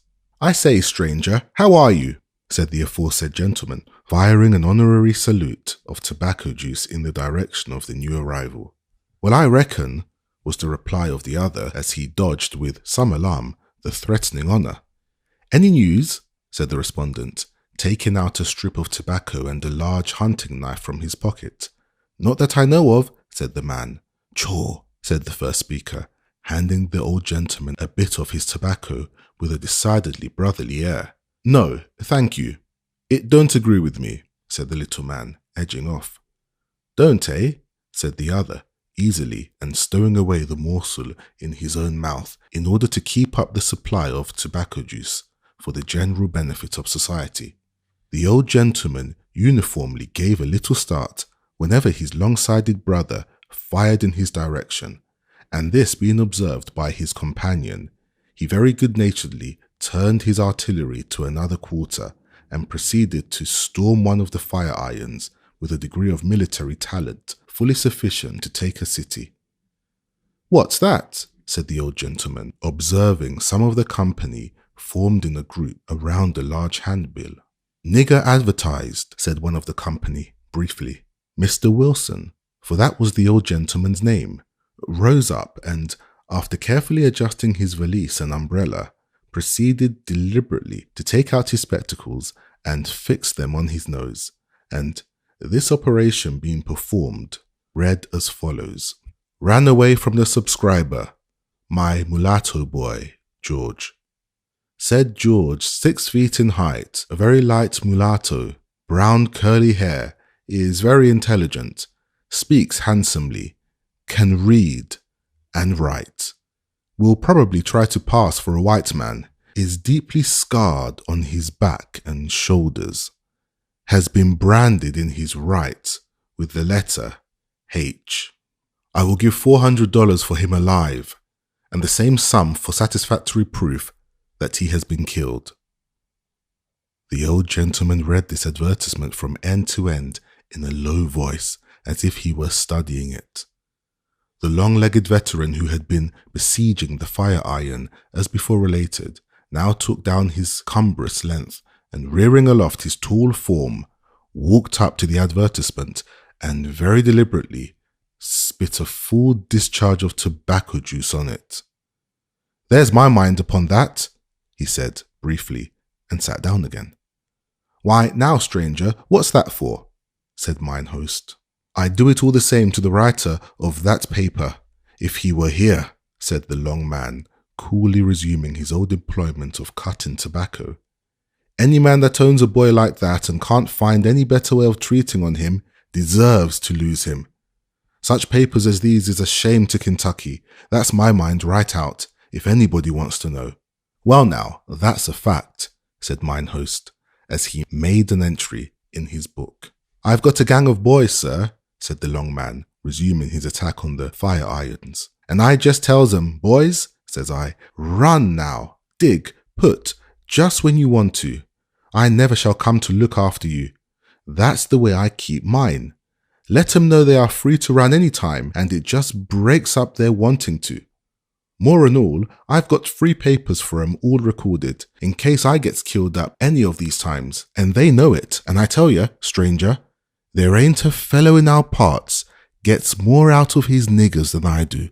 Why, my boys have been to Cincinnati with $500 worth of colts and brought me back the money, all straight, time and again. It stands to reason they should. Treat 'em like dogs, and you'll have dogs' works and dogs' actions. Treat 'em like men, and you'll have men's works." And the honest drover, in his warmth, endorsed his moral sentiment by firing a perfect feu de joie at the fireplace. "I think you're altogether right, friend," said Mr. Wilson, "and this boy described here is a fine fellow. No mistake about that. He worked for me some half-dozen years in my bagging factory, and he was my best hand, sir. He is an ingenious fellow too. He invented a machine for the cleaning up of hemp, a really valuable affair. It's gone into use in several factories. His master holds the patent of it." "I'll warrant ye," said the drover. "Holds it and makes money out of it, and then turns round and brands the boy in his right hand. If I had a fair chance, I'd mark him. I reckon so that he'd carry it one while. These you're knowing, boys, is all aggravating and saucy," said a coarse-looking fellow from the other side of the room. "That's why they gets cut up and marked so. If they behaved themselves, they wouldn't. That is to say, the Lord made 'em, and it's a hard squeeze getting them down into beasts," said the drover, dryly. "Bright niggers isn't no kind of advantage to their masters," continued the other, well entrenched in a coarse, unconscious obtuseness from the contempt of his opponent. "What's the use of talents and them things if you can't get to use them on yourself? Why, all the use they make on it is to get round you. I've had one or two of these fellas, and I just sold them down the river. I knew I'd got to lose 'em, first or last, if I didn't. Better send orders up to the Lord to make you a set, and leave out their souls entirely," said the drover. Here the conversation was interrupted by the approach of a small one-horse buggy to the inn. It had a genteel appearance, and a well-dressed, gentlemanly man sat on the seat, with a coloured servant driving. The whole party examined the newcomer with the interest with which a set of loafers in a rainy day usually examine every newcomer. He was very tall, with a dark Spanish complexion, fine, expressive black eyes, and close curling hair, also of a glossy blackness. His well-formed, aquiline nose, straight thin lips, and the admirable contour of his finely formed limbs impressed the whole company instantly. He walked easily in among the company, and, with a nod, indicated to his waiter where to place his trunk, bowed to the company, and, with his hat in his hand, walked up leisurely to the bar and gave in his name as Henry Butter, Oaklands, Shelby County. Turning with an indifferent air, he sauntered up to the advertisement and read it over. "Jim," he said to the man, "seems to me We met a boy something like this, up at Beman's, didn't we? Yes, massa, said Jim. Only I ain't sure about the hand. Well, I didn't look, of course, said the stranger with a careless yawn. Then, walking up to the landlord, he desired him to furnish him with a private apartment, as he had some writing to do immediately. The landlord was all obsequious, and a relay of about 7 negroes, old and young, male and female, little and big, were soon whizzing about like a covey of partridges, bustling, hurrying, treading on each other's toes and tumbling over each other in their zeal to get Massa's room ready, while he seated himself easily on a chair in the middle of the room and entered into conversation with the man who sat next to him. The manufacturer, Mr. Wilson, from the time of the entrance of the stranger, had regarded him with an air of disturbed and uneasy curiosity. He seemed to himself to have met and been acquainted with him somewhere, but he could not recollect. Every few moments, when the man spoke or moved or smiled, he would start and fix his eyes on him, and then suddenly withdraw them, as the bright, dark eyes met his with such unconcerned coolness. At last, a sudden recollection seemed to flash upon him, for he stared at the stranger with such an air of blank amazement and alarm that he walked up to him. "Mr. Wilson, I think," said he, in a tone of recognition, and extending his hand. "I beg your pardon, I didn't recollect you before.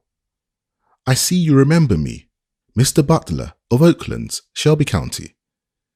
Yes, sir," said Mr. Wilson, like one speaking in a dream. Just then a negro boy entered and announced that Massa's room was ready. "Jim, see to the trunks," said the gentleman negligently. Then, addressing himself to Mr. Wilson, he added, "I should like to have a few moments' conversation with you on business, in my room, if you please." Mr. Wilson followed him as one who walks in his sleep, and they proceeded to a large upper chamber where a new-made fire was crackling and various servants flying about, putting finishing touches to the arrangements. When all was done and the servants departed, the young man deliberately locked the door, and putting the key in his pocket, faced about and folding his arms on his bosom, looked Mr. Wilson in full face. "George," said Mr. Wilson. "Yes, George," said the young man. "I couldn't have thought it. I am pretty well disguised, I fancy," said the young man with a smile. "A little walnut bark has made my yellow skin a genteel brown, so you see I don't answer the advertisement at all." "Oh, George, but this is a dangerous game you are playing. I could not have advised you to it." "I can do it on my own responsibility," said George with the same proud smile. We remark, en passant, that George was, by his father's side, of white descent. His mother was one of those unfortunates of her race, marked out by personal beauty to be the slave of the passions of her possessor, and the mother of children who may never know a father. From one of the proudest families in Kentucky, he had inherited a set of fine European features and a high, indomitable spirit. From his mother he had received only a slight mulatto tinge, amply compensated by its accompanying rich dark eye. A slight change in the tint of the skin and the colour of his hair had metamorphosed him into the Spanish-looking fellow he then appeared, and as gracefulness of movement and gentlemanly manners had always been perfectly natural to him, he found no difficulty in playing the bold part he had adopted, that of a gentleman travelling with his domestic. Mr. Wilson, a good-natured but extremely fidgety and cautious old man, ambled up and down the room, appearing as John Bunyan hath it, much tumbled up and down in his mind, and divided between his wish to help George and a certain confused notion of maintaining law and order. So, as he shambled about, he delivered himself as follows. "Well, George, I suppose you're running away, leaving your lawful master." "George, I don't wonder at it. At the same time, I'm sorry." "George, yes, decidedly. I think I must say that, George. It's my duty to tell you so." "Why are you sorry, sir?" said George calmly. "Why, to see you, as it were, setting yourself in opposition to the laws of your country." "My country?" said George with a strong and bitter emphasis. What country have I but the grave? And I wish to God that I was laid there. Why, George, no, it won't do. This way of talking is wicked, unscriptural. George, you've got a hard master. In fact, he is. Well, he conducts himself reprehensibly. I can't pretend to defend him, but you know how the angel commanded Hagar to return to her mistress and submit herself under the hand. Genesis 16, the angel bade the pregnant Hagar return to her mistress Sarai, even though Sarai had dealt harshly with her. And the apostle sent back Onesimus to his master, Philemon 1 verse 10. Onesimus went back to his master to become no longer a servant, but a brother beloved. Don't quote Bible at me that way, Mr. Wilson, said George with a flashing eye. Don't, for my wife is a Christian, and I mean to be, if ever I get to where I can, but to quote Bible to a fellow in my circumstance is enough to make him give it up altogether. I appeal to God Almighty. I'm willing to go with the case to him and ask him if I do wrong to seek my freedom. These feelings are quite natural, George, said the good-natured man, blowing his nose. Yes, they're natural, but it is my duty not to encourage them in you. Yes, my boy, I'm sorry for you now. It's a bad case, very bad. But the apostle says, let everyone abide in the condition in which he is called. We must all submit to the indications of providence, George. George stood with his head drawn back, his arms folded tightly over his broad breast, and a bitter smile curling his lips. I wonder, Mr. Wilson, if the Indians should come and take you a prisoner away from your wife and children and want to keep you all your life hoeing corn for them, if you'd think it your duty to abide in the condition in which you were called. I rather think that you'd think the first stray horse you could find an indication of providence, shouldn't you? The little old gentleman stared with both eyes at this illustration of the case, but though not much of a reasoner, he had the sense in which some logicians on this particular subject do not excel, that of saying nothing where nothing could be said. So, as he stood carefully stroking his umbrella and folding and patting down all the creases in it, he proceeded on with his exhortations in a general way.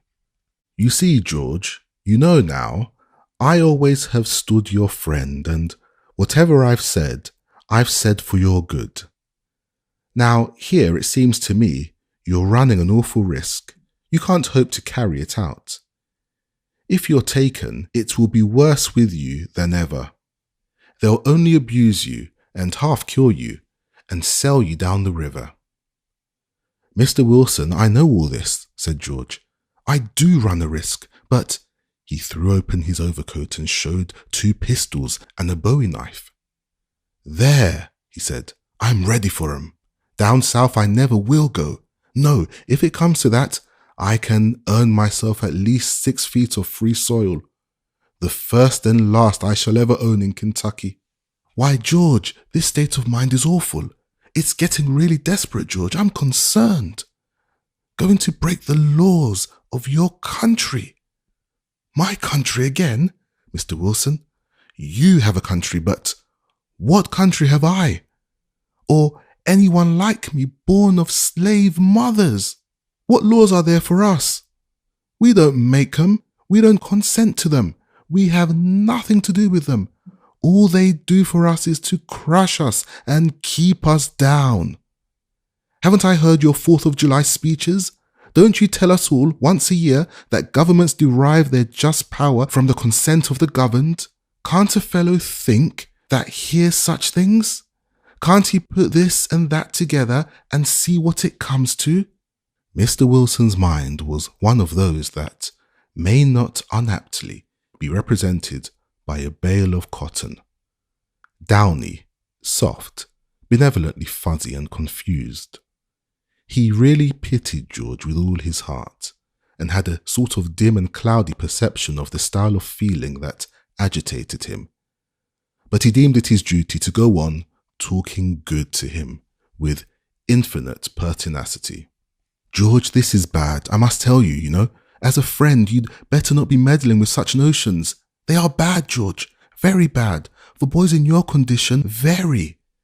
And Mr. Wilson sat down to a table and began nervously chewing the handle of his umbrella. "See here now, Mr. Wilson," said George, coming up and sitting himself determinately down in front of him. "Look at me now. Don't I sit before you, every way, just as much a man as you are?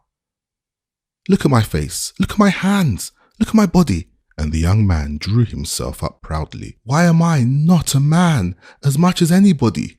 Well, Mr. Wilson, hear what I can tell you. I had a father, one of your Kentucky gentlemen, who didn't think enough of me to keep me from being sold with his dogs and horses to satisfy the estate when he died. I saw my mother put up at a sheriff's sale with her 7 children. They were sold before her eyes, one by one, all to different masters, and I was the youngest. She came and kneeled down before old Massa and begged him to buy her with me, that she might have at least one child with her. And he kicked her away with his heavy boot. I saw him do it. And the last that I heard was her moans and screams when I was tied to his horse's neck to be carried off to his place. Well then, my master traded with one of the men and bought my older sister. She was a pious, good girl, a member of the Baptist church, and as handsome as my poor mother had been. She was well brought up and had good manners. At first, I was glad she was bought, for I had one friend near me. I was soon sorry for it. Sir, I have stood at the door and heard her whipped, when it seemed as if every blow cut into my naked heart, and I couldn't do anything to help her. And she was whipped, sir, for wanting to live a decent Christian life, such as your laws give no slave girl a right to live. And at last I saw her chained with a trader's gang to be sent to markets in Orleans, sent there for nothing else but that. And that's the last I know of her. Well, I grew up, long years and years, no father, no mother, no sister, not a living soul that cared for me more than a dog. Nothing but whipping, scolding, starving. Why, sir, I've been so hungry that I have been glad to take the bone they threw to their dogs, and yet, when I was a little fellow and laid awake whole nights and cried, it wasn't the hunger, it wasn't the whipping I cried for. No, sir, it was for my mother and my sisters. It was because I hadn't a friend to love me on earth. I never knew what peace or comfort was. I never had a kind word spoken to me till I came to work in your factory. Mr. Wilson, you treated me so well. You encouraged me to do well and to learn to read and write and to try to make something of myself. And God knows how grateful I am for it. Then, sir, I found my wife. You've seen her. You know how beautiful she is. When I found she loved me, when I married her, I scarcely could believe I was alive. I was so happy, and, sir, she is as good as she is beautiful. But now what? Why, now comes my master, takes me right away from my work and my friends and all I like, and grinds me down into the very dirt. And why? Because he says I forgot who I was. He says to teach me that I am only a nigger, after all. And last of all, he comes between me and my wife and says I shall give her up and live with another woman. And all this your laws give him power to do, in spite of God or man. Mr. Wilson, look at it. There isn't one of all these things that have broken the hearts of my mother and sister and my wife and myself, but your laws allow and give every man power to do in Kentucky, and none can say to him nay. Do you call these laws of my country? Sir, I haven't any country any more than I have any father, but I am going to have one. I don't want anything of your country except to be let alone. to go peaceably out of it. And when I get to Canada, where the laws will own me and protect me, that shall be my country, and its laws I will obey. And if any man tries to stop me, let him take care, for I am desperate. I'll fight for my liberty to the last breath I breathe. You say your fathers did it. If it was right for them, it is right for me. This speech, delivered partly while sitting at the table and partly walking up and down the room, delivered with tears and flashing eyes and despairing gestures, was altogether too much for the good-natured old boy to whom it was addressed, who had pulled out a great yellow silk pocket handkerchief and was mopping up his face with great energy. "Blast them all," he suddenly broke out. "Haven't I always said so? The infernal old cusses. I hope I ain't swearing now. Well, go ahead, George, go ahead. But be careful, my boy. Don't shoot anybody, George, unless, well, you'd better not shoot, I reckon. At least, I wouldn't hit anybody, you know? Where is your wife, George?" he added, as he nervously rose and began walking the room. "Gone, sir, with the child in her arms. The Lord only knows where. Gone after the North Star, and when we ever meet, or whether we meet at all in this world, no creature can tell." Is it possible? Astonishing. From such a kind family. Kind families get in debt, and the laws of our country allow them to sell the child of its mother's bosom to pay its master's debts, said George, bitterly. "Well, well," said the honest old man, fumbling in his pocket. "I suppose, perhaps, I ain't following my judgment. Hang it, I won't follow my judgment," he added suddenly. "So here, George," and taking out a roll of bills from his pocketbook, he offered them to George. "No, my kind, good sir," said George. "You've done a great deal for me, and this might get you into trouble. I have enough money, I hope, to take me as far as I need it." "No, but you must, George. Money is a great help everywhere. Can't have too much, if you get it honestly. Take it. Do take it now. Do, my boy." "One condition, sir, that I may repay it at some future time." "I will," said George, taking up the money. "And now, George, how long are you going to travel in this way?" "Not long or far, I hope. It's well carried on, but too bold. And this black fellow, who is he?"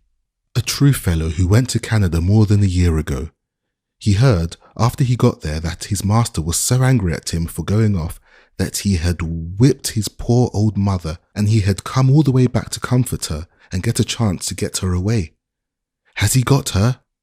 "Not yet. He has been hanging about the place and found no chance yet. Meanwhile, he is going with me as far as Ohio to put me among friends that helped him.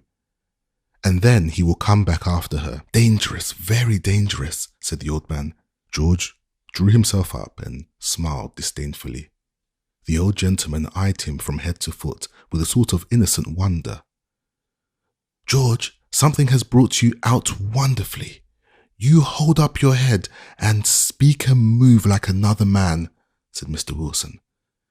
"Because I'm a free man," said George proudly. "Yes, sir, I've said massa for the last time to any man. I'm free. Take care. You are not sure. You may be taken. All men are free and equal in the grave, if it comes to that, Mr. Wilson," said George. "I'm perfectly dumbfounded with your boldness," said Mr. Wilson, "to come right here to the nearest tavern. Mr. Wilson, it is so bold, and this tavern is so near, that they will never think of it. They will look for me on ahead, and you yourself wouldn't know me. Jim's master don't live in this country. He isn't known in these parts. Besides, he is given up. Nobody is looking after him, and nobody will take me up from the advertisement, I think." "But the mark in your hand." George drew off his glove and showed a newly healed scar in his hand. "That is a parting proof of Mr. Harris's regard," he said scornfully. A fortnight ago, he took it into his head to give it to me, because he said he believed I should try to get away one of these days. Looks interesting, doesn't it? He said, drawing his glove on again. I declare my very blood runs cold when I think of it. Your condition and your risks, said Mr. Wilson. Mine has run cold a good many years, Mr. Wilson.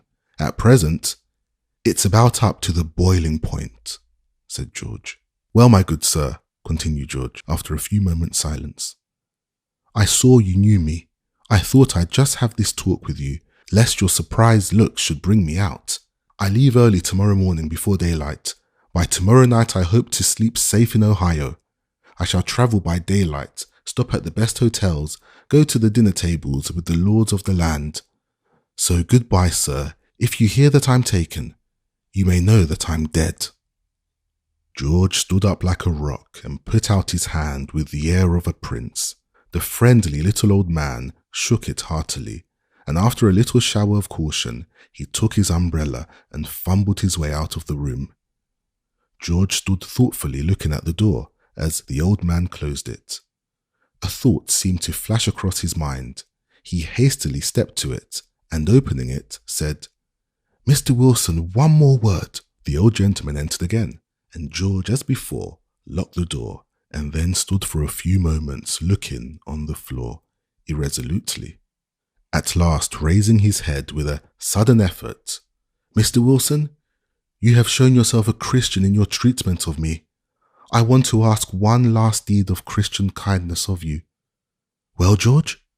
Well, sir, what you said was true. I am running a dreadful risk. There isn't on earth a living soul to care if I die, he added, drawing his breath hard and speaking with a great effort. I shall be kicked out and buried like a dog, and nobody will think of it a day after. Only my poor wife. Poor soul. She'll mourn and grieve, and if you'd only contrive, Mr. Wilson, to send this little pin to her. She gave it to me for a Christmas present. Poor child. Give it to her and tell her I loved her to the last. Will you? He added earnestly. Yes, certainly, poor fellow, said the old gentleman, taking the pin with watery eyes and a melancholy quiver in his voice. Tell her one thing, said George. It's my last wish, if she can get to Canada, to go there, no matter how kind her mistress is, no matter how much she loves her home. Beg her not to go back, for slavery always ends in misery. Tell her to bring up our boy a free man, and then he won't suffer as I have. Tell her this, Mr. Wilson, will you? Yes, George, I'll tell her. But I trust you won't die. Take heart, you're a brave fellow. Trust in the Lord, George. I wish in my heart you were safe through, though. That's what I do. Is there a God to trust in? Said George in such a tone of bitter despair as arrested the old gentleman's words. Oh, I've seen things all my life that have made me feel that there can't be a God. You Christians don't know how these things look to us. There's a God for you, but is there any for us? Oh, now don't, my boy, said the old man, almost sobbing as he spoke. Don't feel so. There is. Clouds and darkness are around about him, but righteousness and judgment are the habitation of his throne. There's a God, George, believe it. Trust in him, and I'm sure he'll help you. Everything will be set right, if not in this life, in another. The real piety and benevolence of the simple old man invested him with a temporary dignity and authority as he spoke. George stopped his distracted walk up and down the room, stood thoughtfully a moment, and then said quietly, Thank you for saying that, my good friend. I'll think of that.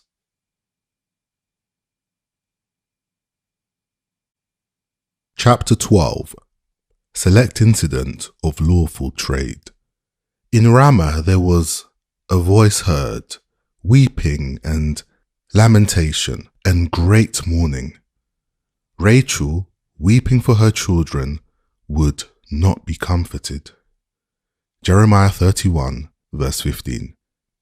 Mr. Haley and Tom jogged onward in their wagon, each for a time absorbed in his own reflections. Now the reflections of two men sitting side by side are a curious thing. Seated on the same seat, having the same eyes, ears, hands, and organs of all sorts, and having passed before their eyes the same objects, it is wonderful what a variety we shall find in these same reflections. As for example, Mr. Haley. He thought first of Tom's length and breadth and height, and what he would sell for if he was kept fat and in good case till he got him into the market. He thought of how he should make out his gang. He thought of the respective market value of certain supposititious men and women and children who were to compose it, and other kindred topics of the business. Then he thought of himself and how humane he was, that whereas other men chained their niggers hand and foot both, he only put fetters on the feet and left Tom the use of his hands, as long as he behaved well, and he sighed to think how ungrateful human nature was, so that there was even room to doubt whether Tom appreciated his mercies. He had been taken in so by niggers whom he had favoured, but still he was astonished to consider how good-natured he yet remained. As to Tom, he was thinking over some words of an unfashionable old book, which kept running through his head again and again as follows: "We have here no continuing city, but we seek one to come. Wherefore God himself is not ashamed to be called our God, for he hath prepared for us a city." These words of an ancient volume, got up principally by ignorant and unlearned men, have, through all time, kept up somehow a strange sort of power over the minds of poor, simple fellows like Tom. They stir up the soul from its depths and rouse, as with trumpet call, courage, energy, and enthusiasm, where before was only the blackness of despair. Mr. Haley pulled out of his pocket sundry newspapers and began looking over their advertisements with absorbed interest. He was not a remarkably fluent reader, and was in the habit of reading in a sort of recitative half-loud, by way of calling in his ears to verify the deductions of his eyes. In this tone he slowly recited the following paragraph: "Executors sale Negroes agreeably to order of court. Will be sold on Tuesday, February 20, before the courthouse door, in the town of Washington, Kentucky, the following Negroes: Hagar, aged 60, John, aged 30, Ben, aged 21, Saul, aged 25, Albert, aged 14. Sold for the benefit of the creditors and heirs of the estate of Jesse Blutchford, Samuel Morris, Thomas Flint, executors." "This I must look at," said he to Tom, for want of somebody else to talk to. "You see, I'm going to get up a prime gang to take down with, Tom. It'll make it sociable and pleasant like. Good company will, you know. We must drive right to Washington first and foremost, and then I'll clap you into jail while I does the business." Tom received this agreeable intelligence quite meekly, simply wondering in his own heart how many of these doomed men had wives and children, and whether they would feel as he did about leaving them. It is to be confessed too that the naive offhand information that he was to be thrown into jail by no means produced an agreeable impression on a poor fellow who had always prided himself on a strictly honest and upright course of life. Yes, Tom, we must confess it, was rather proud of his honesty. Poor fellow, not having very much else to be proud of. If he had belonged to some of the higher walks of society, he perhaps would never have been reduced to such straits. However, the day wore on, and the evening saw Haley and Tom comfortably accommodated in Washington, the one in a tavern and the other in a jail. About 11 o'clock the next day, a mixed throng was gathered around the courthouse steps, smoking, chewing, spitting, swearing and conversing according to their respective tastes and turns, waiting for the auction to commence. The men and the women to be sold sat in a group apart, talking in a low tone to each other. The woman who had been advertised by the name of Hagar was a regular African in feature and figure. She might have been 60, but was older than that by hard work and disease, was partially blind and somewhat crippled with rheumatism. By her side stood her only remaining son, Albert, a bright-looking little fellow of 14 years. The boy was the only survivor of a large family who had been successively sold away from her to a southern market.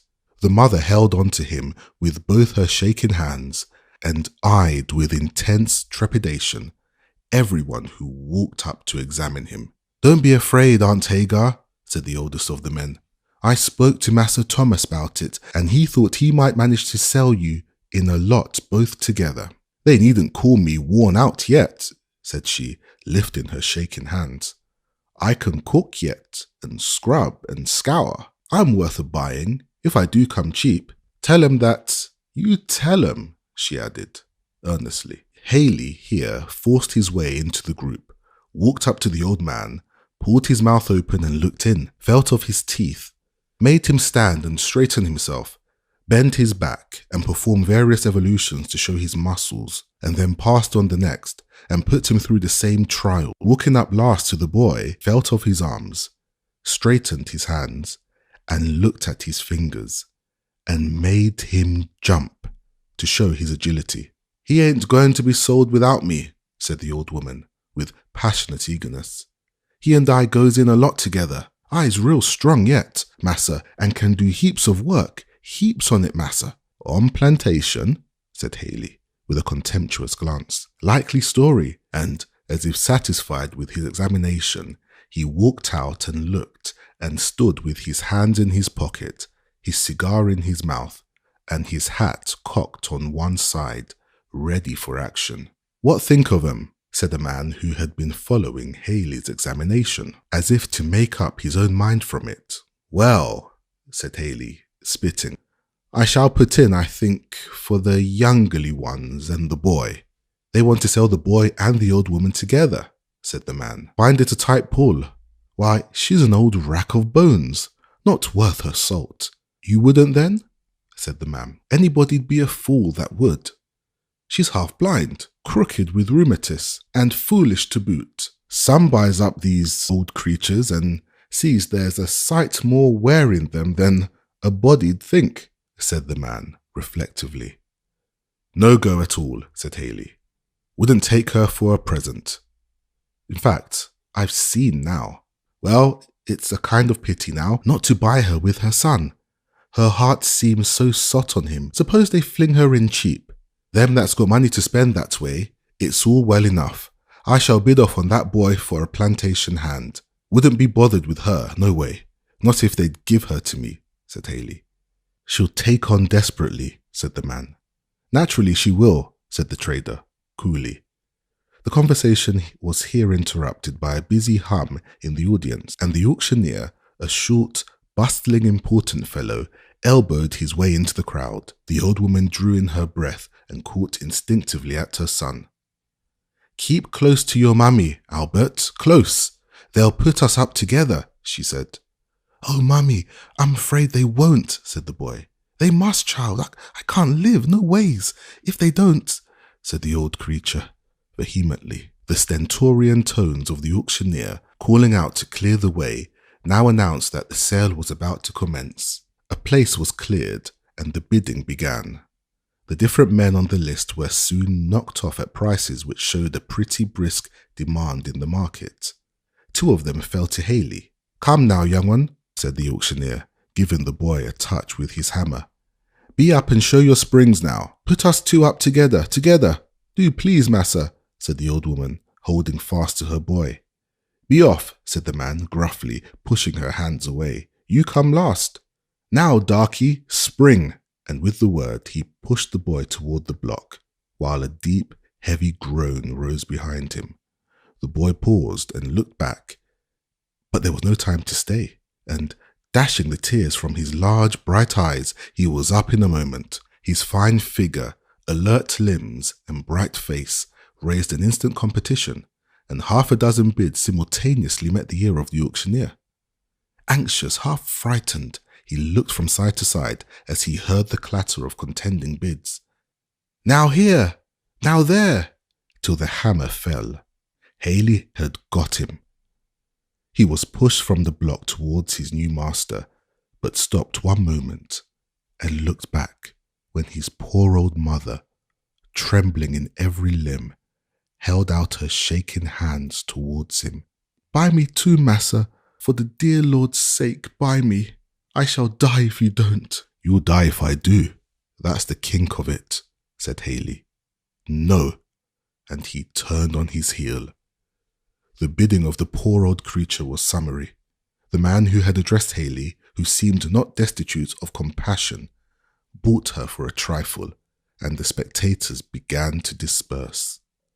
The poor victims of the sale, who had been brought up in one place together for years, gathered round the despairing old mother, whose agony was pitiful to see. "Couldn't they leave me one? Massa's Alice said I should have one. He did," she repeated over and over in heartbroken tones. "Trust in the Lord, Aunt Hagar," said the oldest of the men sorrowfully. "What good will it do?" said she, sobbing passionately. "Mother, mother, don't, said the boy. "They says you's a good master." "I don't care. Oh, Albert, oh, my boy, you's my last baby. Lord, how can I?" "Come, take her off, can't some of you?" said Haley, dryly. "Don't do no good for her to go on that way." The old men of the company, partly by persuasion and partly by force, loosed the poor creature's last despairing hold, and as they led her off to her new master's wagon, strove to comfort her. "Now," said Haley, pushing his 3 purchases together and producing a bundle of handcuffs, which he produced to put on their wrists, and fastening each handcuff to a long chain, he drove them before him to the jail. A few days saw Haley with his possessions safely deposited on one of the Ohio boats. It was the commencement of his gang, to be augmented, as the boat moved on, by various other merchandise of the same kind, which he or his agent had stored for him in various points along shore. The La Belle Riviere, as brave and beautiful a boat as ever walked the waters of her namesake river, was floating gaily down the stream under a brilliant sky, the stripes and stars of free America waving and fluttering overhead, the guards crowded with well-dressed ladies and gentlemen walking and enjoying the delightful day. All was full of life, buoyant and rejoicing, all but Haley's gang, who were stored with other fright on the lower deck, and who somehow did not seem to appreciate the various privileges as they sat in a knot, talking to each other in low tones. "Boys," said Haley, coming up briskly, "I hope you keep good heart and are cheerful. Now, no sulks, you see. Keep stiff upper lip.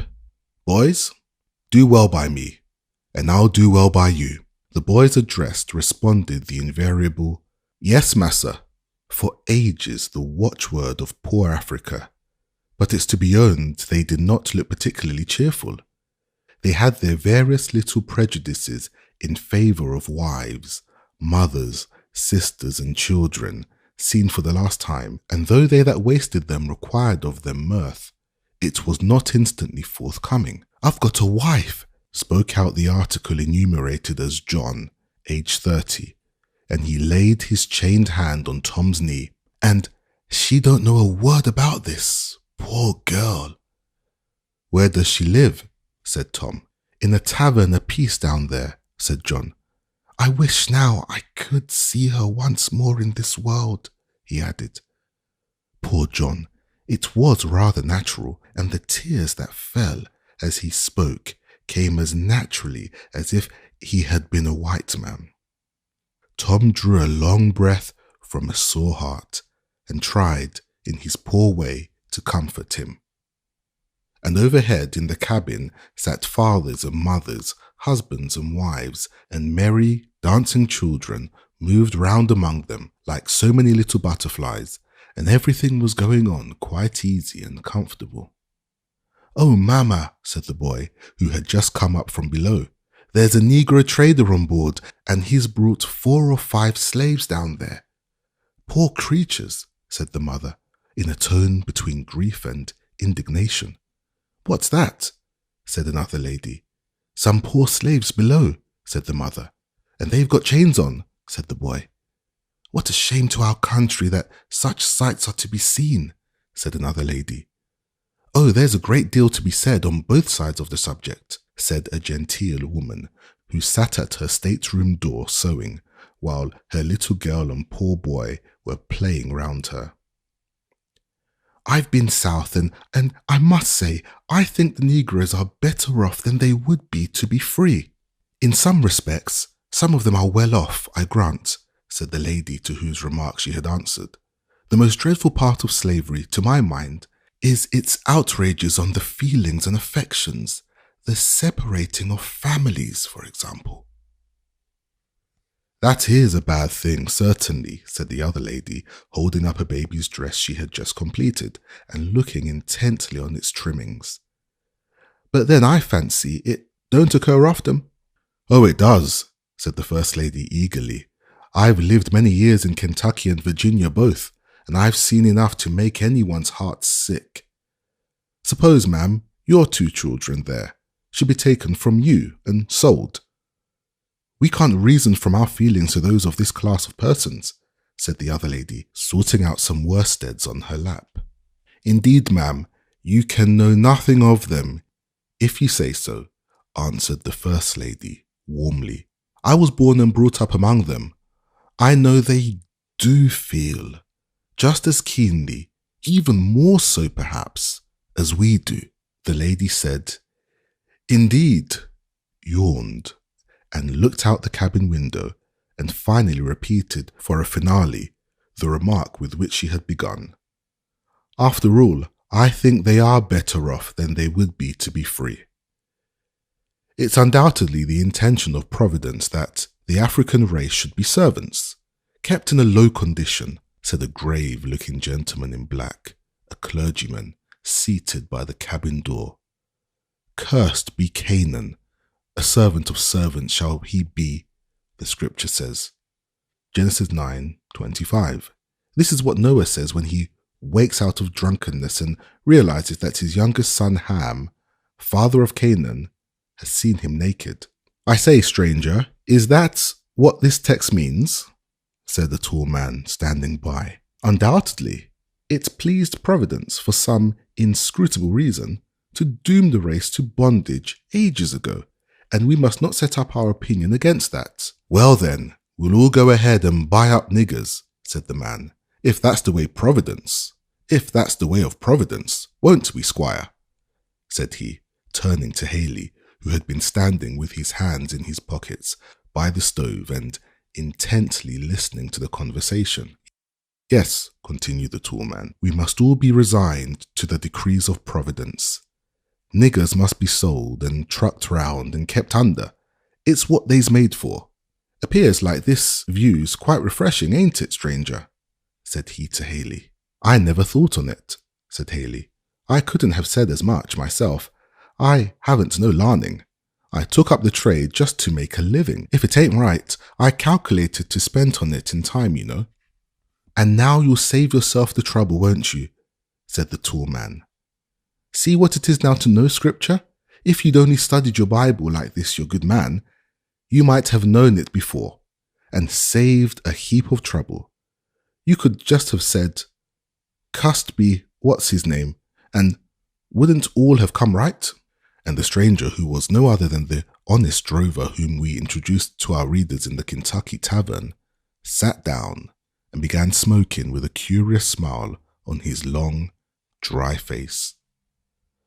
A tall, slender young man with a face expressive of great feeling and intelligence here broke in and repeated the words, "All things whatsoever ye would that men should do unto you, do ye even so unto them. I suppose, he added, that is scripture as much as cursed be Canaan. Well, it seems quite as plain a text, stranger, said John the drover, to poor fellows like us now. And John smoked on like a volcano. The young man paused, looked as if he was going to say more, when suddenly the boat stopped, and the company made the usual steamboat rush to see where they were landing. Both them chaps parsons, said John to one of the men as they were going out. The man nodded.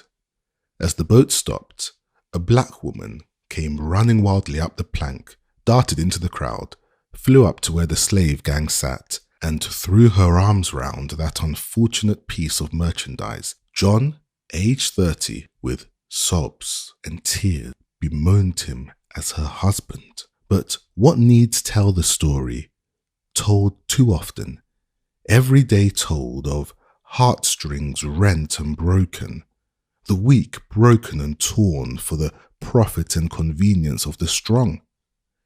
It needs not to be told. Every day is telling it too, in the ear of one who is not deaf, though he be long silent. The young man who had spoken for the cause of humanity and God before stood with folded arms, looking on this scene. My friend, he said, speaking with thick utterance, how can you, how dare you, carry on a trade like this? Look at those poor creatures. Here I am rejoicing in my heart that I am going home to my wife and child, and the same bell which is a signal to carry me onward towards them will part this poor man and his wife forever.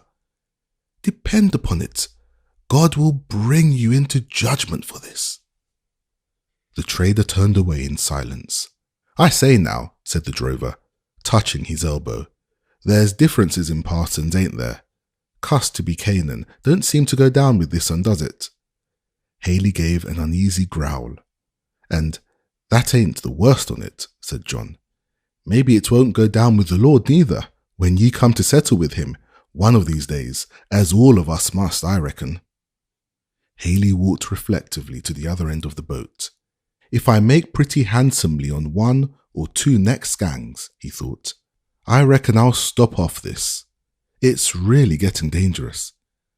And he took out his pocketbook and began adding over his accounts, a process which many gentlemen, besides Mr. Haley, have found a specific for an uneasy conscience. The boat swept proudly away from the shore, and all went on merrily as before. Men talked and loafed and read and smoked. Women sewed and children played, and the boat passed on her way. One day, when she lay to for a while at a small town in Kentucky, Haley went up into the place on a little matter of business. Tom, whose fetters did not prevent his taking a moderate circuit, had drawn near the side of the boat and stood listlessly gazing over the railing. After a time, he saw the trader returning with an alert step in company with a coloured woman bearing in her arms a young child.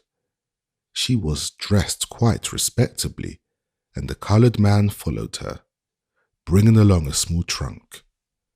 The woman came cheerfully onward, talking as she came with the man who bore her trunk, and so passed up the plank into the boat.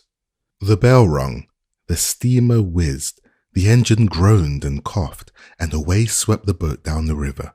The woman walked forward among the boxes and bales of the lower deck, and sitting down, busied herself with chirruping to her baby. Haley made a turn or two about the boat, and then, coming up, seated himself near her, and began saying something to her in an indifferent undertone. Tom soon noticed a heavy cloud passing over the woman's brow, and that she answered rapidly and with great vehemence. I don't believe it, I won't believe it, he heard her say. You're just a fooling with me. If you won't believe it, look here, said the man, drawing out a paper. This bill of sale, and there's your master's name to it, and I paid down good solid cash for it too, I can tell you. So now, I don't believe massa would cheat me so. It can't be true, said the woman with increasing agitation. You can ask any of these men here that can read writing. Here, he said, to a man that was passing by, just read this, won't you? This girl won't believe me when I tell her what it is. Why, it's a bill of sale signed by John Fosdick, said the man, making over to you the girl Lucy and her child.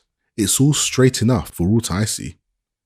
The woman's passionate exclamations collected a crowd around her, and the trader briefly explained to them the cause of the agitation.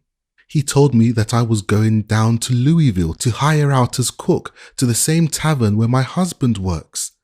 That's what Massa told me, his own self. And I can't believe he'd lie to me, said the woman. But he has sold you, my poor woman. There's no doubt about it, said a good-natured looking man who had been examining the papers. He has done it, and no mistake. Then it's no account talking, said the woman, suddenly growing quite calm and clasping her child tighter in her arms. She sat down on her box, turned her back round, and gazed listlessly into the river. Going to take it easy after all, said the trader. Girl's got grit, I see. The woman looked calm as the boat went on, and a beautiful soft summer breeze passed like a compassionate spirit over her head, the gentle breeze that never inquires whether the brow is dusky or fair that it fans. And she saw sunshine sparkling on the water in golden ripples, and heard gay voices, full of ease and pleasure, talking around her everywhere, but her heart lay as if a great stone had fallen on it. Her baby raised himself up against her and stroked her cheeks with his little hands, and, springing up and down, crowing and chatting, seemed determined to arouse her. She strained him suddenly and tightly in her arm, and slowly one tear after another fell on his wondering, unconscious face, and gradually she seemed, and little by little, to grow calmer, and busied herself with tending and nursing him. The child, a boy of 10 months, was uncommonly large and strong of his age, and very vigorous in his limbs. Never for a moment still, he kept his mother constantly busy in holding him and guarding his springing activity. That's a fine chap, said a man, suddenly stopping opposite him with his hands in his pockets. How old is he? 10 months and a half, said the mother. The man whistled to the boy and offered him part of a stick of candy, which he eagerly grabbed at, and very soon had it in the baby's general dispository, to wit, his mouth. Rum, fellow, said the man, knows what's what, and he whistled and walked on. When he had got to the other side of the boat, he came across Haley, who was smoking on top of a pile of boxes. The stranger produced a match and lighted a cigar, saying as he did so, Decentish kind of wench you've got round here, stranger. Why, I reckon she is tolerable fair, said Haley, blowing the smoke out of his mouth. Taking her down south, said the man. Haley nodded and smoked on. Plantation hand, said the man.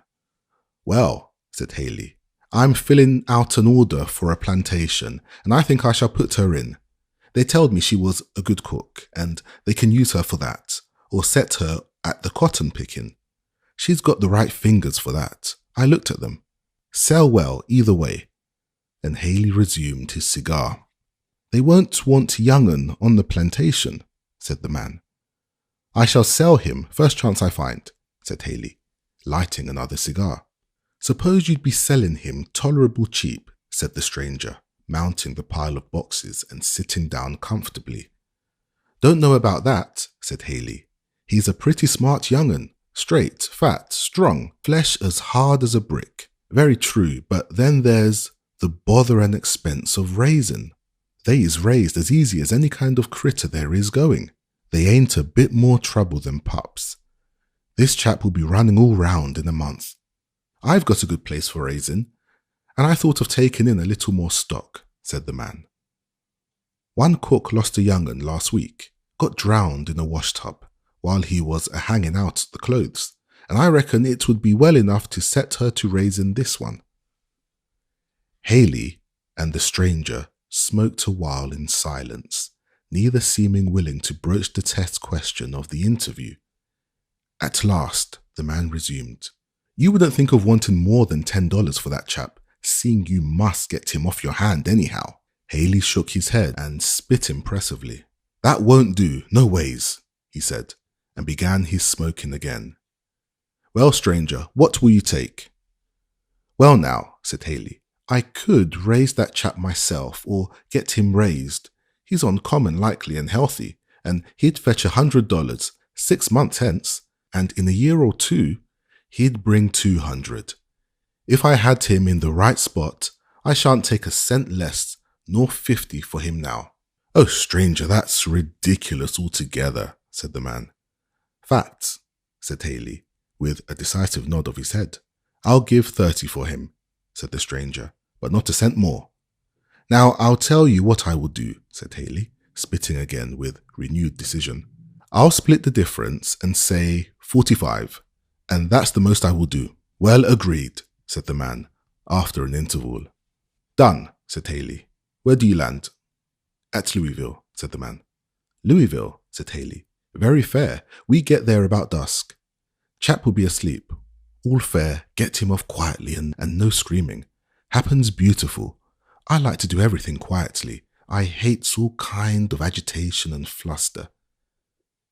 And so, after a transfer of certain bills had passed the man's pocketbook to the trader's, he resumed his cigar. It was a bright, tranquil evening when the boat stopped at the wharf at Louisville. The woman had been sitting with her baby in her arms, now wrapped in a heavy sleep.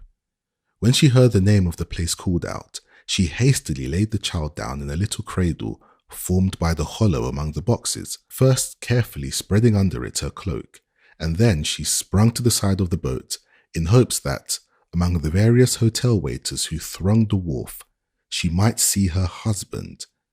In this hope, she pressed forward to the front rails and, stretching far over them, strained her eyes intently on the moving heads on the shore.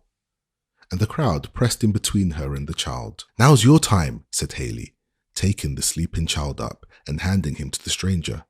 "Don't wake him up and set him to crying now. It would make a devil of a fuss with the girl." The man took the bundle carefully and was soon lost in the crowd that went up the wharf. When the boat, creaking and groaning and puffing, had loosed from the wharf and was beginning slowly to strain herself along, the woman returned to her old seat. The trader was sitting there. The child was gone. Why, where?" she began in bewildered surprise. "Lucy," said the trader, "your child's gone. You may as well know it first as last. You see, I knowed you couldn't take him down south, and I got a chance to sell him to a first-rate family that will raise him better than you can." The trader had arrived at the stage of Christian and political perfection which has been recommended by some preachers and politicians of the North lately, in which he had completely overcome every humane weakness and prejudice. His heart was exactly where yours, sir, and mine could be brought, with proper effort and cultivation. The wild look of anguish and utter despair that the woman cast on him might have disturbed one less practiced, but he was used to it. He had seen that same look hundreds of times.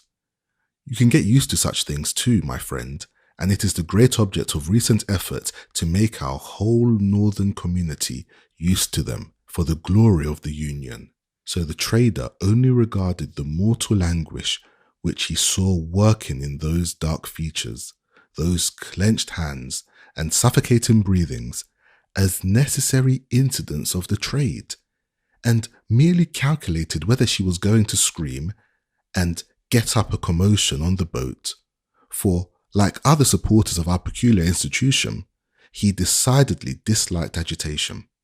But the woman did not scream. The shot had passed too straight and direct through the heart for cry or tear. Dizzily she sat down. Her slack hands fell lifeless by her side. Her eyes looked straight forward, but she saw nothing.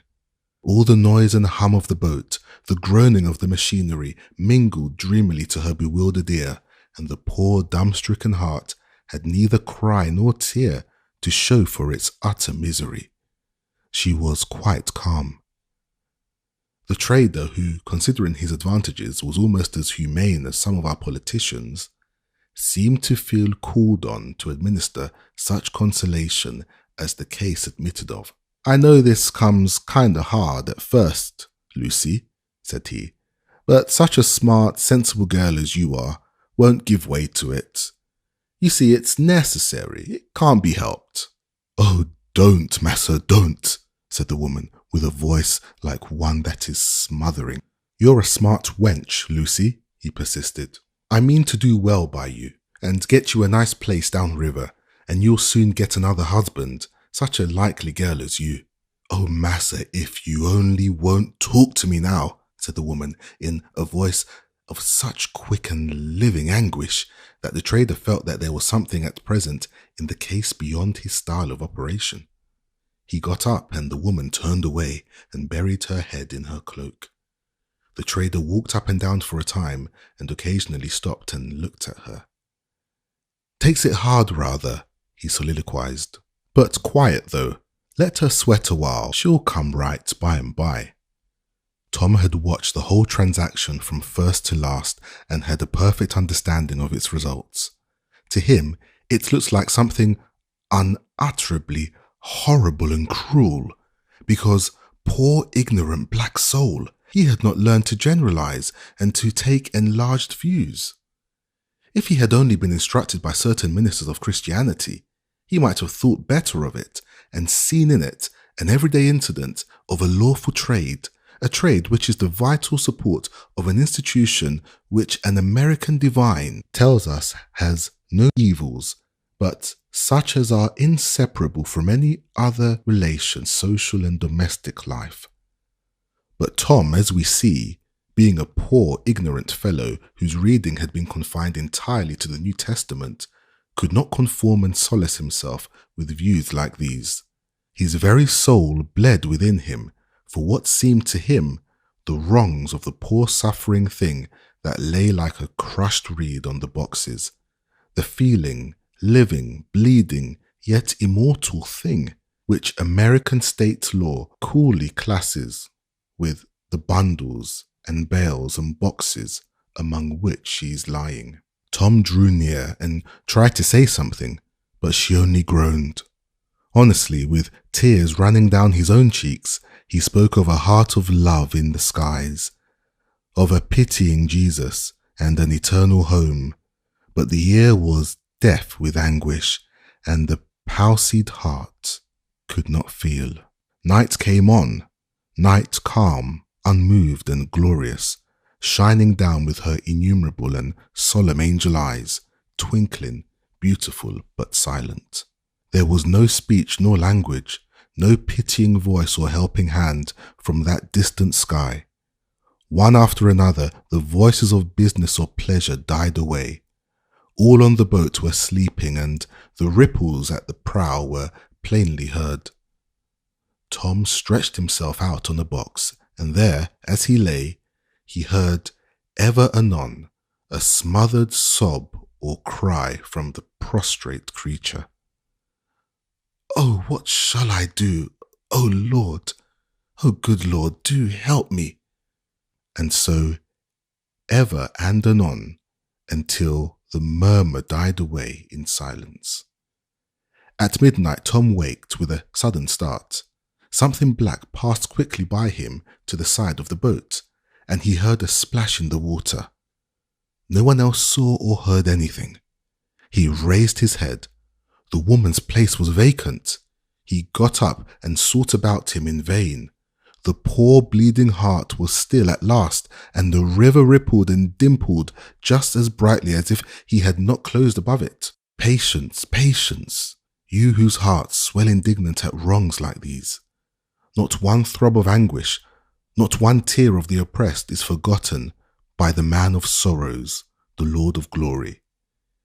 In his patient, generous bosom he bears the anguish of a world.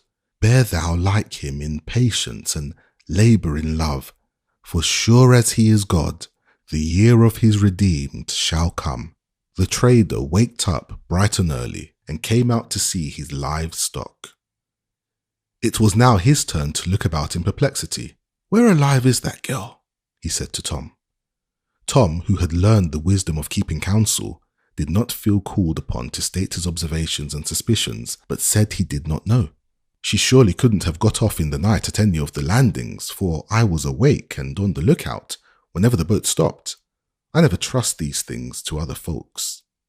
This speech was addressed to Tom quite confidentially, as if it was something that would be specially interesting to him.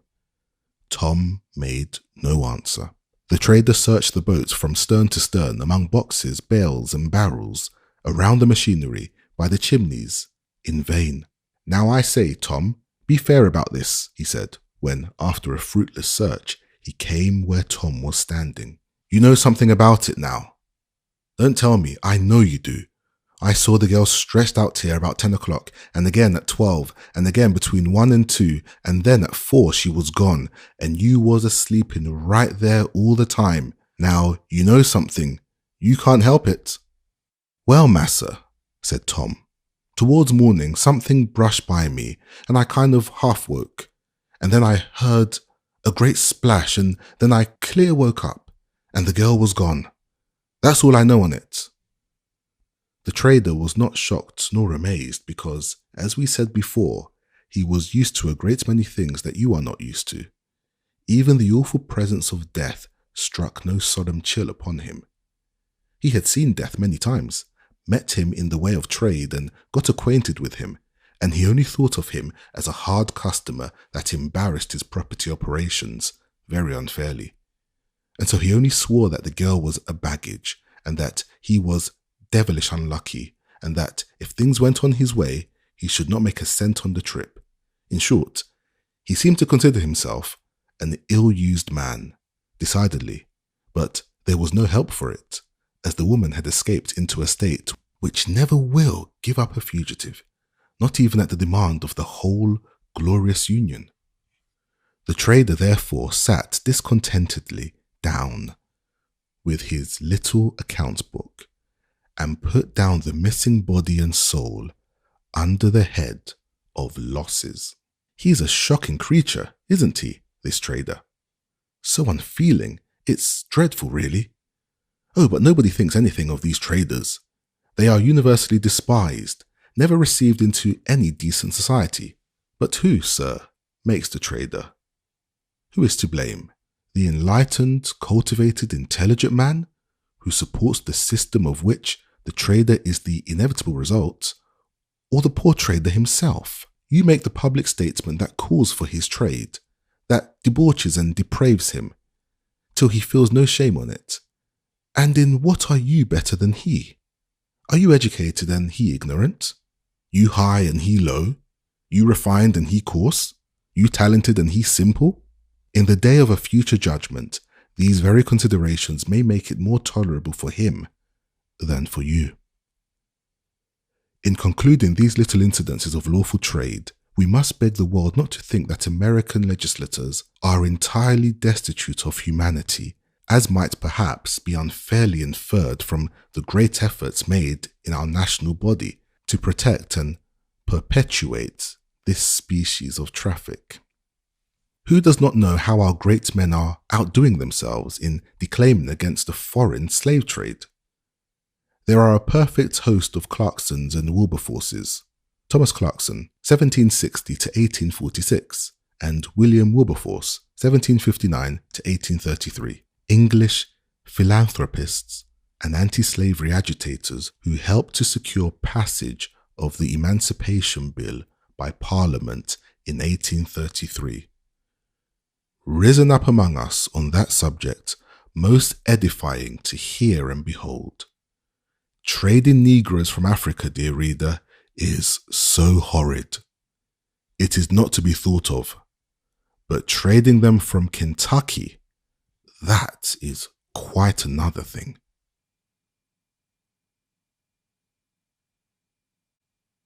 Chapter 13. The Quaker Settlement. A quiet scene now rises before us. A large, roomy, neatly painted kitchen, its yellow floor glossy and smooth, and without a particle of dust. A neat, well-blacked cooking stove. Rows of shining tin, suggestive of unmentionable good things to the appetite. Glossy green wood chairs, old and firm. A small flag-bottomed rocking chair with a patchwork cushion in it, neatly contrived out of small pieces of different coloured woolen goods, and a larger sized one, motherly and old, whose wide arms breathed hospitable invitation, seconded by the solicitation of its feather cushions. A real comfortable, persuasive old chair, and worth, in the way of honest, homely enjoyment, a dozen of your plush or brush-a-tail drawing-room gentry, and in the chair, gently swaying back and forward, her eyes bent on some fine sewing, sat our fine old friend, Eliza. Yes, there she is, paler and thinner than in her Kentucky home, with a world of quiet sorrow lying under the shadow of her long eyelashes, and marking the outline of her gentle mouth. It was plain to see how old and firm the girlish heart was grown under the discipline of heavy sorrow, and when, anon, her large, dark eye was raised to follow the gambols of her little Harry, who was sporting like some tropical butterfly, hither and thither over the floor, she showed a depth of firmness and steady resolve that was never there in her earlier and happier days. By her side sat a woman with a bright tin pan in her lap, into which she was carefully sorting some dried peaches. She might be 55 or 60, but hers was one of those faces that time seems to touch only to brighten and adorn.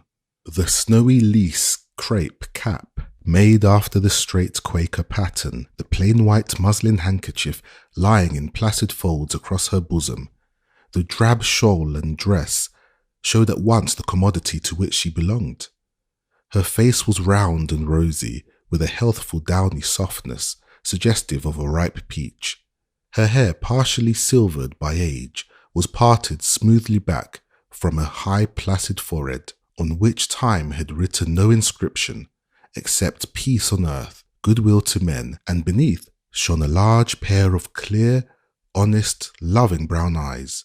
You only needed to look straight into them to feel that you saw to the bottom of a heart as good and true as ever throbbed in woman's bosom. So much has been said and snug of beautiful young girls. Why don't somebody wake up to the beauty of old women? If any want to get up an inspiration under this head, we refer them to our good friend Rachel Halliday, just as she sits there in her little rocking chair. It had a turn for quacking and squeaking, that chair had, either from having taken cold in early life, or from some asthmatic affection, or perhaps from nervous derangement. But as she gently swung backward and forward, the chair kept up a kind of subdued creachy-crawchy that would have been intolerable in any other chair. But old Simeon Halliday often declared it was as good as any music to him, and the children all avowed that they wouldn't miss of hearing mother's chair for anything in the world. For why? For 20 years or more, nothing but loving words and gentle moralities and motherly loving kindness had come from that chair. Headaches and heartaches innumerable had been cured there, difficulties, spiritual and temporal, solved there. All by one good, loving woman. God bless her. And so thee still thinks of going to Canada, Eliza? She said, as she was quietly looking over her peaches. Yes, ma'am, said Eliza firmly. I must go onward, I dare not stop. And what will thee do when thee gets there? Thee must think about that, my daughter. My daughter came naturally from the lips of Rachel Halliday, for hers was just the face and form that made mother seem the most natural word in the world. Eliza's hands trembled and some tears fell on her fine work, but she answered firmly, I shall do anything I can find. I hope I can find something. Thee knows thee can stay here as long as thee pleases, said Rachel. Oh, thank you, said Eliza, but, she pointed to Harry, I can't. I can't sleep nights, I can't rest. Last night I dreamed I saw that man coming into the yard, she said, shuddering. Poor child, said Rachel, wiping her eyes. But thee mustn't feel so. The Lord has ordered it so that never has a fugitive been stolen from our village. I trust thine will not be the first. The door here opened, and a little short, round, pin, cushiony woman stood at the door with a cherry, blooming face like a ripe apple. She was dressed like Rachel in sober grey, with the muslin folded neatly across her round, plump little chest. Ruth Stedman, said Rachel, coming joyfully forward. How is thee, Ruth? She said, heartily taking both her hands.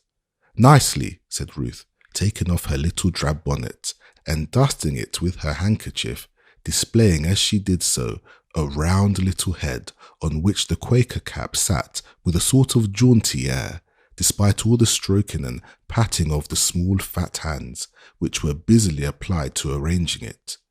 Certain stray locks of decidedly curly hair, too, had escaped here and there and had to be coaxed and cajoled into their place again.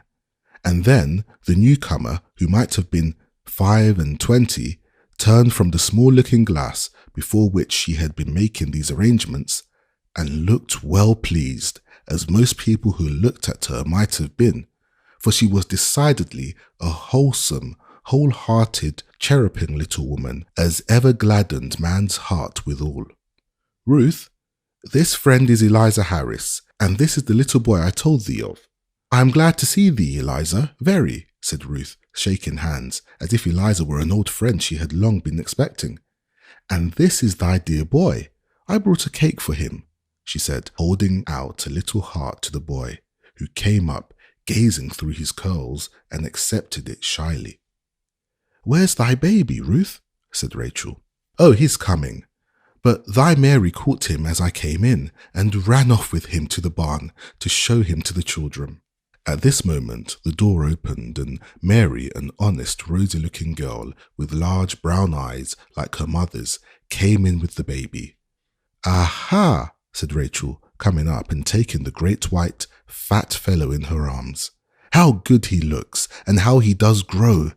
To be sure he does, said little bustling Ruth, as she took the child and began taking off a little blue silk hood and various layers and wrappers of outer garments, and having given a twitch here and a pull there, and variously adjusted and arranged him, and kissed him heartily, she set him on the floor to collect his thoughts.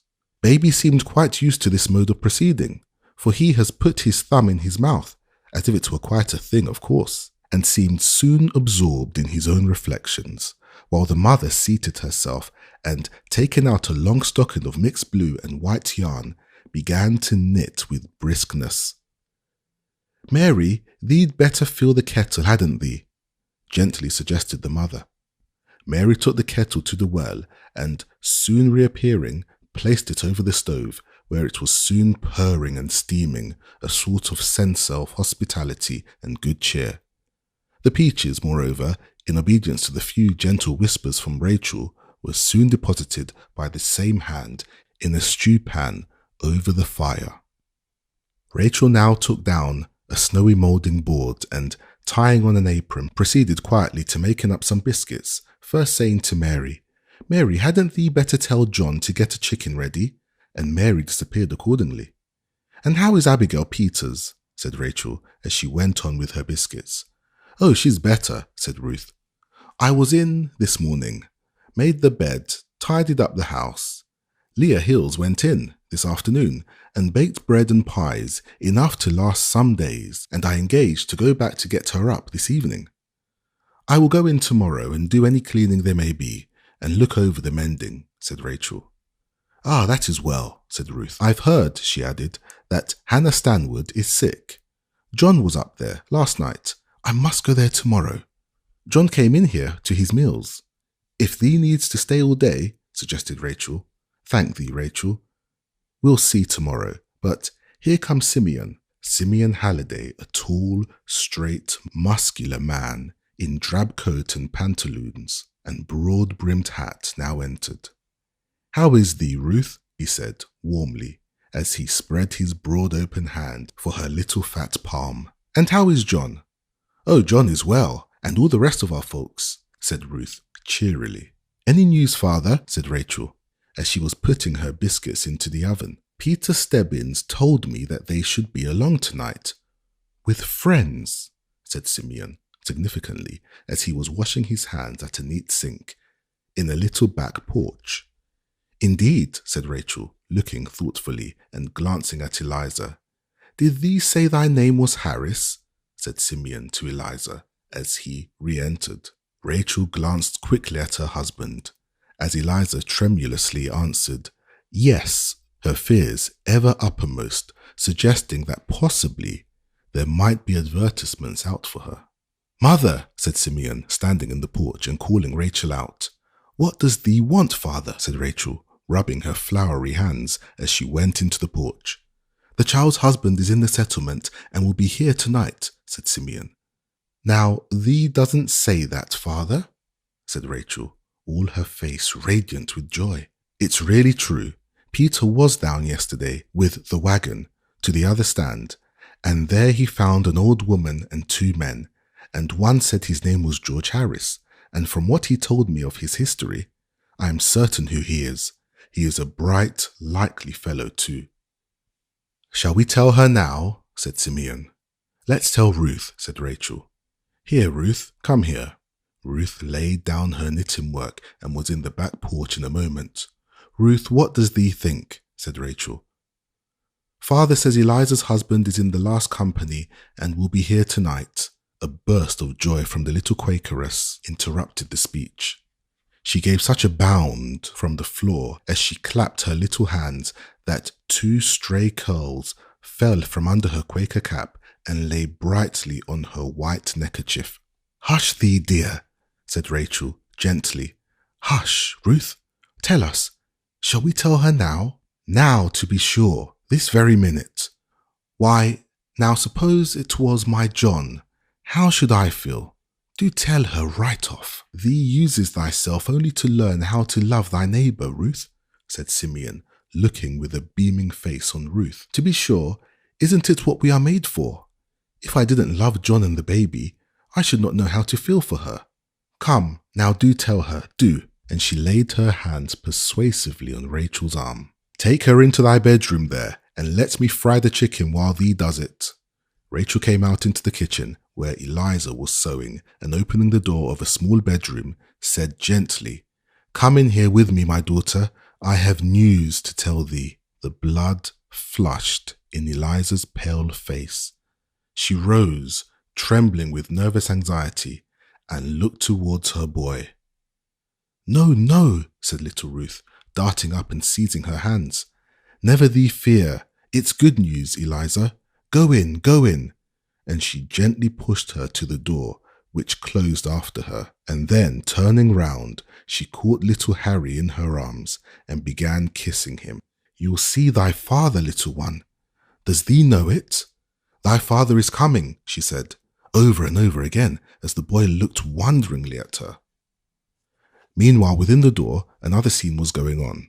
Rachel Halliday drew Eliza towards her and said, "The Lord hath had mercy on thee, daughter. Thy husband hath escaped from the house of bondage." The blood flushed to Eliza's cheek in a sudden glow and went back to her heart with as sudden a rush. She sat down, pale and faint.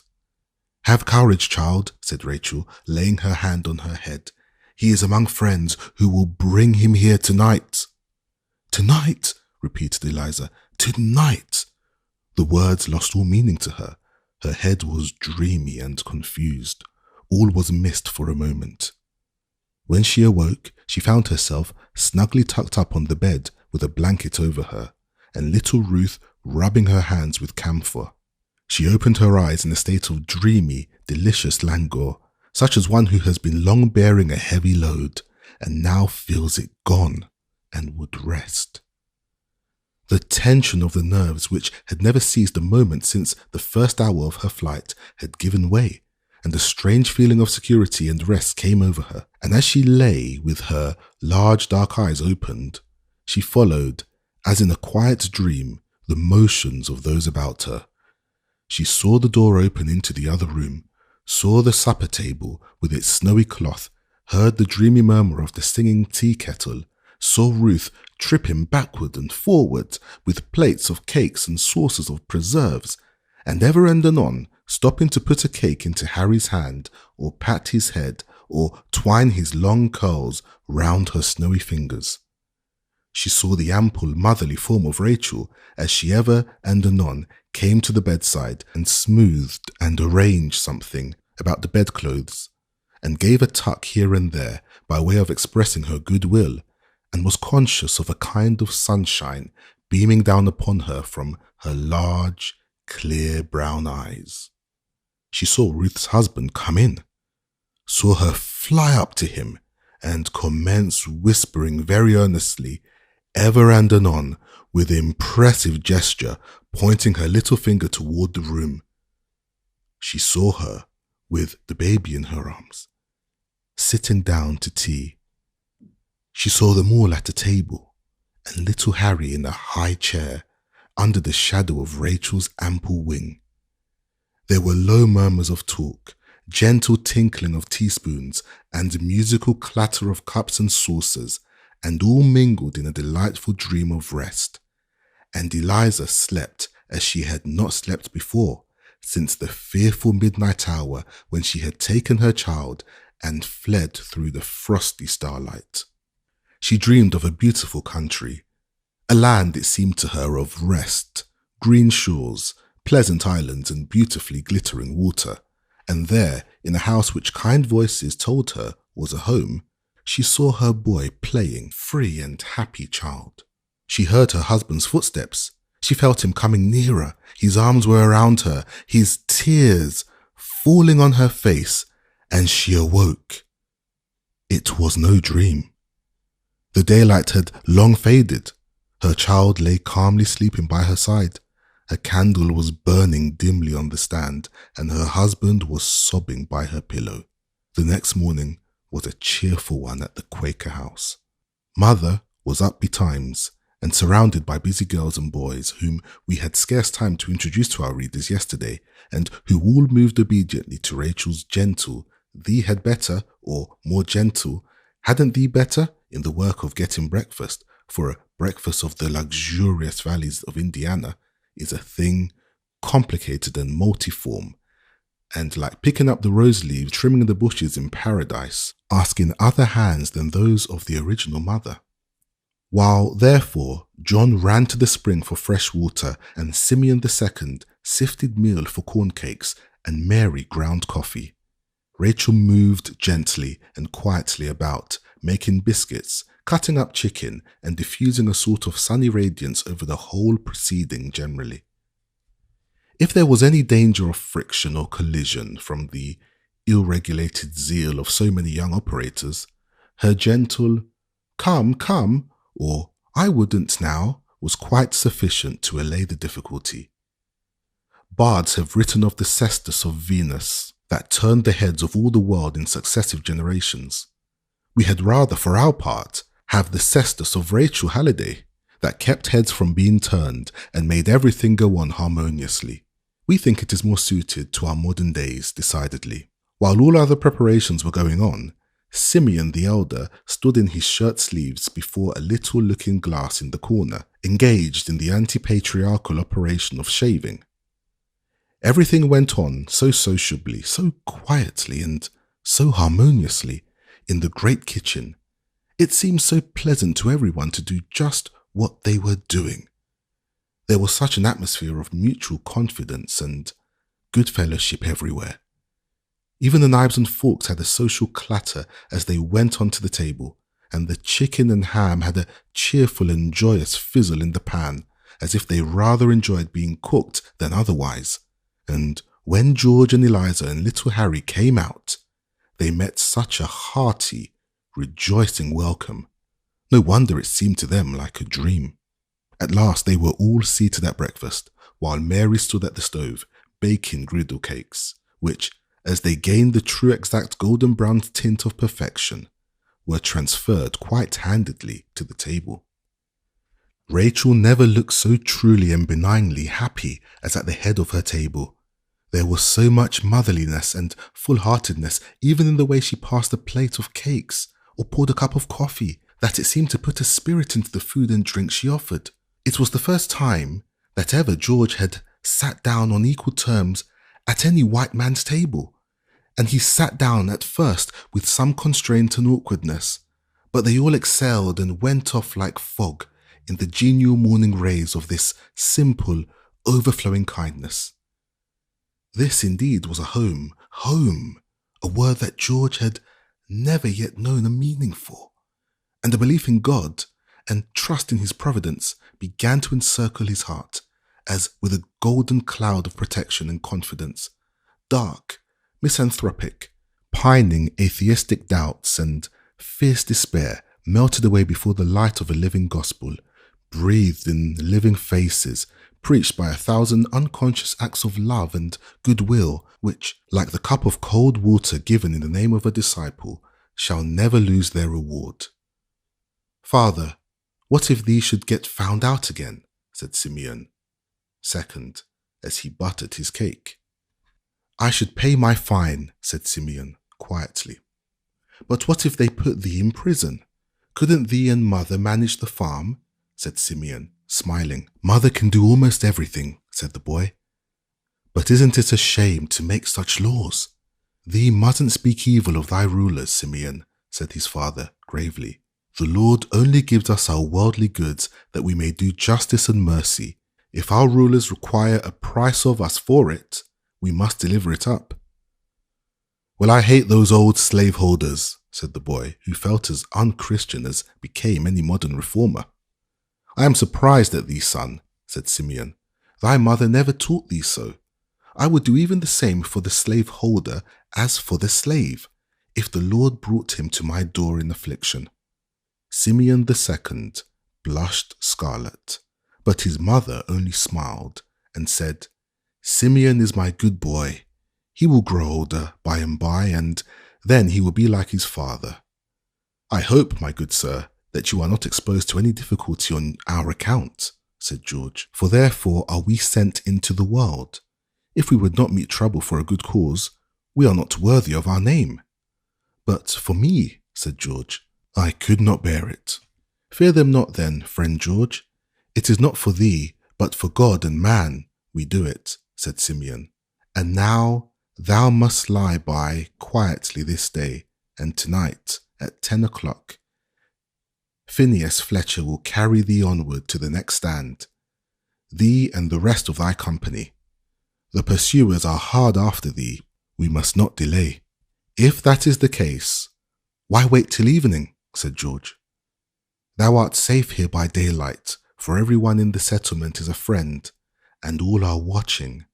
It has been found safer to travel by night."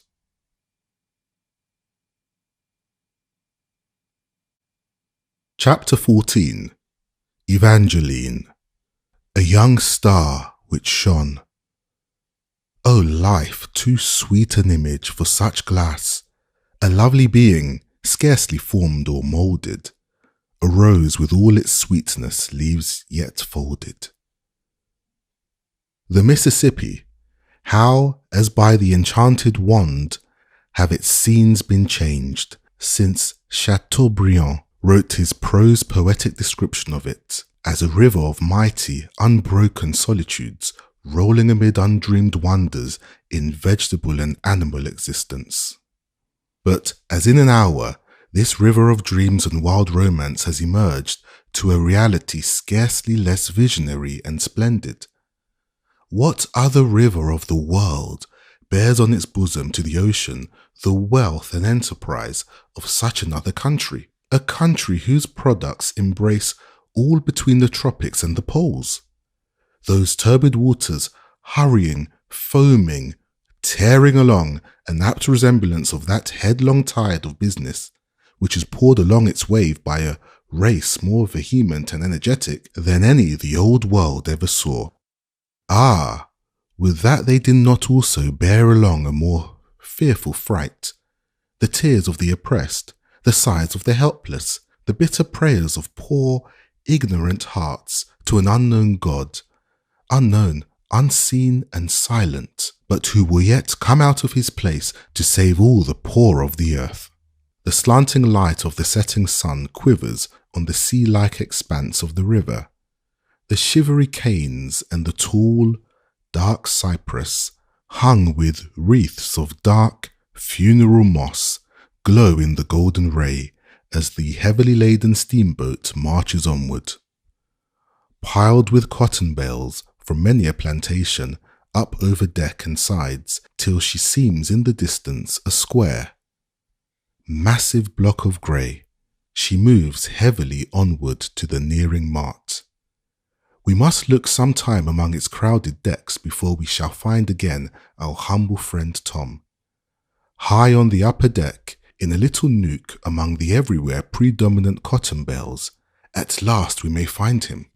Partly from confidence inspired by Mr. Shelby's representations, and partly from the remarkably inoffensive and quiet character of the man, Tom had insensibly won his fair way into the confidence even of such a man as Haley. At first he had watched him narrowly through the day, and never allowed him to sleep at night unfettered, but the uncomplaining patience and apparent contentment of Tom's manner led him gradually to discontinue these restraints, and for some time Tom had enjoyed a sort of parole of honour, being permitted to come and go freely where he pleased on the boat. Ever quiet and obliging, and more than ready to lend a hand in every emergency which occurred among the workmen below, he had won the good opinion of all the hands, and spent many hours in helping them with as hearty a goodwill as ever he worked on a Kentucky farm. When there seemed to be nothing for him to do, he would climb to a nook among the cotton bales of the upper deck and busy himself in studying over his Bible, and it is there we see him now. For 100 or more miles above New Orleans, the river is higher than the surrounding country and rolls its tremendous volume between massive levees 20 feet in height. The traveller from the deck of the steamer, as from some floating castle top, overlooks the whole country for miles and miles around. Tom, therefore, had spread out full before him in plantation after plantation a map of the life to which he was approaching. He saw the distant slaves at their toil. He saw afar their villages of huts gleaming out in long rows on many a plantation, distant from the stately mansions and pleasure grounds of the master, and as the moving picture passed on, his poor foolish heart would be turning backward to the Kentucky farm with its old shadowy beeches, to the master's house with its wide, cool halls, and nearby the little cabin overgrown with the multiflora and bignonia. There he seemed to see familiar faces of comrades who had grown up with him from infancy. He saw his busy wife, bustling in her preparations for his evening meals. He heard the merry laugh of his boys at their play, and the chirrup of the baby at his knee, and then, with a start, all faded, and he saw again the canebrakes and cypresses of gliding plantations, and heard again the creaking and groaning of the machinery, all telling him too plainly that all that phase of life had gone by forever. In such a case you write to your wife, and send messages to your children, but Tom could not write. The mail for him had no existence, and the gulf of separation was unbridged by even a friendly word or signal. Is it strange then that some tears fall on the pages of his Bible as he lays it on the cotton bale, and with patient finger, threading his slow way from word to word, traces out its promises? Having learned late in life, Tom was but a slow reader, and passed on laboriously from verse to verse. Fortunate for him was it that the book he was intent on was one which slow reading cannot injure, nay, one of those words, like ingots of gold, seem often to need to be weighed separately, that the mind may take in their priceless value. Let us follow him a moment as, pointing to each word and pronouncing each half aloud, he reads, "Let not your heart be troubled. In my Father's house are many mansions. I go to prepare a place for you." Cicero, when he buried his darling and only daughter, had a heart as full of honest grief as poor Tom's, perhaps no fuller, for both were only men, but Cicero could pause over no such sublime words of hope, and look to no such future reunion, and if he had seen them, 10 to 1 he would have not believed. He must fill his head first with 1,000 questions of authenticity of manuscript and correctness of translation. But to poor Tom, there it lay, just what he needed, so evidently true and divine that the possibility of a question never entered his simple head. It must be true, for, if not true, how could he live? As for Tom's Bible, though it had no annotations and helps in margin from learned commentators, still it had been embellished with certain waymarks and guideboards of Tom's own invention, and which helped him more than the most learned expositions could have done. It had been his custom to get the Bible read to him by his master's children, in particular by young Master George, and as they read, he would designate by bold, strong marks and dashes, with pen and ink, the passages which more particularly gratified his ear or affected his heart. His Bible was thus marked through, from one end to the other, with a variety of styles and designations, so he could, in a moment, seize upon his favourite passages without the labour of spelling out what lay between them, and while it lay there before him, every passage breathing of some old home scene and recalling some past enjoyment, his Bible seemed to him all of his life that remained, as well as the promise of a future one. Among the passengers on the boat was a young gentleman of fortune and family, resident in New Orleans, who bore the name of St. Clair. He had with him a daughter between 5 and 6 years of age, together with a lady who seemed to claim relationship to both, and to have the little one especially under her charge. Tom had often caught glimpses of this little girl, for she was one of those busy, tripping creatures that can be no more contained in one place than a sunbeam or a summer breeze. Nor was she one that, once seen, could be easily forgotten. Her form was the perfection of childish beauty, without its usual chubbiness and squareness of outline. There was about it an undulating and aerial grace, such as one might dream for some mythic and allegorical being. Her face was remarkable less for its perfect beauty of feature than for a singular and dreamy earnestness of expression, which made the ideal start when they looked at her, and by which the dullest and most literal were impressed, without exactly knowing why. The shape of her head and the turn of her neck and bust was peculiarly noble, and the long golden brown hair that floated like a cloud round it, the deep spiritual gravity of her violet blue eyes, shaded by heavy fringes of golden brown, all marked her out from other children, and made every one turn and look at her as she glided hither and thither on the boat. Nevertheless, the little one was not what you would have called either a grave child or a sad one. On the contrary, an airy and innocent playfulness seemed to flicker like the shadow of summer leaves over her childish face, and around her buoyant figure. She was always in motion, always with a half smile on her rosy mouth, with an undulating and cloud-like tread, singing to herself as she moved as in a happy dream. Her father and female guardian were incessantly busy in pursuit of her, but when caught, she melted from them again like a summer cloud, and as no word of chiding or reproof ever fell on her ear for whatever she chose to do, she pursued her own way all over the boat. Always dressed in white, she seemed to move like a shadow through all sorts of places, without contracting spot or stain, and there was not a corner or nook, above or below, where those fairy footsteps had not glided, and that visionary golden head, with its deep blue eyes, fleeted along.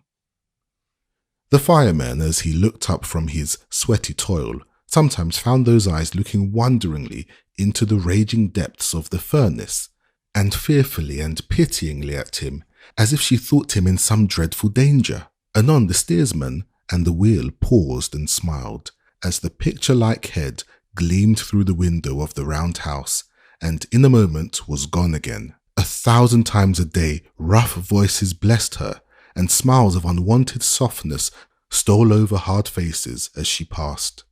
And when she tripped fearlessly over dangerous places, rough, sooty hands were stretched involuntarily out to save her and smooth her path. Tom, who had the soft, impressible nature of his kindly race, ever yearning toward the simple and childlike, watched the little creature with daily increasing interest. To him, she seemed something almost divine, and whenever her golden head and deep blue eyes peered out upon him from behind some dusky cotton bale, or looked down upon him over some ridge of packages, he half believed that he saw one of the angels stepped out of his New Testament. Often and often she walked mournfully round the place where Haley's gang of men and women sat in their chains. She would glide in among them and look at them with an air of perplexed and sorrowful earnestness, and sometimes she would lift their chain with her slender hands and then sigh woefully as she glided away. Several times she appeared suddenly among them, with her hands full of candy, nuts and oranges, which she would distribute joyfully to them, and then be gone again. Tom watched the little lady a great deal before he ventured on any overtures towards acquaintanceship. He knew an abundance of simple acts to propitiate and invite the approaches of the little people, and he resolved to play his part right skillfully. He could cut cunning little baskets out of cherry stones, could make grotesque faces on hickory nuts, or odd jumping figures out of elder pith, and he was a very Pan in the manufacture of whistles of all sizes and sorts. His pockets were full of miscellaneous articles of attraction, which he had hoarded in days of old for his master's children, and which he now produced with commendable prudence and economy, one by one, as overtures for acquaintance and friendship.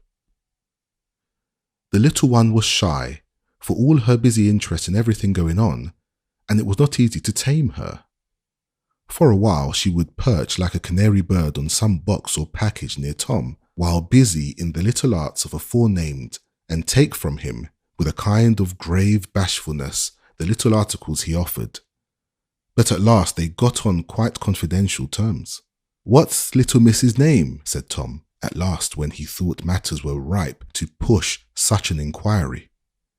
"Evangeline St. Clair," said the little one, "though Papa and everybody else call me Eva. Now what's your name?" "My name's Tom.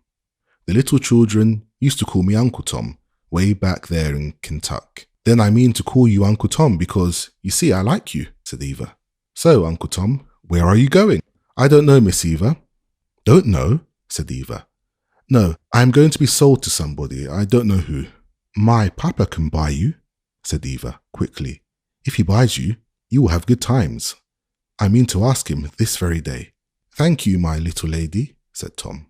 The boat here stopped at a small landing to take in wood, and Eva, hearing her father's voice, bounded nimbly away.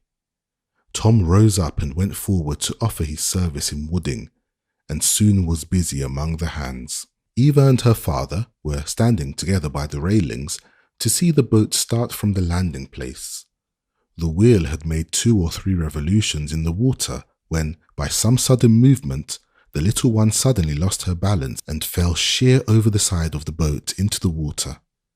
Her father, scarce knowing what he did, was plunging in after it, but he was held back by some behind him, who saw that most efficient aid had followed his child. Tom was standing just under her on the lower deck as she fell. He saw her strike the water and sink, and was after her in a moment. A broad-chested, strong-armed fellow, it was nothing for him to keep afloat in the water, till, in a moment or two, the child rose to the surface, and he caught her in his arms, and, swimming with her to the boat's side, handed her up, all dripping, to the grasp of hundreds of hands, which, as if they had all belonged to one man, were stretched eagerly out to receive her. A few moments more, and her father bore her, dripping and senseless, to the ladies' cabin, where, as is usual in the cases of the kind, there ensued a very well-meaning and kind-hearted strife among the female occupants generally as to who should do the most things to make a disturbance and to hinder her recovery in every way possible. It was a sultry, close day, the next day as the steamer drew near to New Orleans. A general bustle of expectation and preparation was spread through the boat. In the cabin, one and another were gathering their things together and arranging them, preparatory to going ashore. The steward and chambermaid and all were busily engaged in cleaning, furbishing and arranging the splendid boat, preparatory to a grand entry. On the lower deck sat our friend Tom, with his arms folded and anxiously from time to time turning his eyes towards a group on the other side of the boat. There stood the fair Evangeline, a little paler than the day before, but otherwise exhibiting no traces of the accident which had befallen her. A graceful, elegantly formed young man stood by her, carelessly leaning one elbow on a bale of cotton while a large pocket-book lay open before him. It was quite evident at a glance that the gentleman was Eva's father. There was the same noble cast of head, the same large blue eyes, the same golden brown hair, yet the expression was wholly different. In the large, clear blue eyes, though in form and colour exactly similar, there was wanting that misty, dreamy depth of expression. All was clear, bold and bright, but with a light wholly of this world. The beautifully cut mouth had a proud and somewhat sarcastic expression, while an air of free and easy superiority sat not ungracefully in every turn and movement in his fine form. He was listening with a good-humoured, negligent air, half comic, half contemptuous, to Haley, who was very volubly expatiating on the quality of the article for which they were bargaining. "All the moral and Christian virtues bound in black morocco complete," he said when Haley had finished. "Well now, my good fellow, what's the damage, as they say in Kentucky? In short, what's to be paid out for this business?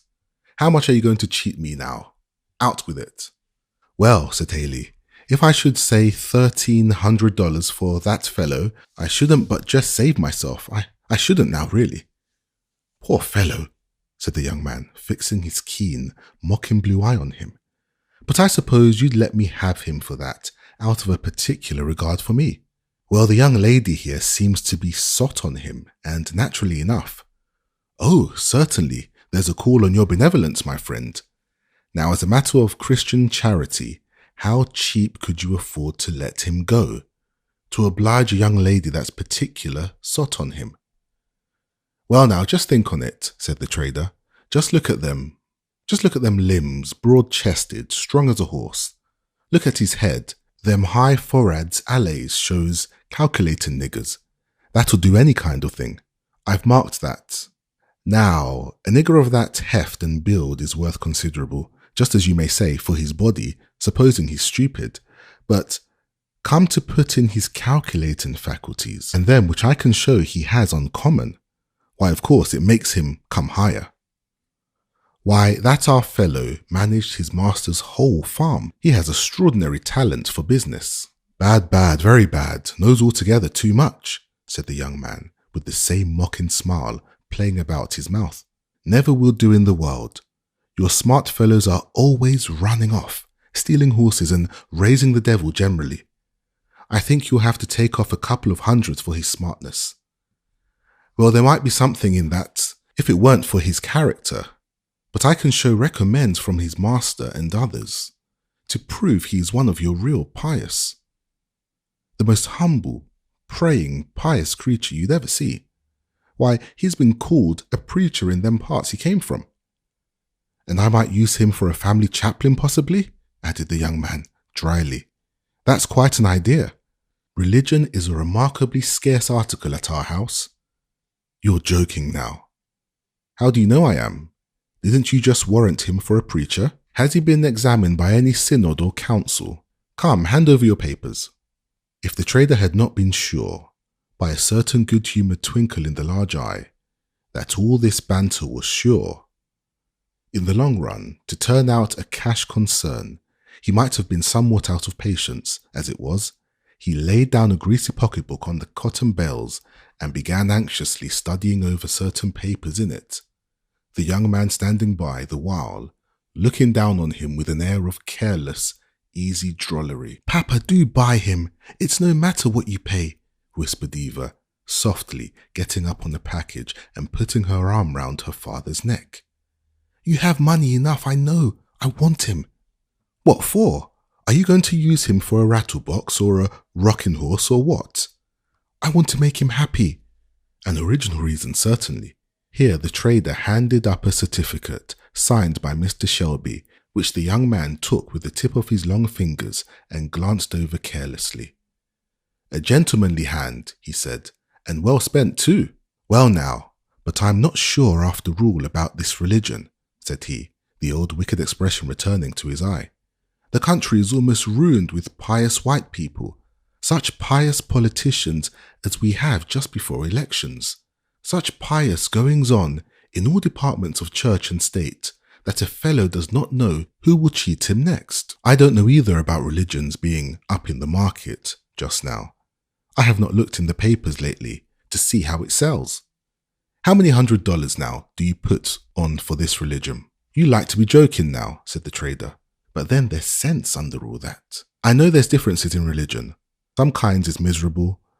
There's your meeting pious, there's your singing, roaring pious. Them ain't no accounts in black or white, but these really is. And I've seen it in niggers as often as any. You're real softly, quiet, steady, honest, pious, that the whole world couldn't tempt 'em to do nothing that they thinks is wrong. And you see in this letter what Tom's old master says about him." "Now," said the young man, stooping gravely over his book of bills, "if you can assure me that I really can buy this kind of pious, and that it will be set down to my account in the book up above as something belonging to me, I wouldn't care if I did go a little extra for it. How'd you say?" "Well, really, I can't do that," said the trader. "I'm a-thinking that every man I'll have to hang on his own hook.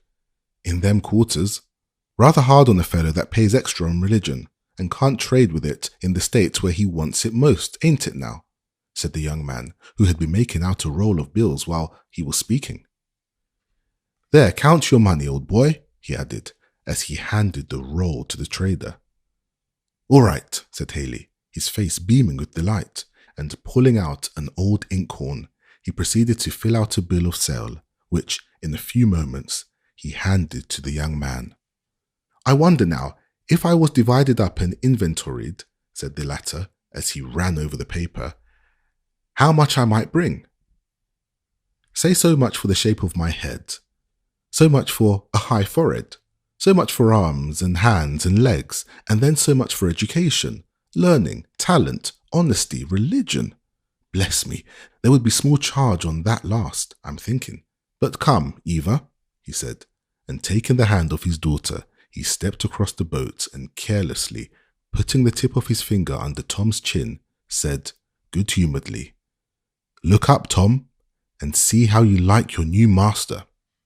Tom looked up. It was not in nature to look into that gay, young, handsome face without a feeling of pleasure, and Tom felt the tears start in his eyes as he said, heartily, "God bless you, massa." "Well, I hope he will. What's your name?" "Tom? Quite as likely to do it for your asking as mine, from all accounts. Can you drive horses, Tom?" "I've been always used to horses," said Tom. "Massa Shelby raised heaps of them." "Well, I think I shall put you in coachee, on condition that you won't be drunk more than once a week, unless in cases of emergency, Tom." Tom looked surprised and rather hurt, and said, "I never drink, massa." "I've heard that story before, Tom, but then we'll see." "It will be a special accommodation to all concerned if you don't. Never mind, my boy," he added good-humouredly, seeing Tom still looked grave. "I don't doubt you mean to do well." "I certain do, massa," said Tom. "And you shall have good times," said Eva. "Papa is very good to everybody, only he always will laugh at them." "Papa is much obliged to you for his recommendation," said Claire, laughing, as he turned on his heel and walked away.